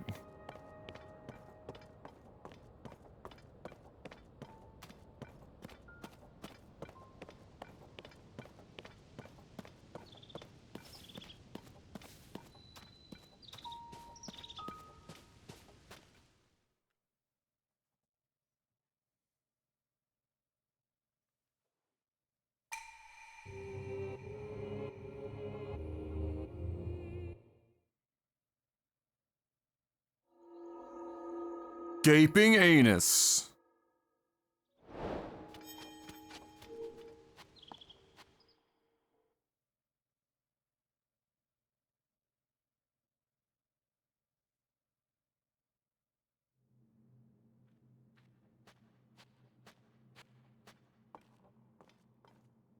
Oh, yeah.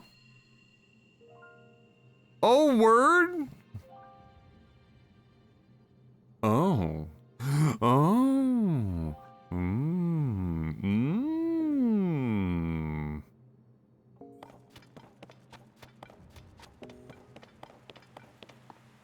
What am I getting blessed with? Raru, what do you got for me?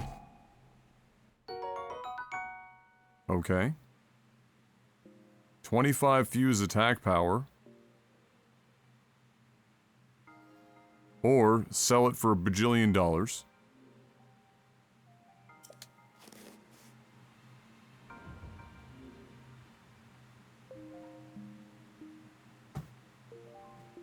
Quick, dupe the diamond! Yeah, this is where you just make all of your bajillions of dollars.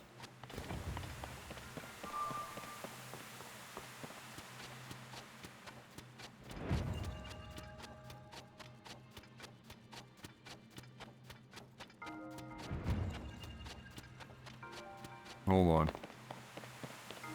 You always gotta look around.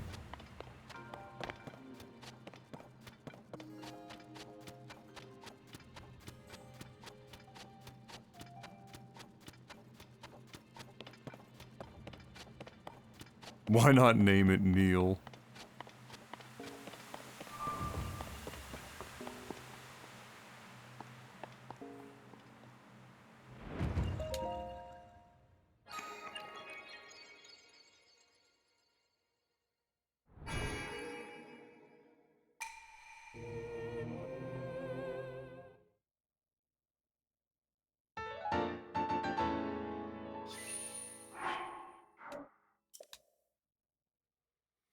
That diamond better be worth a fortune.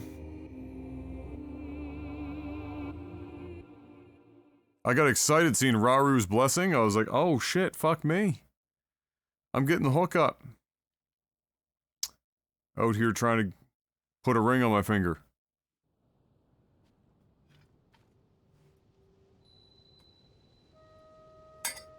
Preparation H on the hole. Oh my god.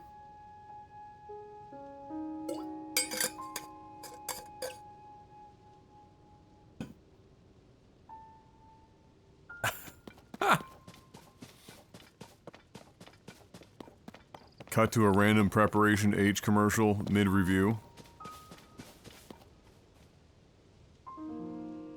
Here, I'll give Mark a nice, lengthy... Can I cheese the camera to just give me a look at the... There you go. I'll do it a little off center for him.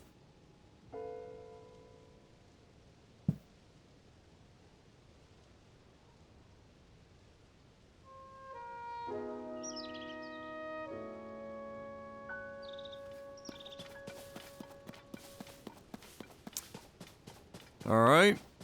So, we got that sorted. Excuse me.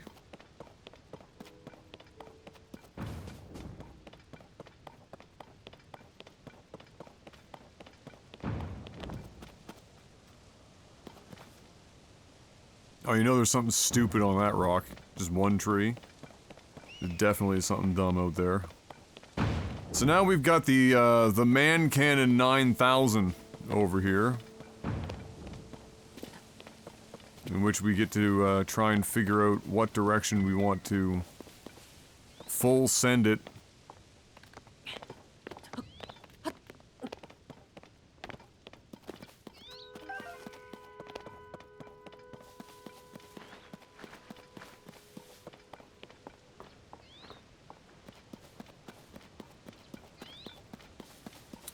We got a launch pad.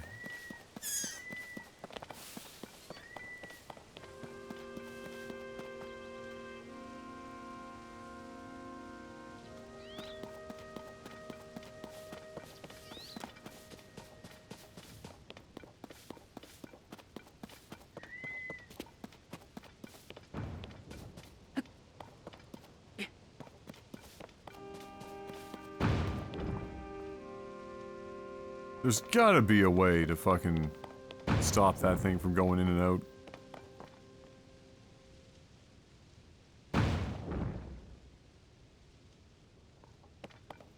Alright. Oh, we lost our thing anyway. Wait. Then the question is, how far up? I think that's the original fucking zone up there, isn't it?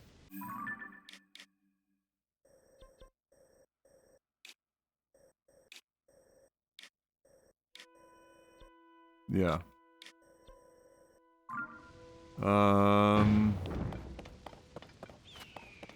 So we came from that one.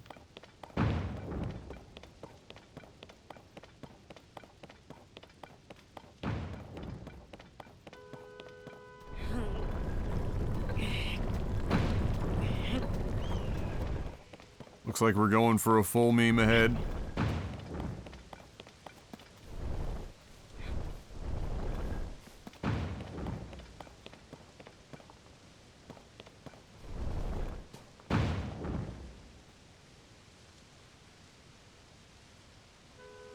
Oh yeah, it's nuts. It's nuts. I have to say, I was saying this earlier, I have to say, you know, the game was dog water right up until the last 5 minutes or whatever. The ref calls were fucking atrocious all game on both sides. But the one, I think the one that will be talked about ad nauseum for a long time is how much extra time they put on the clock. Because they put 0.9 seconds back. And that, I mean, like, for all intents and purposes, that's a full second. Which means they looked at the foul and where they were trying to determine where the foul happened, like a full second before, more or less before they blew the whistle. And from the replay, if you go back a full second, essentially from the whistle, the shooting motion that he eventually caught, I mean, that's like pre-shot. So, if they were in bonus, he would get 2 shots, not 3. And there wouldn't be, you know, nearly as much time put on the fucking clock. And if it's actually from the shooting motion, then he gets his 3 shots and it's not 0.9 seconds put back on the clock. It's probably more like the traditional 0.5 at best. And since the game came down to literally a 1/10 of a second.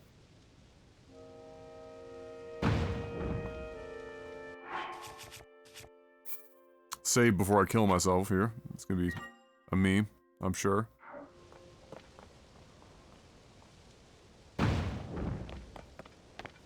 Tell my mother I love her.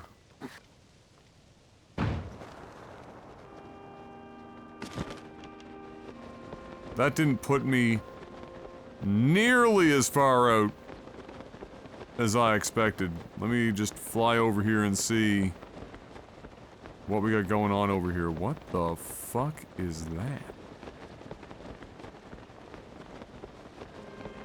A fucking Korok?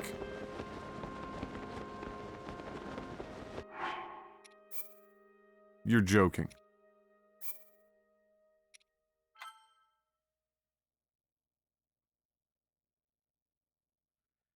We gotta fucking shoot it with an arrow?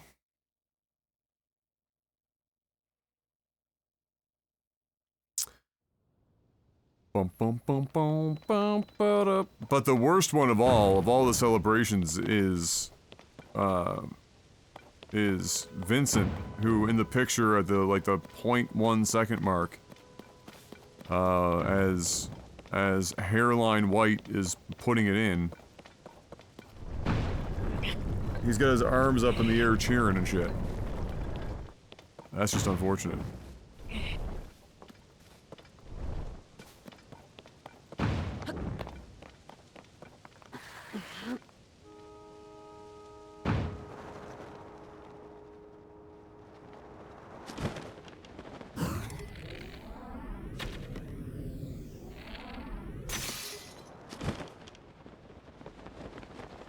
So you don't shoot it with a bow.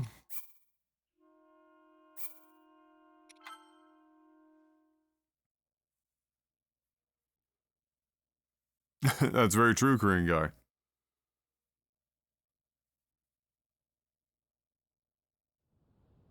Very true.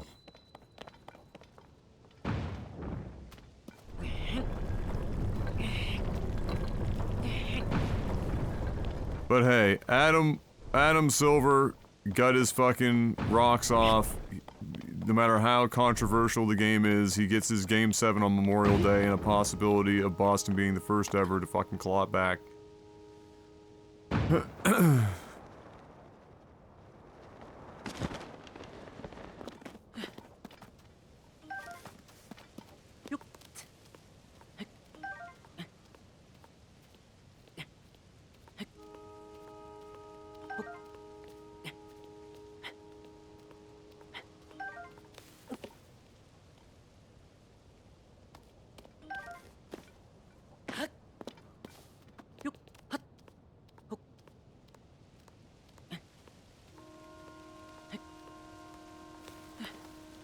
All these apples, and they made them impossible to fucking get to without shooting them down.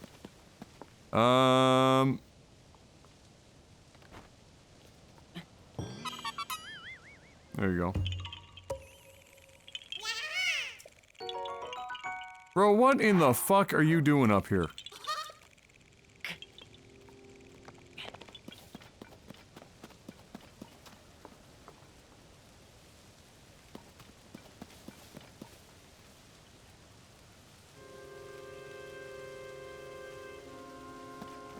You got a fucking Borg cube over there.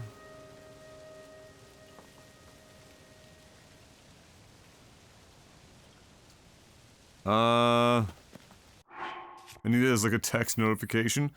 Oh, I'm sure somebody has that set up already. No doubt. Okay, so I think that's the next area tower down there, or a close one anyway. So what we're gonna try to do here, and I emphasize on try, which is why I saved, is we are going to attempt a meme.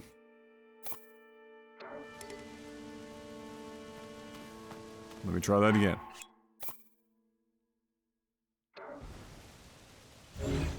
That's safe.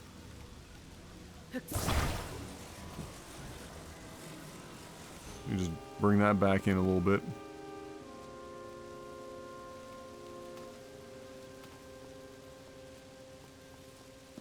Alright.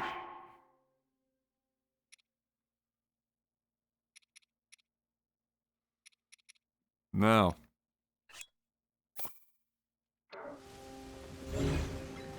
Don't you dare.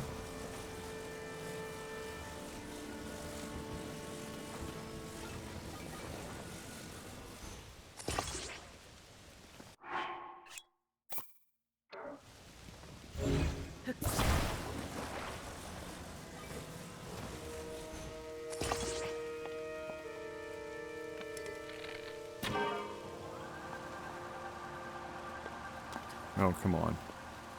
Really?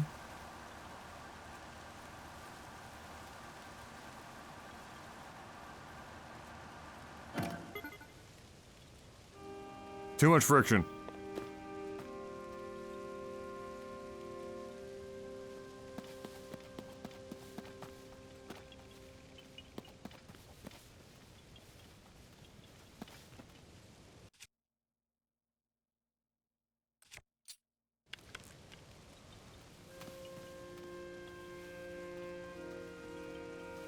Can't even push the damn thing.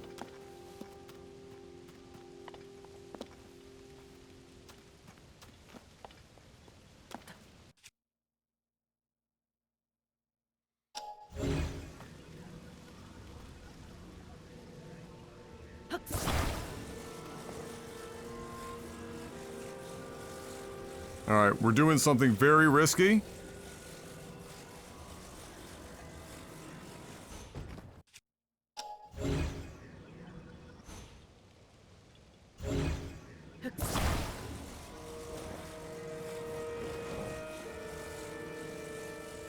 Very risky. No, that won't work. Maybe. Maybe it will work.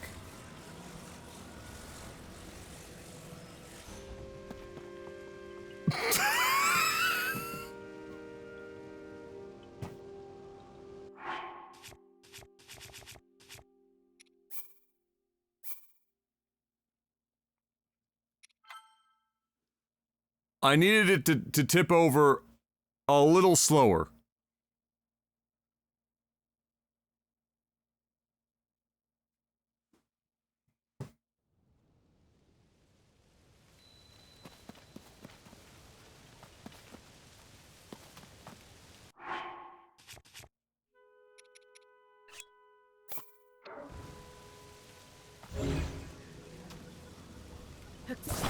I wonder if I can...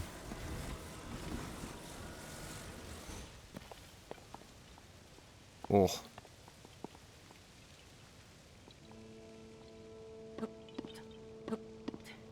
Come on!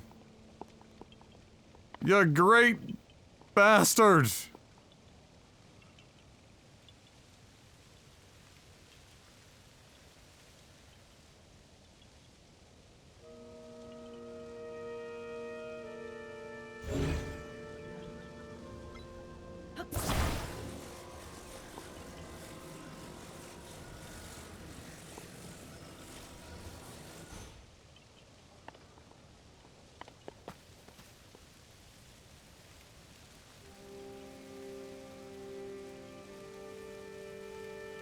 Yes, well, you could try to use the time ability, but you still have to be able to hit it with the timer.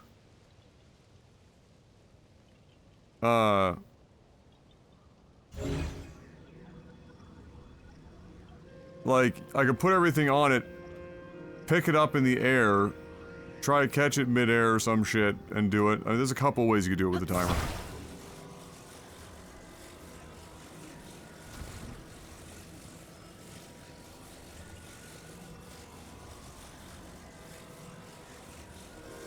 Yeah, and then get on it, and then have it lift up. Yeah, that's true.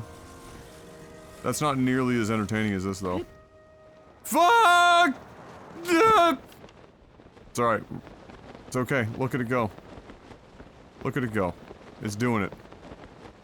It's doing the thing.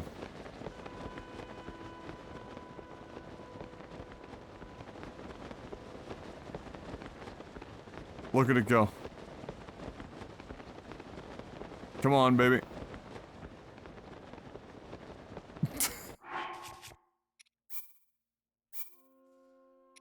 Fine, we'll do it the boring way.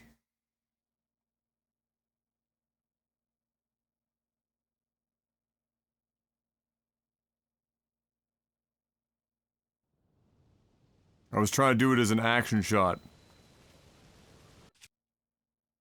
But fine.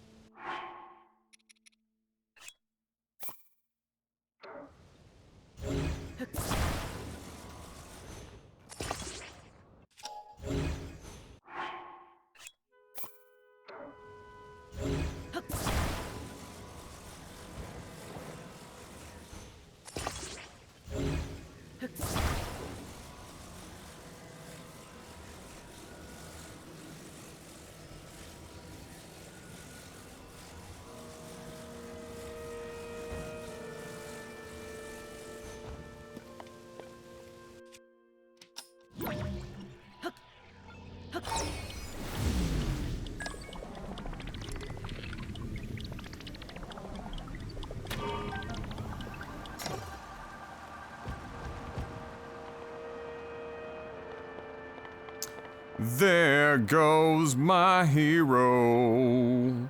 Watch him as he go. Chill. Chill. Chill. Straighten out.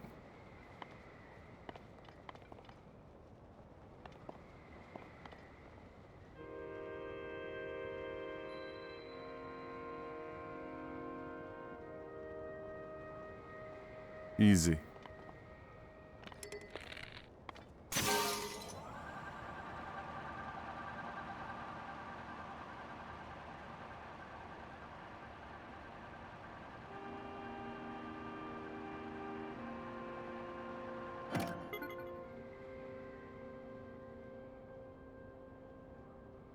You'll love to see it.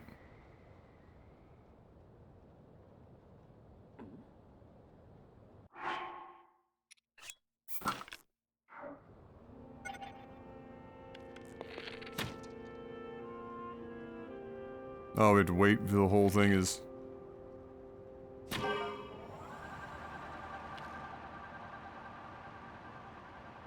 Come on. Come on. Fuck!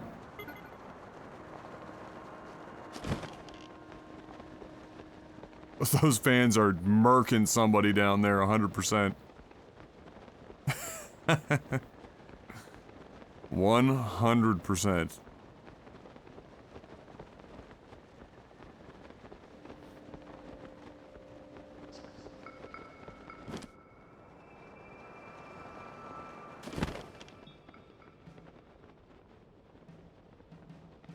Bum bum bum bum ba da da da da ba ba. We made it.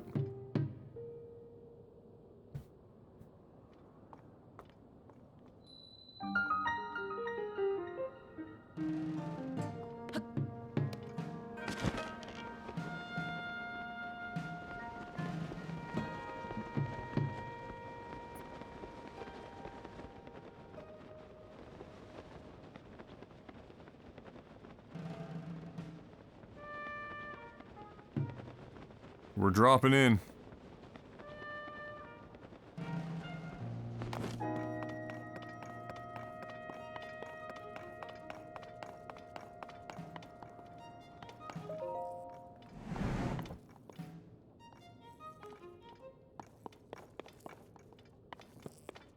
Oh shit. For fuck's sakes, it's not operational? Oh my god.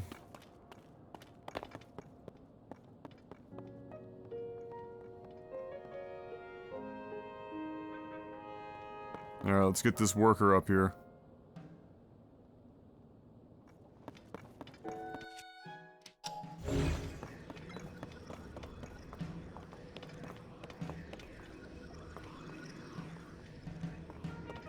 I could probably just pull it, but let's see if I can attach a box and stuff to add weight.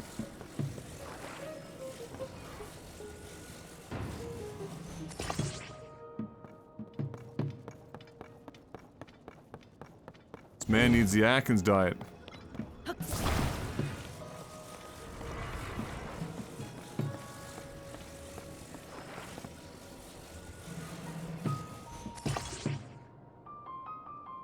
Bro!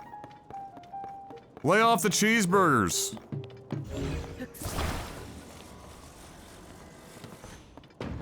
Fuck you. You did not just do that to me.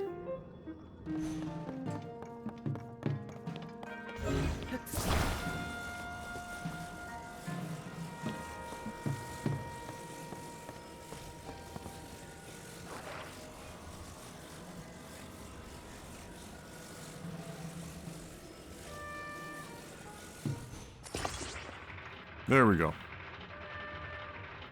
There you go, kitty! Welcome. You have gone up. Now come fix this damn thing. Oh.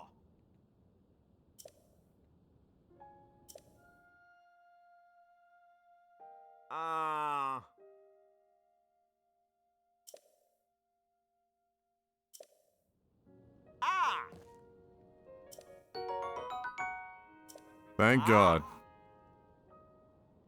Oh.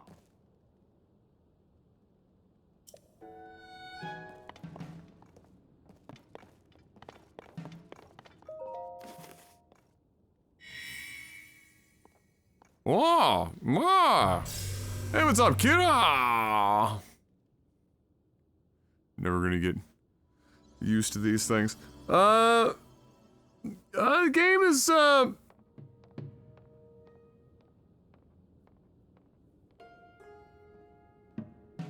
it's game that is like many sandboxy games. The sandbox is more engaging than the story or quests or anything. So you've got a world like Breath of the Wild where there's like a bajillion shrines and, you know, eventually some dungeons for the main quest line. And you've got all these infinite tools and possibilities in front of you now.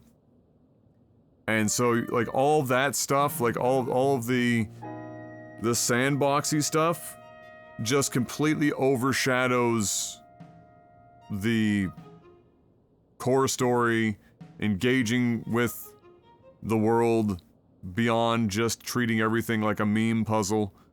And so it's like I'm enjoying the sandbox elements because like most sandboxes it's fun, but I just wish that it was, and perhaps it becomes more like this or improves at some point.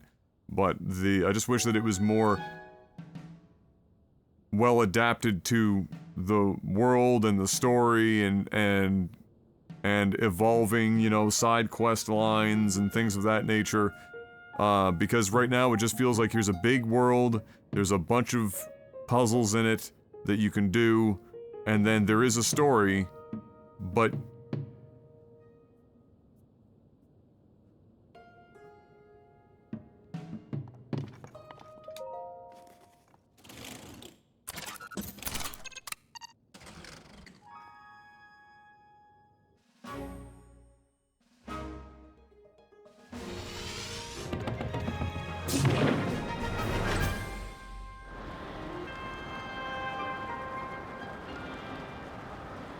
like, the story up to this point is aliens came down and had an epic orgy that resulted in the birth of the Hylians, or at least the royal line of the Hylians, which is where some of the, you know, these powers and other various things come from, of course, and now here we are, and Ganon, being Ganon, has been there since the dawn of time.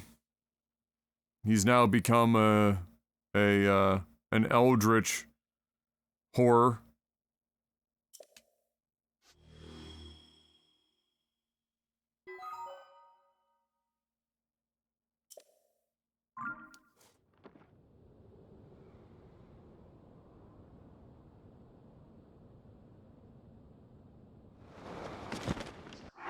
Like, I guess, like, stuff like this, like, do we really need to still be doing the Assassin's Creed tower to reveal the map thing? Does anyone else feel like this is a played out mechanic at this point? Do we need this in 2023? Like, it was kinda neat in Assassin's Creed, but I think that it was, in the original Assassin's Creed games, the first few, I think it was better woven into the actual world and story. Whereas in this, they were like, we have big map, need way to reveal big map. What if air?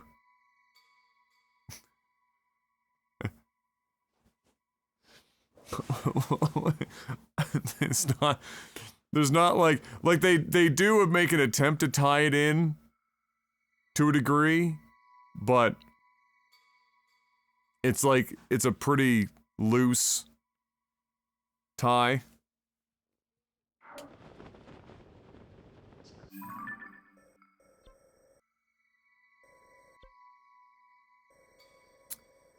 That's one of our regional phenomena. Something like a phenomena. Something like a phenomena.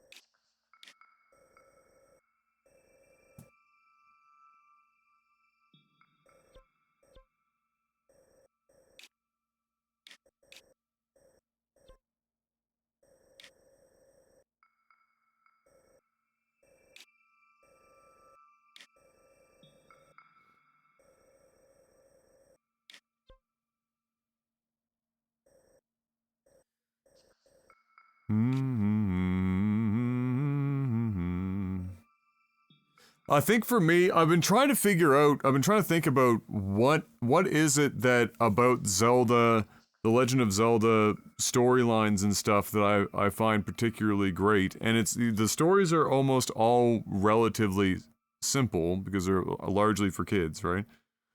But the characters always do more work. Even the NPCs do the, it's like the characters seem to carry the experience more than just the story. And I think perhaps part of what makes me feel a disconnect with this game as a Zelda title is the large periods of time between interacting with or getting to experience interactions with the various characters and NPCs. It's not like the same, because it's not railroaded, or the world isn't a little bit more linear in nature. You don't get the same kind of like pace of interaction. Because there's some fun typical Zelda-y NPCs and characters and whatnot that you can come across and find, and some that you have to interact with for the story and main quests and things, but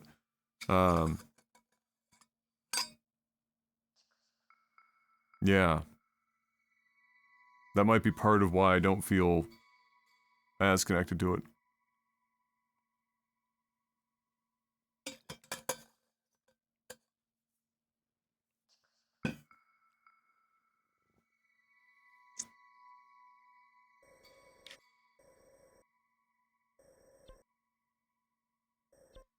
Like, for example, here's another example. So, most open world games find a way to get you feeling at least connected to the world very early on. And a lot of that is by planting you eventually in some sort of town almost immediately. Like right out of the gate. Like if you think of Morrowind, you get off the boat, you're in Seyda-Neen. You think about Skyrim, you're immediately in combat, you're choosing a faction, you're out the door, and you end up in either the capital city or not the capital city, but one of the main strongholds, or the village. In Ocarina of Time, you start in Kokoriko. You start in the woods, Kokoriko Village.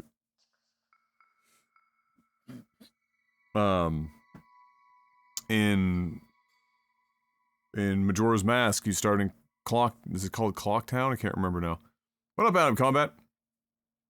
Like, most of these games ground you in the world with a location and characters almost immediately.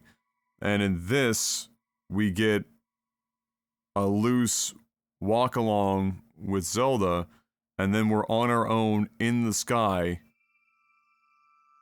And we're up there for what? What's the average before you come down? 2, 3, 4 hours? Depending on how you're playing it. If you're slow playing it, if you're exploring a lot, whatnot, it could be even longer. And you're just by yourself up there. You and the robots. And then you get down to the ground, and you're still not really planted in a town. You come across a stable. You can you go to the hub eventually. You get to the hub where Pura is. But you're not even there for very long either. You just go in, there's like 4 NPCs, you talk to Pura, and then they immediately, it's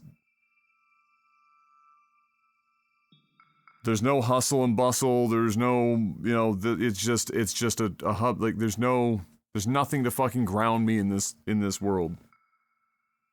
I'm just here. I'm like I'm passing through.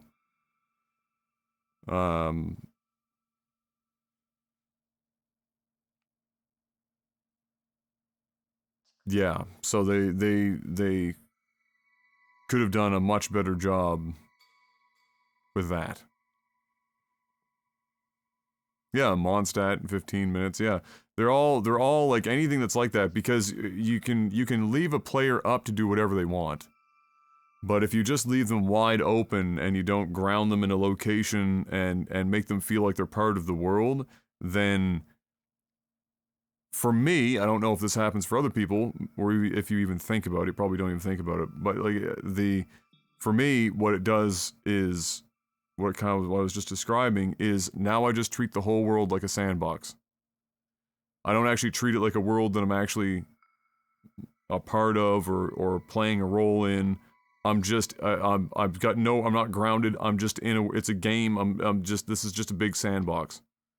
There are people around doing some stuff occasionally, but in reality, this is just a massive map in which I can build phallic objects hanging off of robots.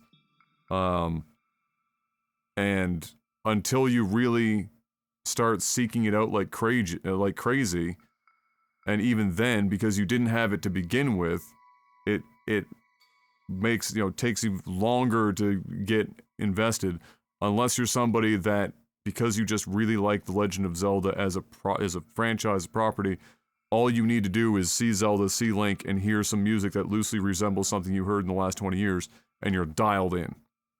And though there are people that's totally a fucking thing.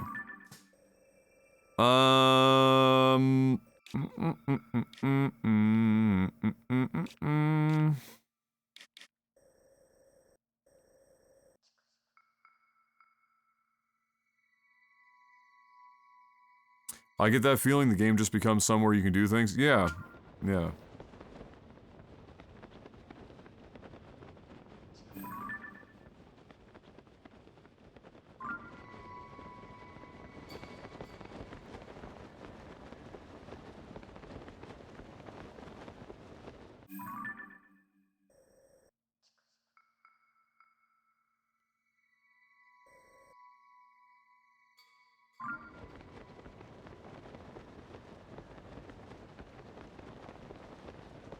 Okay, we're just gonna die if I'm not careful, so we're just gonna have to, like, drop down here.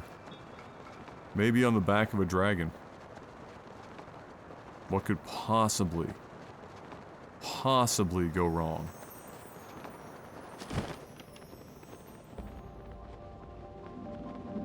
Like, instantaneously dying, for example.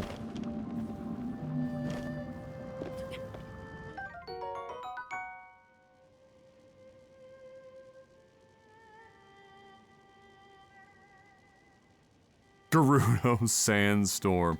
An incredibly hard stone mined from a spike on Farosh's back. Very destructive when fused to a weapon. Imbues that weapon with the power to shock. Oh shit.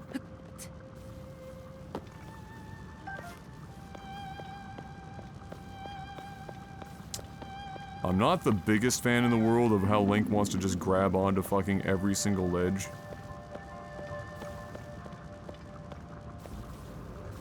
Because you end up in really awkward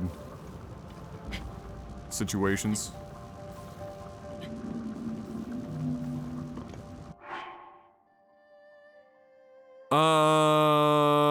What would grounding you in a world like this look like? Well, so similar to what I was discussing in like any of the other games I've mentioned, and they're all very large games, with Morrowind or Skyrim or what have you. They're all very big open world RPGs. I chose those for a reason. But even like MMOs, which are also enormous, same thing. So in this, if I was doing it in this, if we're trying to come up with how to do it in this, is that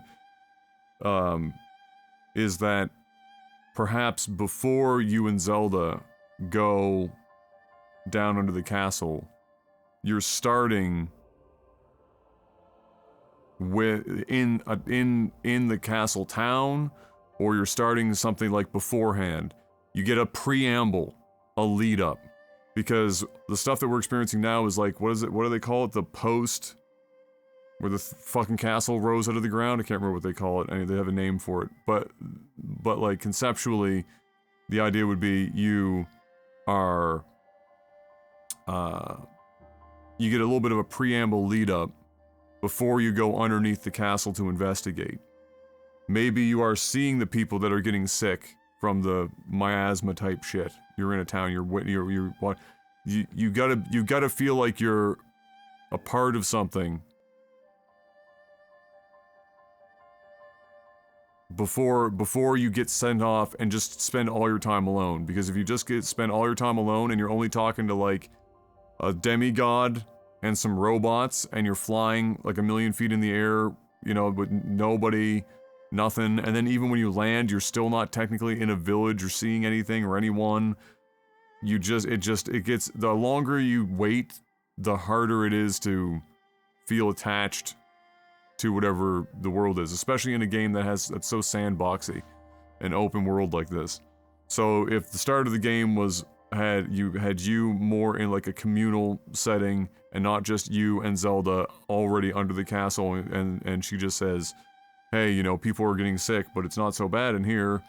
You know, if you had been in a town like you would have been early on in Ocarina of Time, or Majora's Mask, or Morrowind, or Skyrim, or fucking all those other ones. It's the easiest way to immediately, because like, ask anyone, for example, you know, if you get nostalgic with Morrowind, they're like, and then you look at what they did with Elder Scrolls Online when they added Vardenfell to Elder Scrolls Online for the Morrowind expansion. One of the things that, despite the fact that it technically happens hundreds of fucking years, they kind of ignored it for the sake of, they recreated Seyda ship and all. Looks almost identical to when you booted up Morrowind for the first time. And it's because that is where people have an attachment. It's the first place you set foot. It's memorable, it's communal, there are people, you're interacting with NPCs that are a part of the world. They're processing your papers, you're feeling like you're being like brought into this fucking island. You don't know what for yet, but that's what's happening, and you're just like, that's so. But you know, what are you gonna do with this game? Well, we started on a hill that was mostly painted yellow.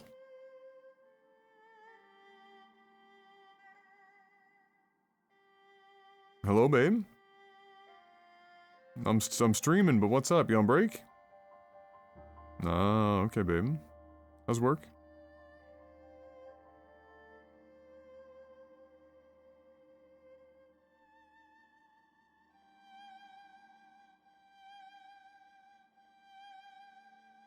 Oh, really? Immediately?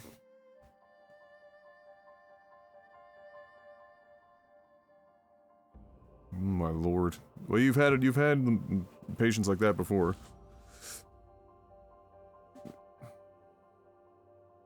I mean, it's brutal. Well, yeah, they'll do what they did with the other one. They just end up having to spend a whole bunch of time in TQ.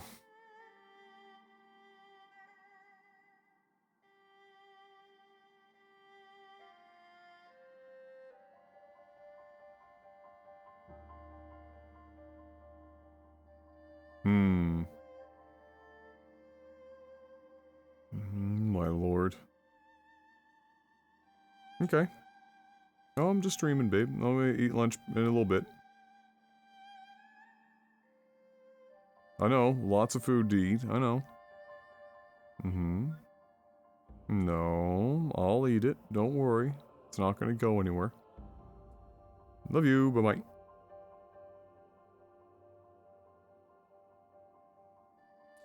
The upheaval, okay. Yes, that's what it is, that's what I'm thinking of. We're slowly freezing to death up here. It seems.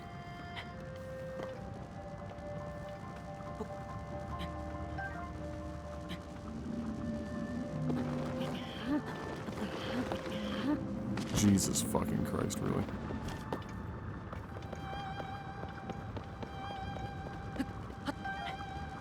That's what I mean by I don't like Link just grabbing onto shit, then not grabbing onto shit.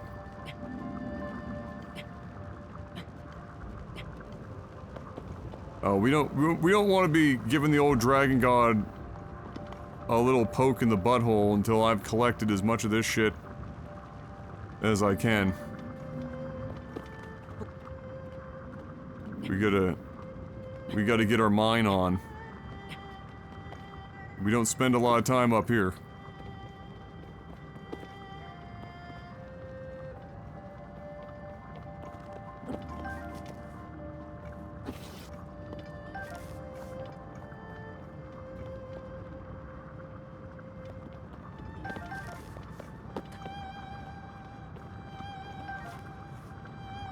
Dragon Minecraft, yeah. Poggers!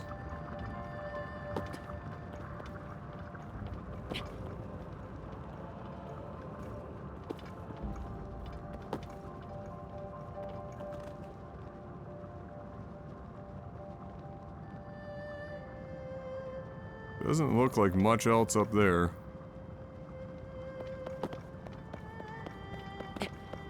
I can't believe we managed to land on this from what we were doing. Was not my... Whoa, Link, fucking chill, bro.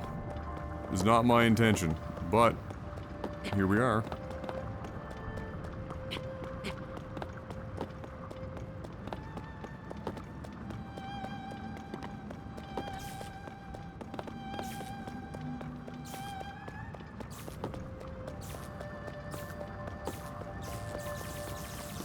Oh dear.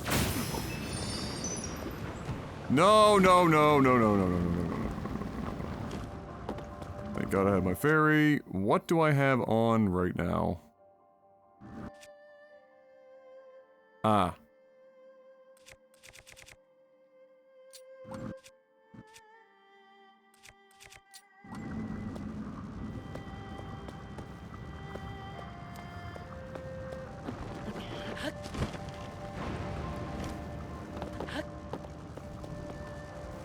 Thank God we had a ferry, boys. There's no shot it allows you to fucking save up here, but I'm gonna try anyway. I'm gonna try anyway.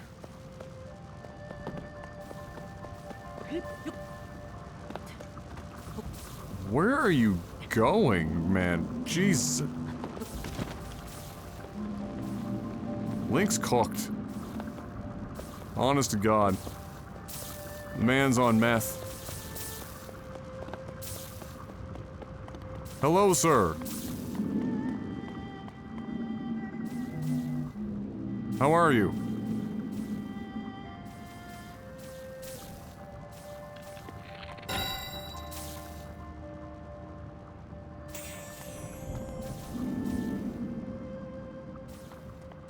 Oh shit.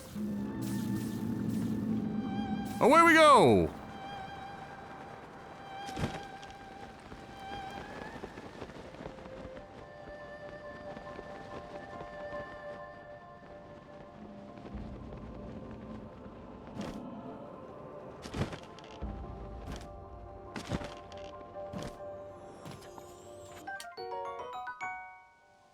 Word?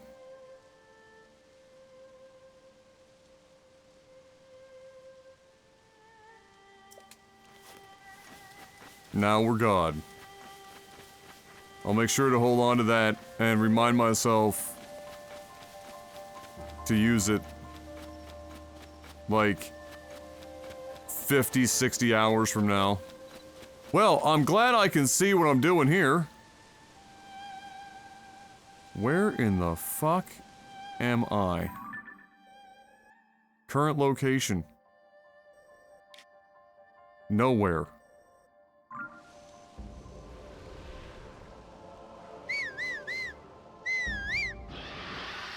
That's probably not good.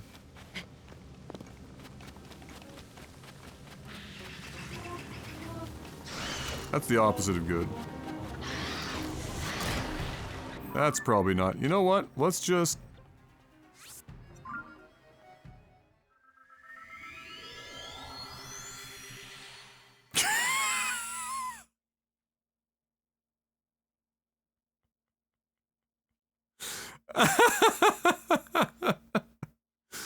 I'm outie 5.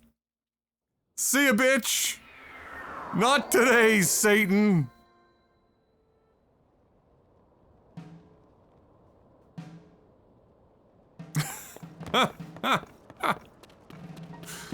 Not today.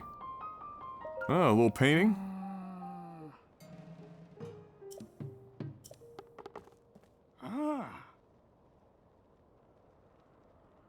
I mean, it does look like a fairy.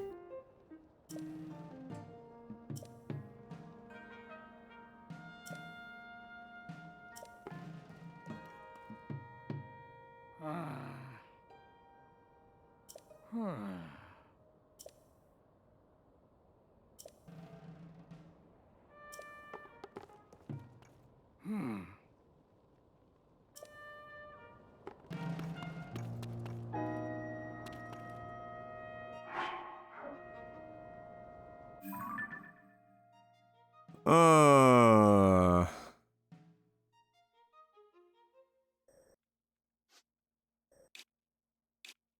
He's looking at...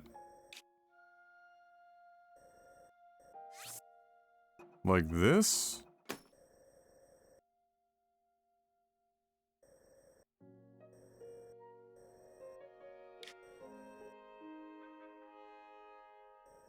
Maybe?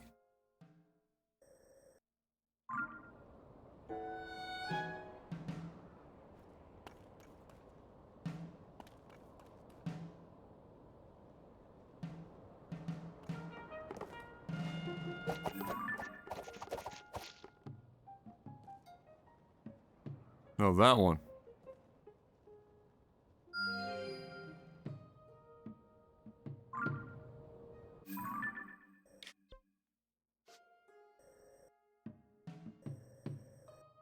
The fucking million miles away!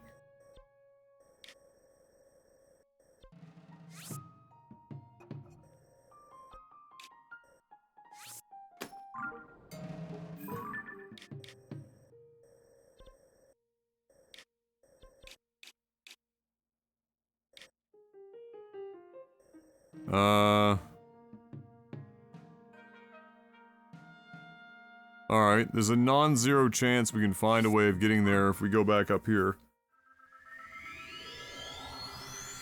If it's not already an island we went to.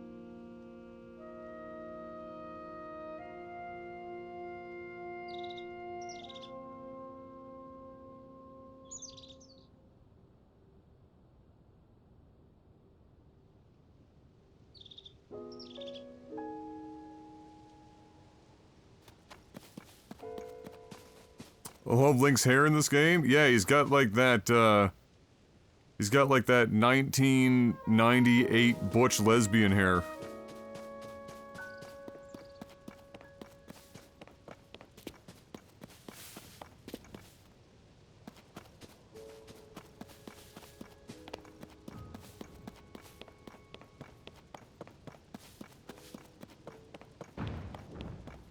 Yeah, you can never have enough arrows.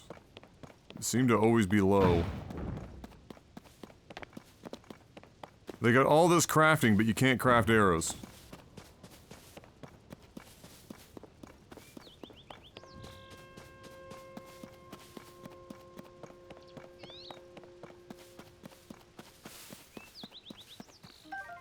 %100 fairies. Gotta be.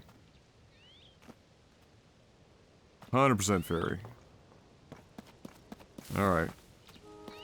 We gotta find a way.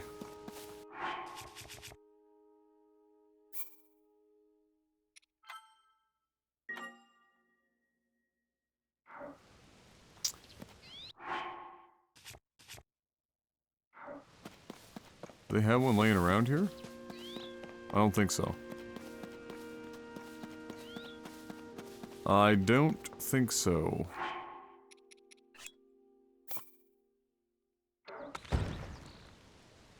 One of those bad boys.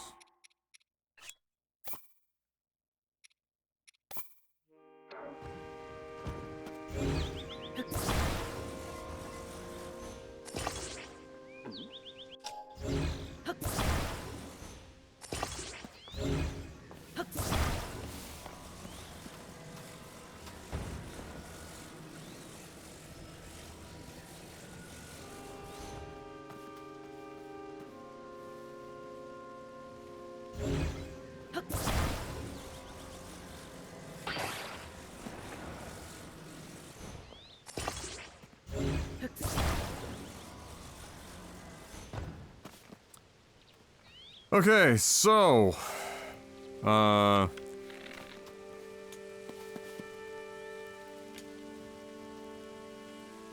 away we go.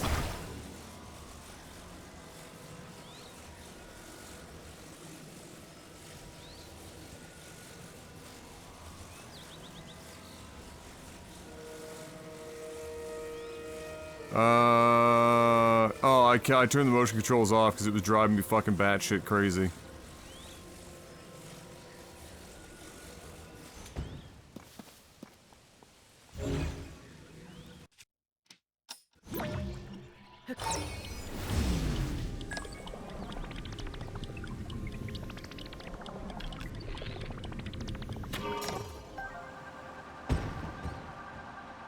Really?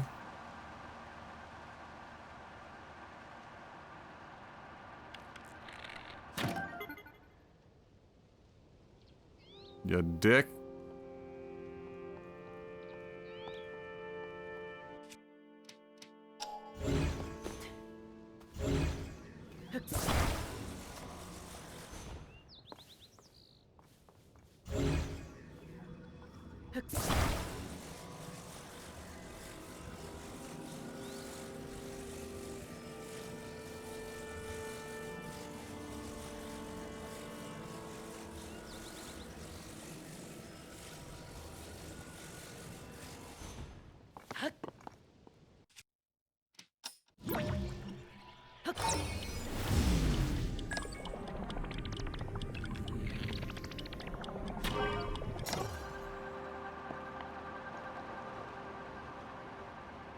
Pull up.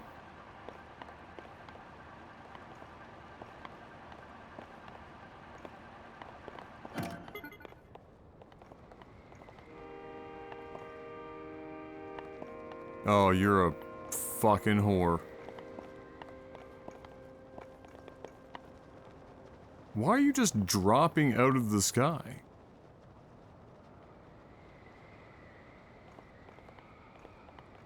Like a fucking rock.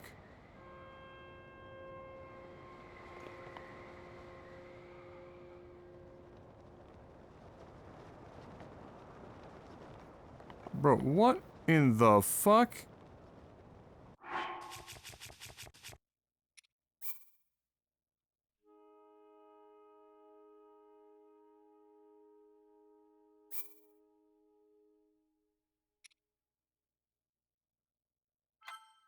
Well, if you give it forward momentum like with the fans, typically it will just at least, it will maintain a downward over time. It does, like, I've never had it do that thus far, where it just fucking starts to fall out of the sky. Okay. Looks like we need to be a little bit more aggressive.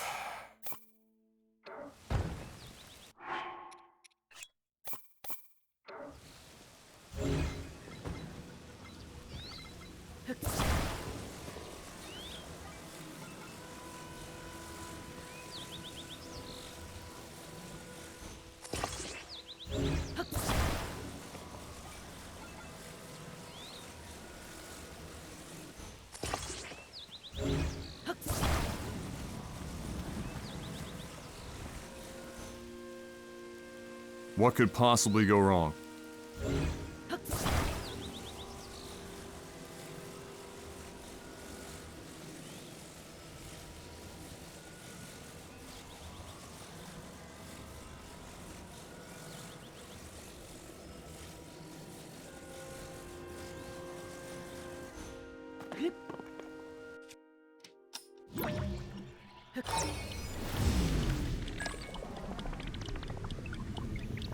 Wish me luck.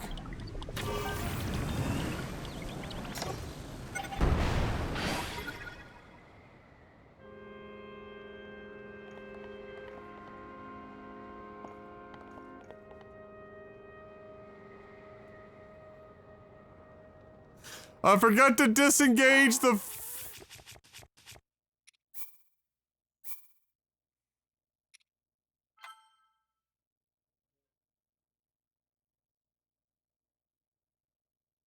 for fuck's sakes.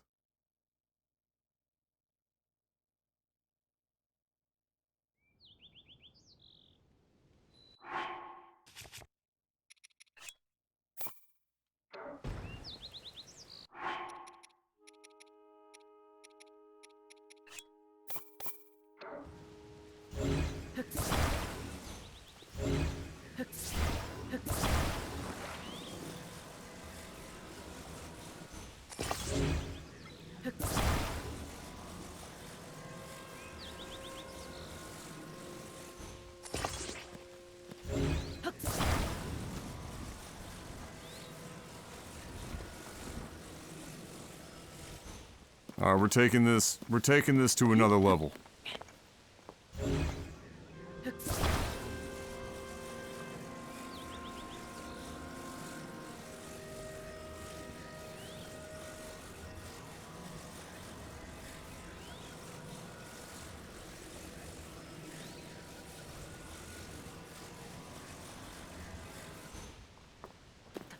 That's safe.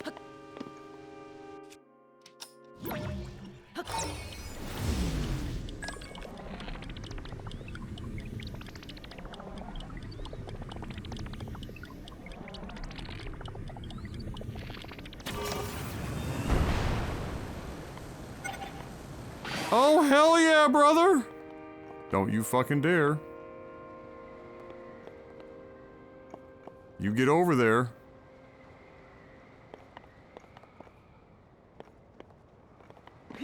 Ah!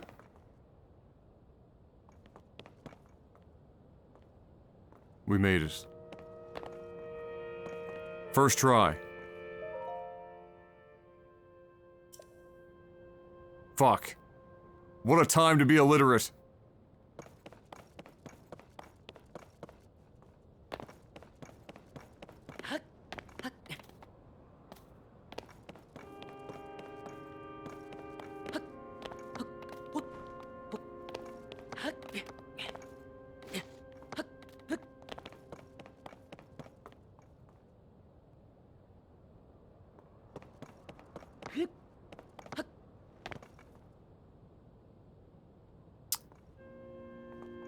So that can only mean one of a couple of things. One, there's a mechanic that allows you to decipher those that we don't have access to yet.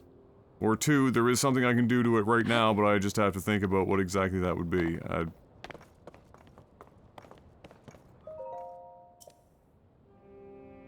What if I take a picture of it?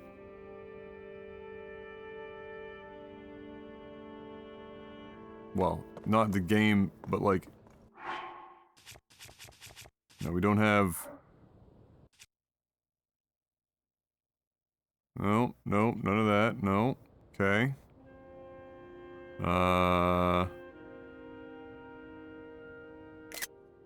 That's just a screen capture.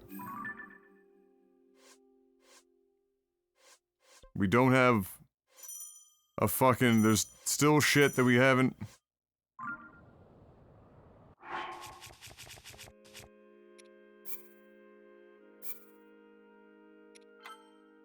Sag.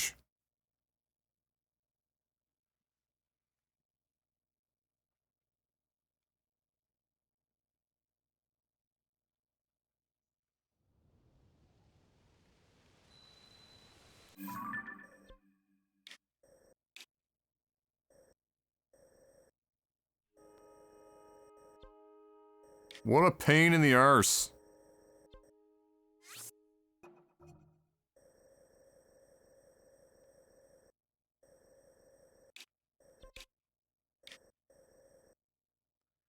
What a pain in the arse.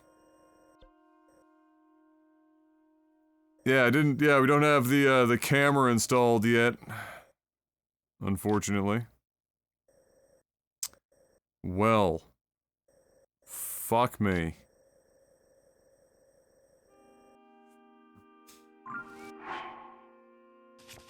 Then there's also, we got these fucking, we got a key item. We have a map here. Clearly we have to take those somewhere. We got the Sage's Will. That's gonna go somewhere, wherever the fuck that goes.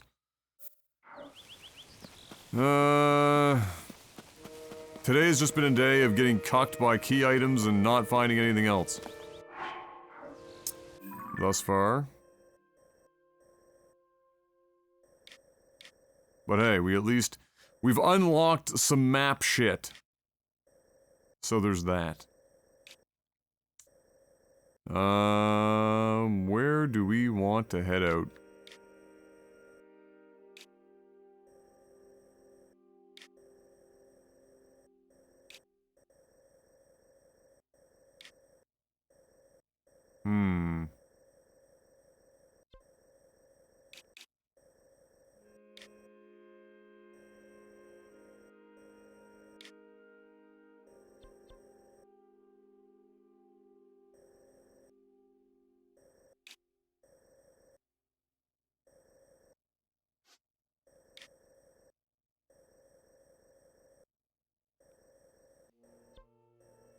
Oh, let's go fucking get this thing.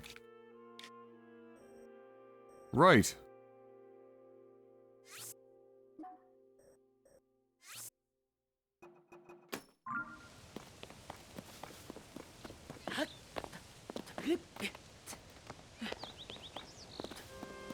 Okay.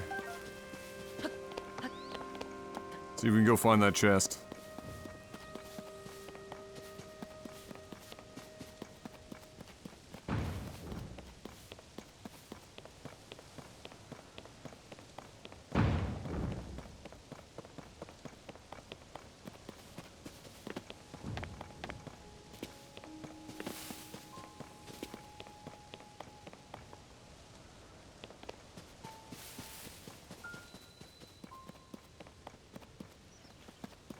We must get closer.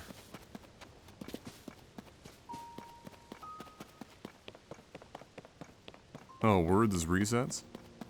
Oh, wait, what the fuck? I already... Okay. It's a good thing we didn't jump yet. Yeet!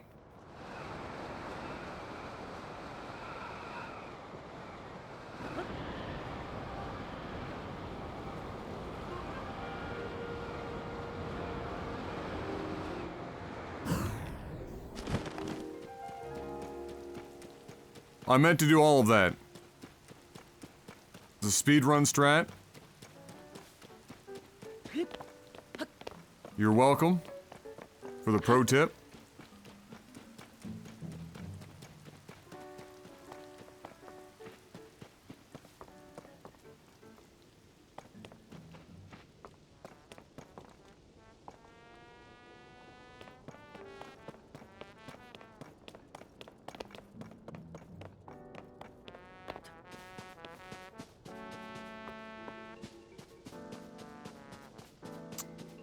Look who it is.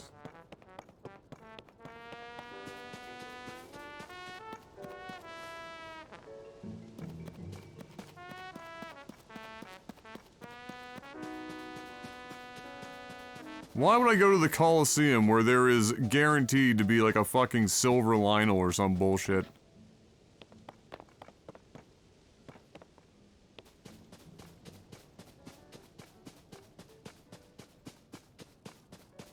Okay, where'd that chest land? We had the original marking in this general direction.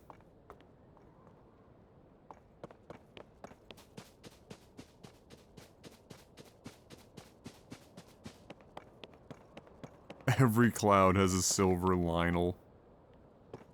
For fuck's sakes.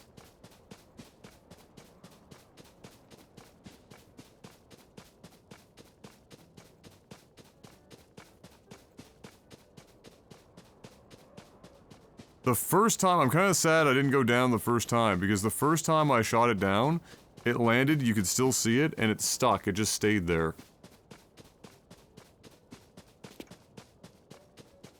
Like you could see it.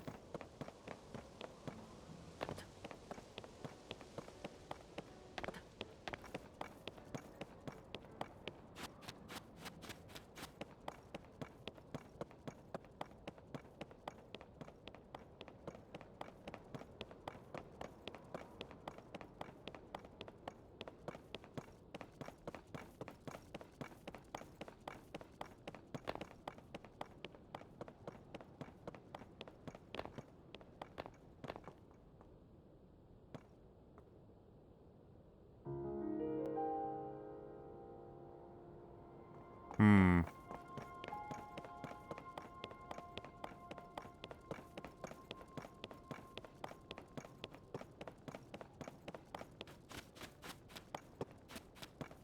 Yeah, Ultra Hand will light it up, I just don't know from what distance.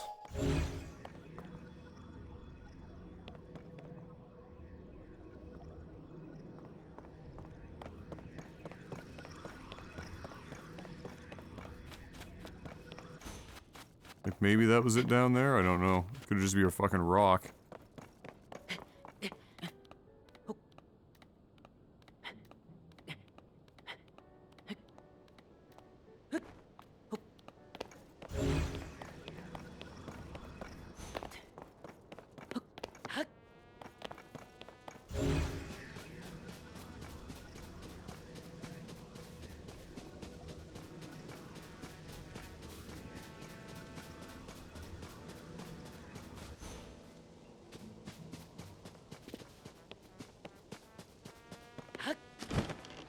Alright, we're going down.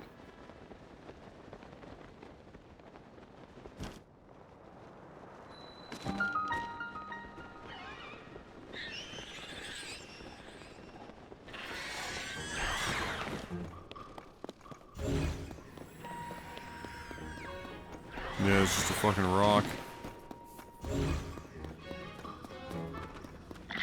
I don't know where the fuck.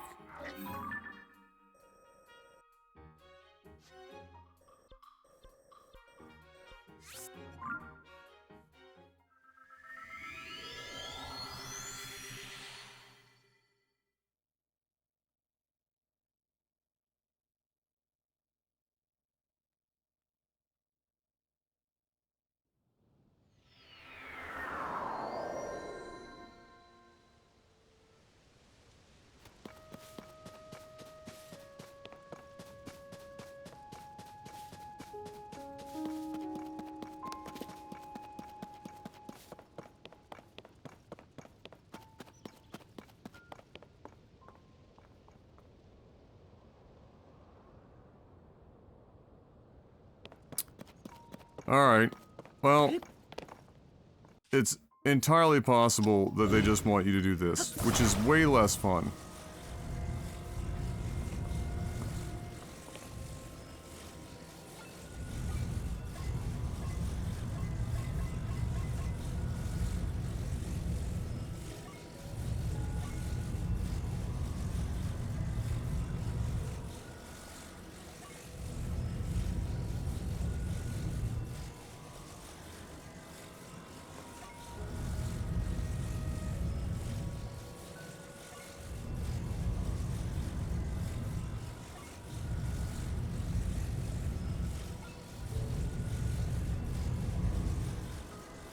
You fucking would. What the fuck?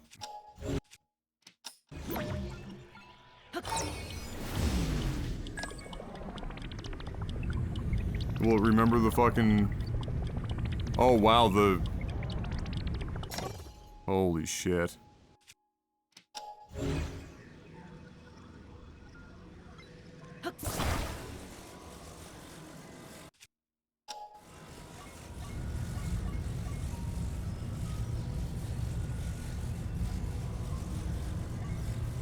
What a meme.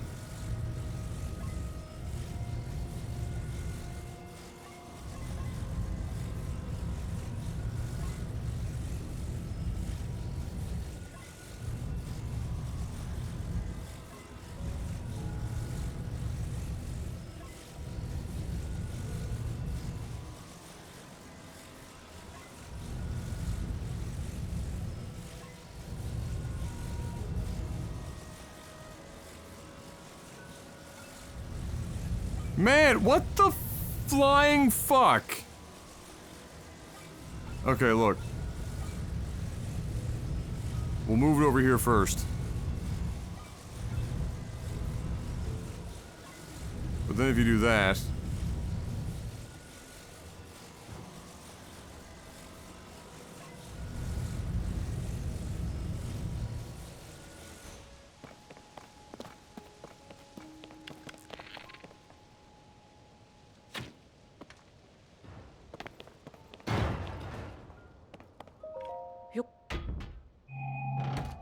You troll. Another map! It's my second map. And I have no idea where to fucking use them yet. We'll figure that out eventually, I guess.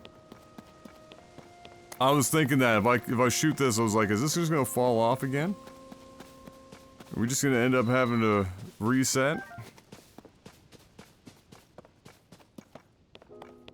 Okay. So...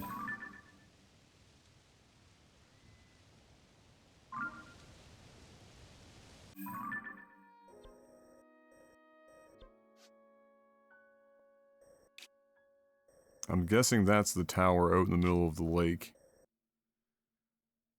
Shot in the dark there, bud.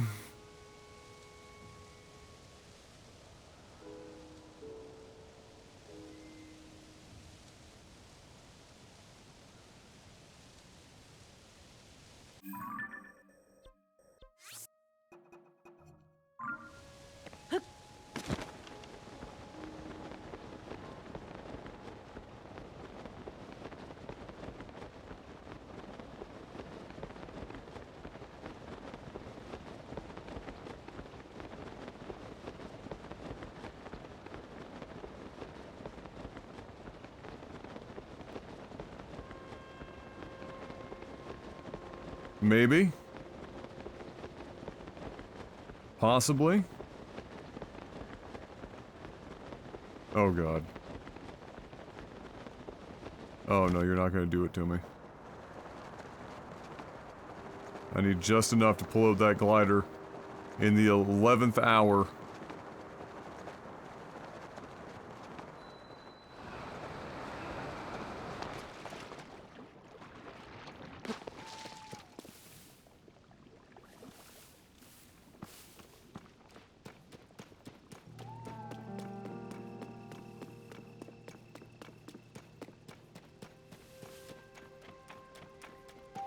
It's all part of the plan. What in the fuck is that?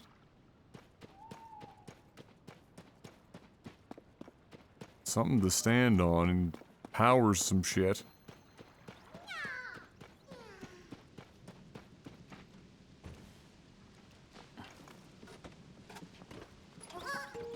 Oh, I see, I see, I see. It allows you to control whatever it is that you've built to some degree.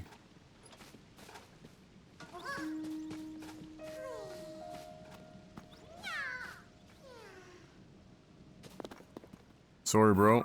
We're not getting you anywhere near your friend anytime soon.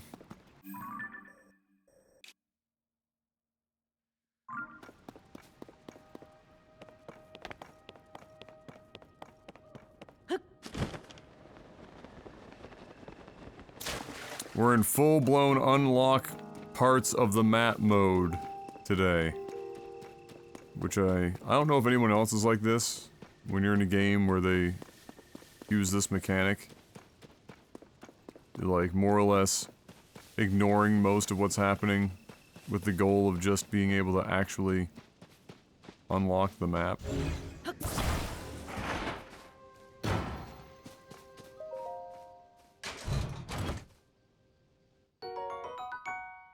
Word? Ancient Blade 50 fuse attack power.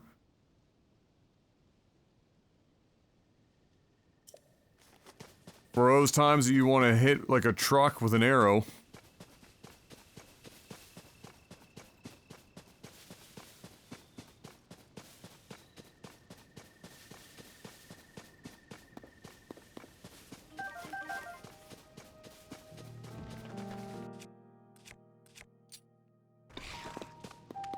Excuse me, sir.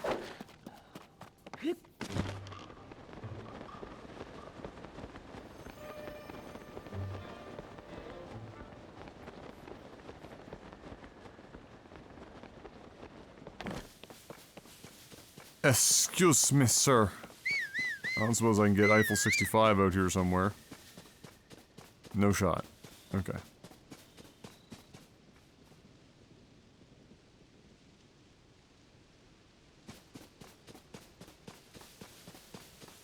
Horse is cooking.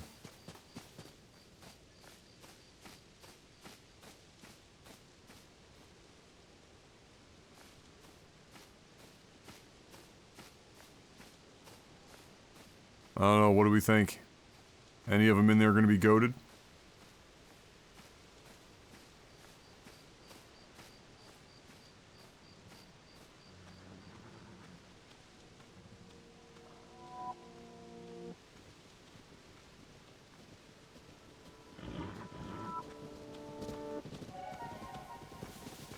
So damn many of them.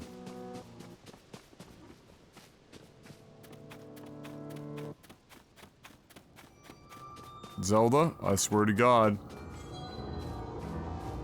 Zelda, don't you, bitch! When the glow of the blood.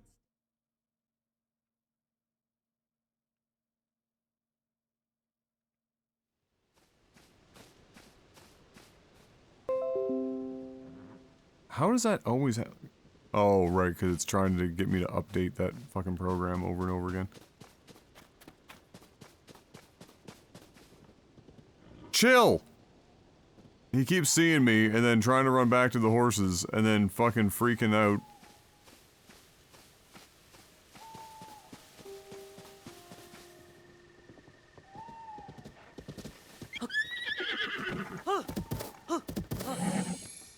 Calculated.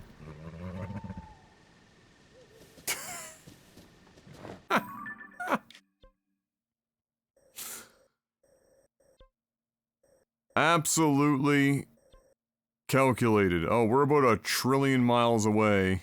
Eiffel 65 is way the fuck out there. We're 1 trillion miles away from, a stable.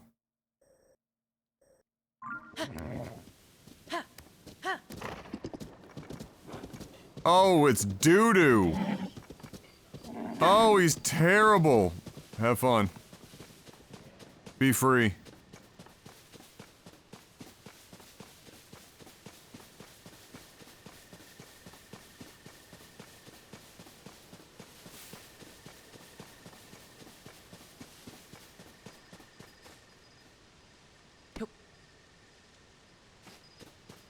Oh, it's a flame meme.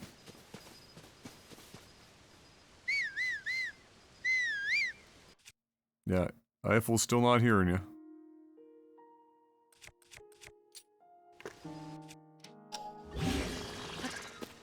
Frost emitter. Oh shit.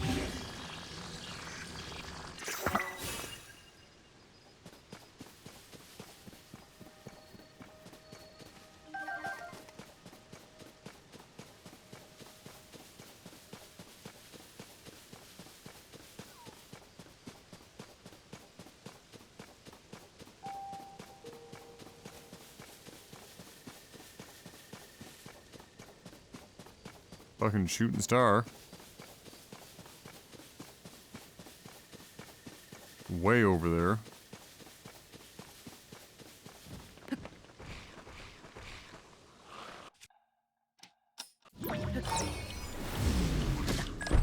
Ow. The fuck?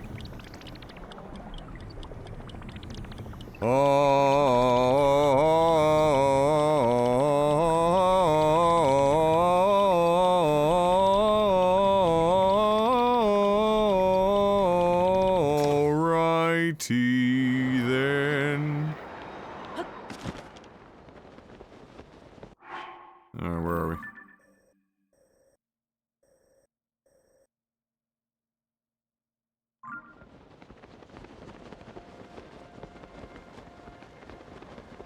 Let's make the best of it.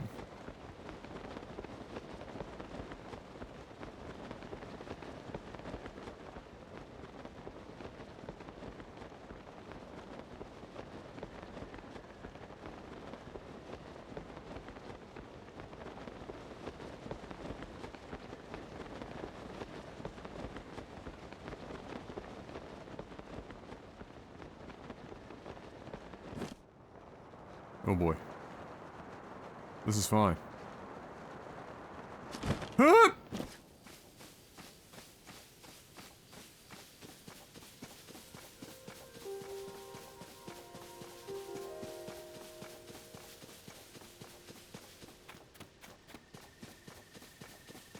Fucking six-headed Cthulhu monster over there. Oh yeah! You're fucking cute. Some Dark Souls shit.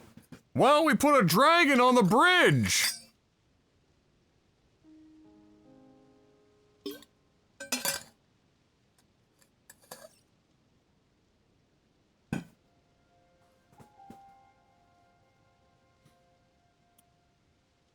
I'm sure we would totally be able to take that on right now.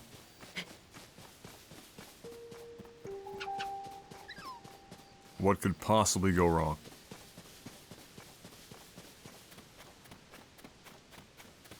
Oh, we have a glider.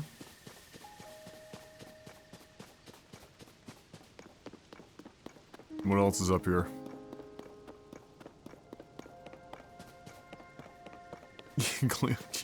Your portfolio advisor? Does he advise me to diversify my ashes all over the land?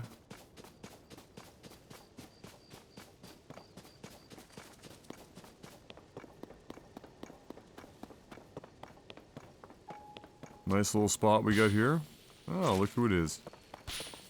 Little Korok meme. Nailed it. Nailed it.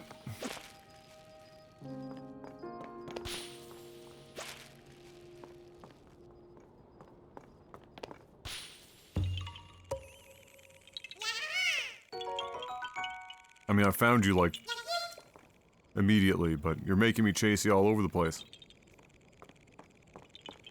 Okay, so we got a tower there, we've got something there.